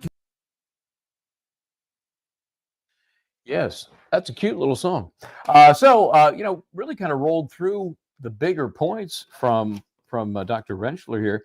I wondered, as I tick off the folks involved, obviously Wolfe, Dr. Wolfe with an E, the very popular Daniel Wolfe, as well as Andrew Rentschler working on this, but also Mr. I always forget his name, Mr. Klein. I wonder if the jury thinks, what's up with Mr. Klein? Why are we not hearing from Mr. Klein? What did Mr. Klein do or not do? Anyway, talks about the head injury. Talks about the occipital fracture. Now, occipital is the eye socket, so isn't it? So I think it's a parietal. Weren't we talking about the parietal fracture? I got to check my bones. You have the temporal, the parietal, the occipital. Anyway, I'll double check my notes. But they took a head and basically dropped it on a taillight, and by doing so decided, taillight couldn't have caused that, which is fine because I don't think there's any real argument that the head injury was caused by the taillight. But they were doing their testing. They were hired to find out what happened. And remember, the FBI was the first to hire them, so they had sort of a different set of marching orders.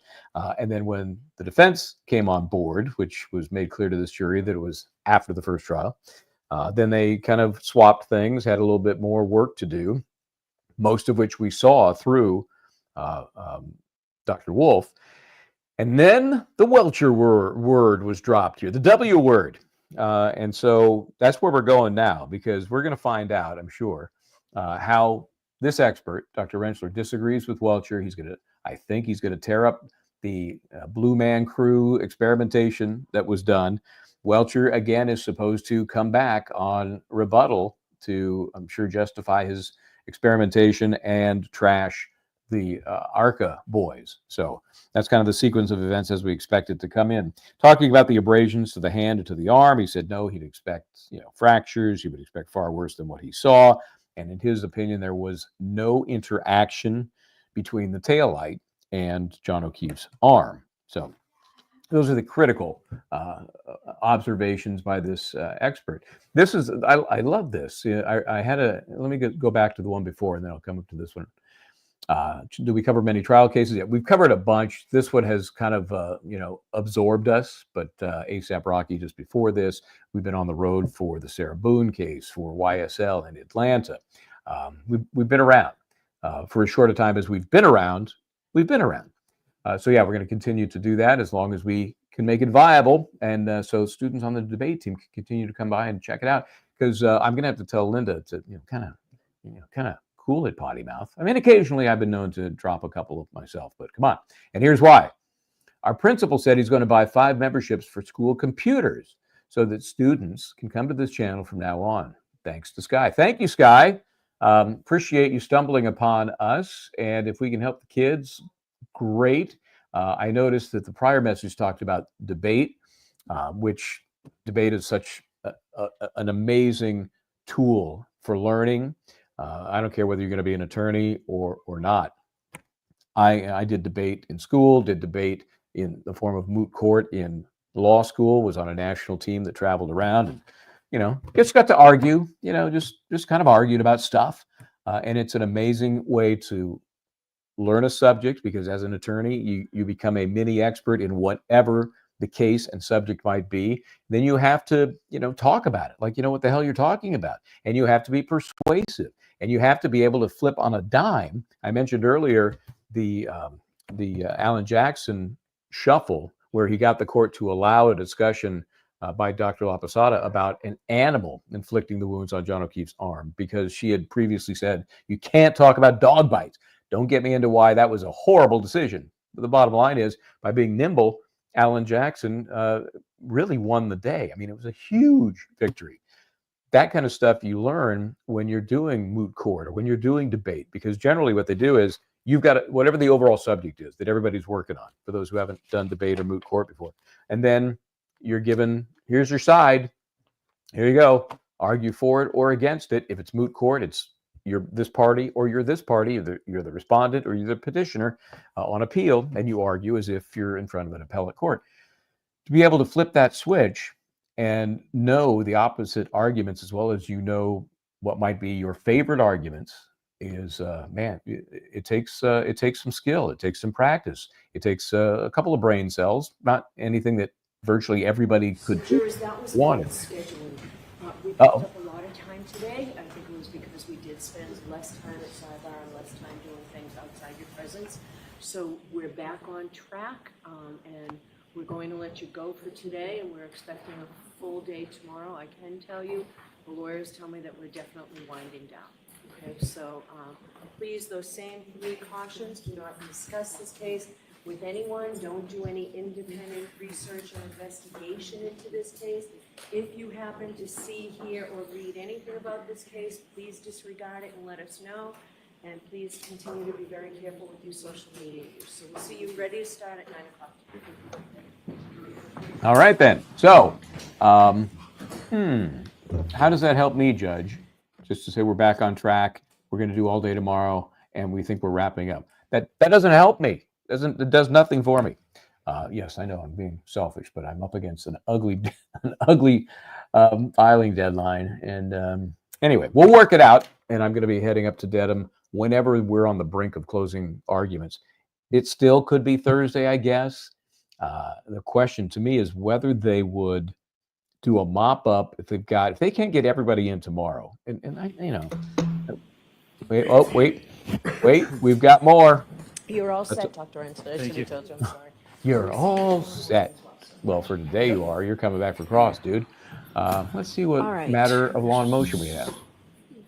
So first of all, anybody object if I give Ms. McLaughlin back the paperwork on the State of Rhode Island versus Michael Patino transcript or whatever she was giving me? Any objection to that? All right.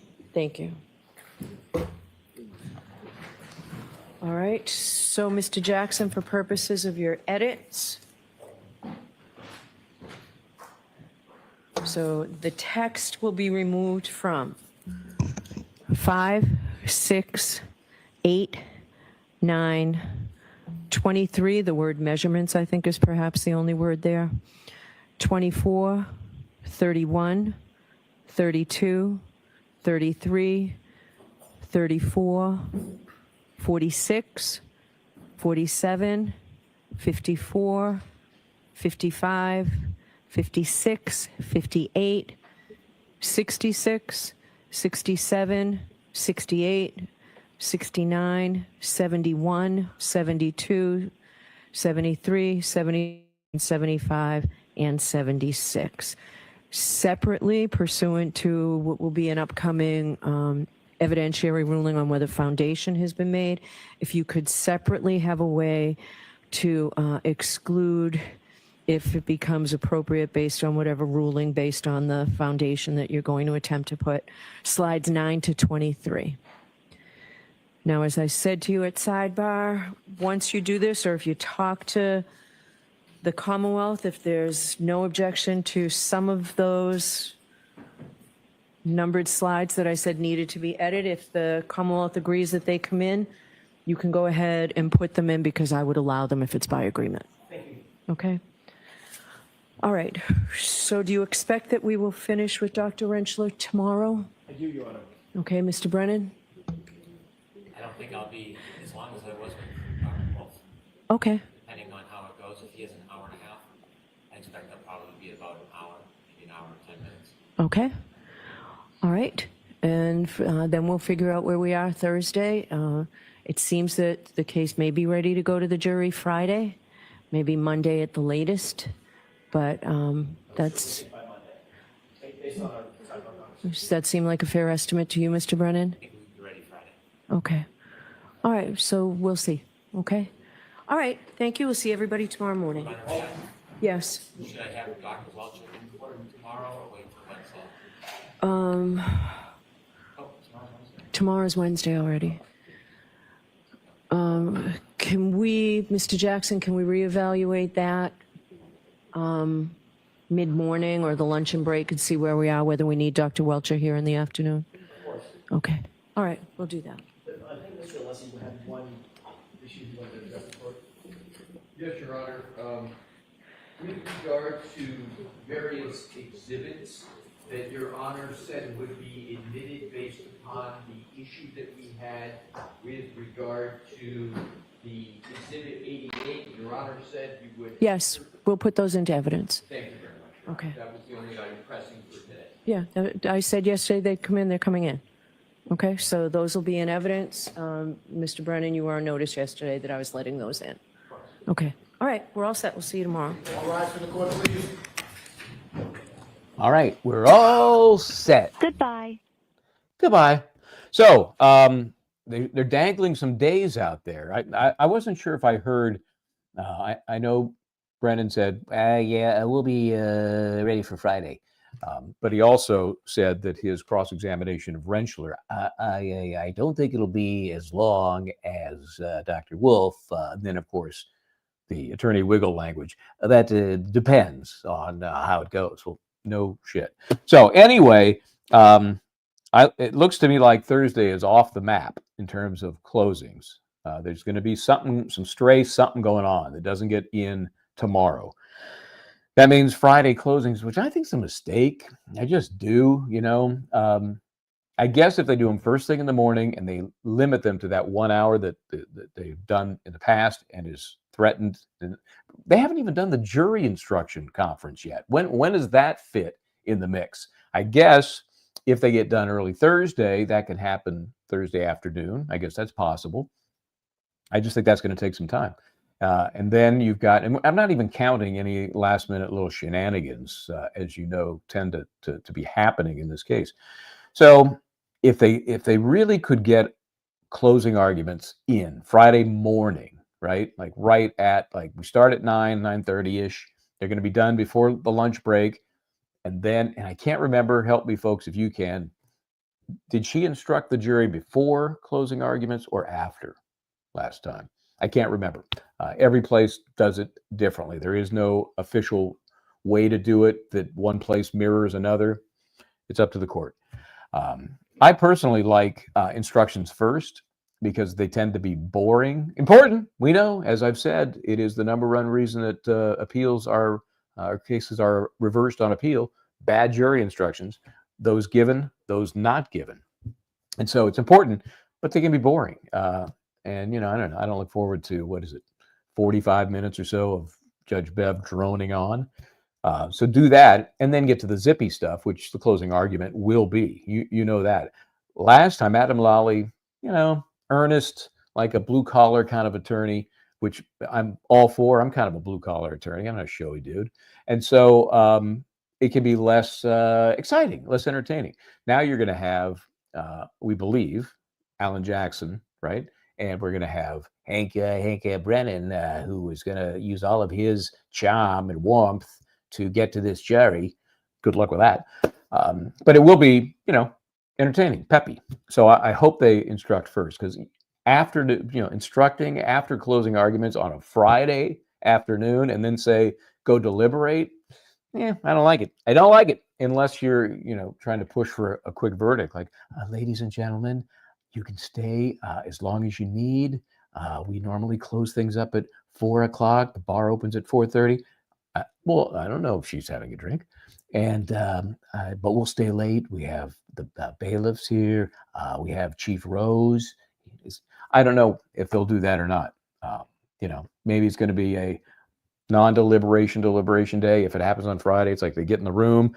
Thank God we can talk about this case. Blah blah blah, and they just start rattling it off. Remember, they have the selection process with the bingo drum. Number 32. Where they pick the court picks the foreperson, and then they put the names in the drum. We'll probably never know if actually all 17 go in there, 18 now, but one will become the foreperson.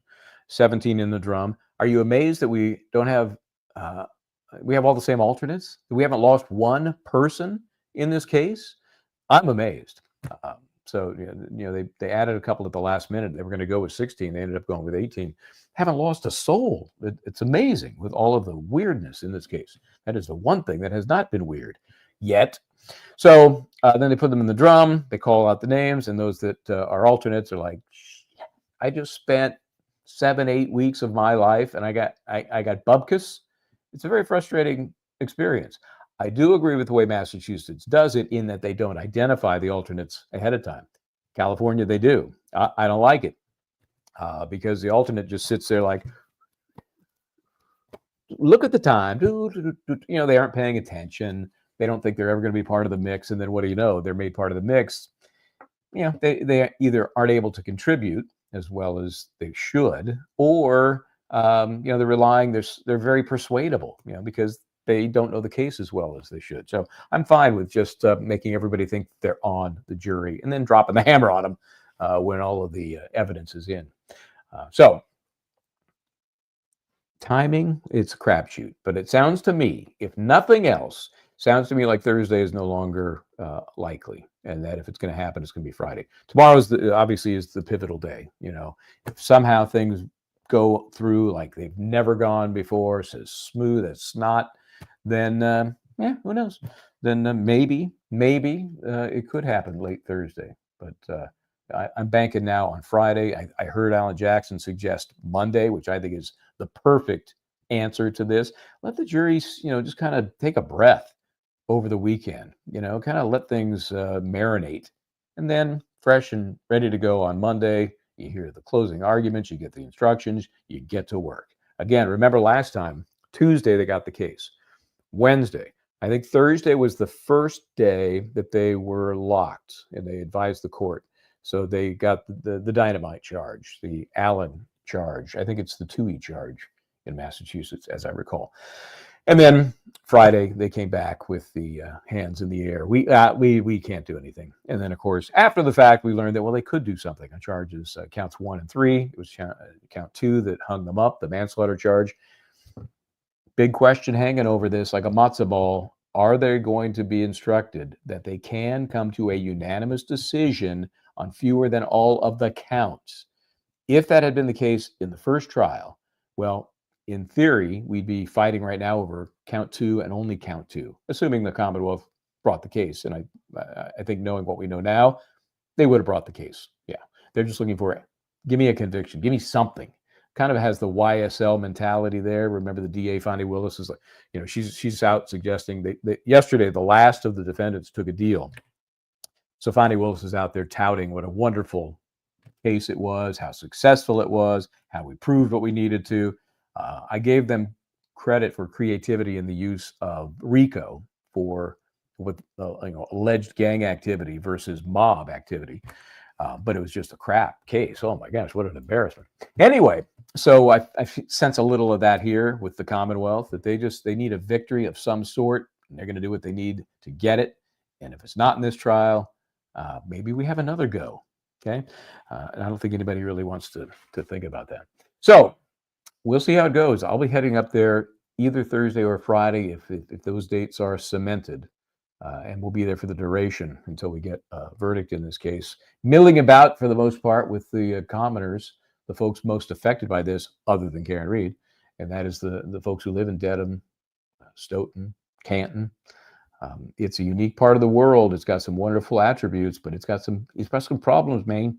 He's got some problems, and hopefully the worldwide attention this case is getting is going to bring some help to that area. Somebody needs to get in there with a broom and sweep clean. Anyway, so don't forget to join us tonight, 6 o'clock. We'll be back. I think we're going to have a guest or two. I don't know. You know, sometimes it's a crapshoot till the very end. Oh, good. There's the Stephen Plord. Is he coming on? Did we confirm that? I'm the last to know anything. Is he coming on? I guess he is, or we wouldn't have that on there. So good. Yeah, Stephen will be on. Obviously, he's buddy with a lot of the Welcher, one of them, but you know, he is the accident constructionist. Been at it for decades, and oh, good. Yeah, thank you, Missy. Just confirmed. Great. Oh, there now we're talking. Stoughton has an IKEA. There you go. That's good enough for me. I was in Portugal recently, as you may recall, following a case, and IKEA is dominant over there, in part because it's cheap. I mean, I should say it's inexpensive.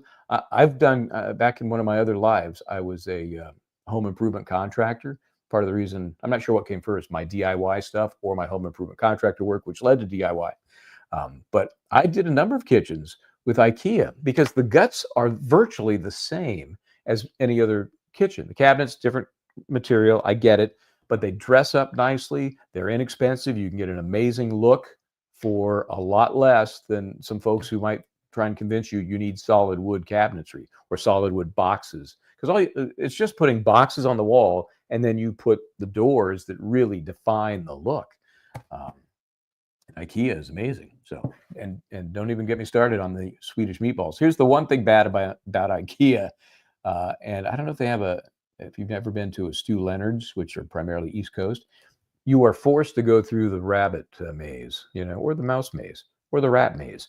You know, you can't walk in the door and go, okay, I'll see you. I'm going to go over to bathroom goods. I'll see you over there in kitchen. No. You have to go through the entire maze all the way around until, you know, I came out the end and I have 82 things I didn't need. So amazing marketing. But I went in there looking for some targeted things, not Target, some IKEA things. And that's a very difficult store to shop in if you're looking for very specific things. It's great if you just, I'm on a tour. I'm on a shopping tour. Anyway, yes, that's right. The meatballs and hot dogs, they are so good. Swedish meatballs. Who would know better than IKEA about the Swedish meatballs? You got to get, Candace, you got to get to the IKEA. Just, it is a marvel in marketing. It really is. And you know, the instructions, who came up with those? You know, they're just like guys, like little men. And they have pictures of the nuts and the bolts. 90% of the time, you kind of can see what they're trying to. Sometimes it's a mystery, and there's nothing to help you unless you read. if you read the drawings, I guess if you know, yeah, ignore the arrows. So you're one of those people, Michelle James, whose name is very, you know, you're like 2 letters off my name. Yeah, you know what happens? And I did this because I had to go find stuff, and I was going upstream a lot. You get weird looks. You get looks from people like, what the hell are you doing? You know, do you see the arrow? You need to be going this way. They've got people programmed. It's kind of frightening. Remember the movie Midnight Express? You remember that? When Brad Davis was playing the title character, and one of the things they did in the prison as an exercise yard was they all walked in a circle. I think it was counterclockwise. No, it was counterclockwise. They'd all walk in a circle, just like The Walking Dead. And one day he decided to go the opposite direction, and they were all just trying to push him to turn him around. That's IKEA. So be careful if you go there. Anyway, I've digressed enough. Let me get the hell out of here. We'll be back at 6 o'clock. Sounds like we have Stephen Plord, who will talk about the accident reconstruction issues, the Rentschler testimony, which is it's mid now. We haven't finished direct, and we'll have cross coming up tomorrow, and then we'll really get a very, very good idea how this thing is going to play out as the week hits mid-level, and then couple of days. Is it going to be closings on Friday? I don't know.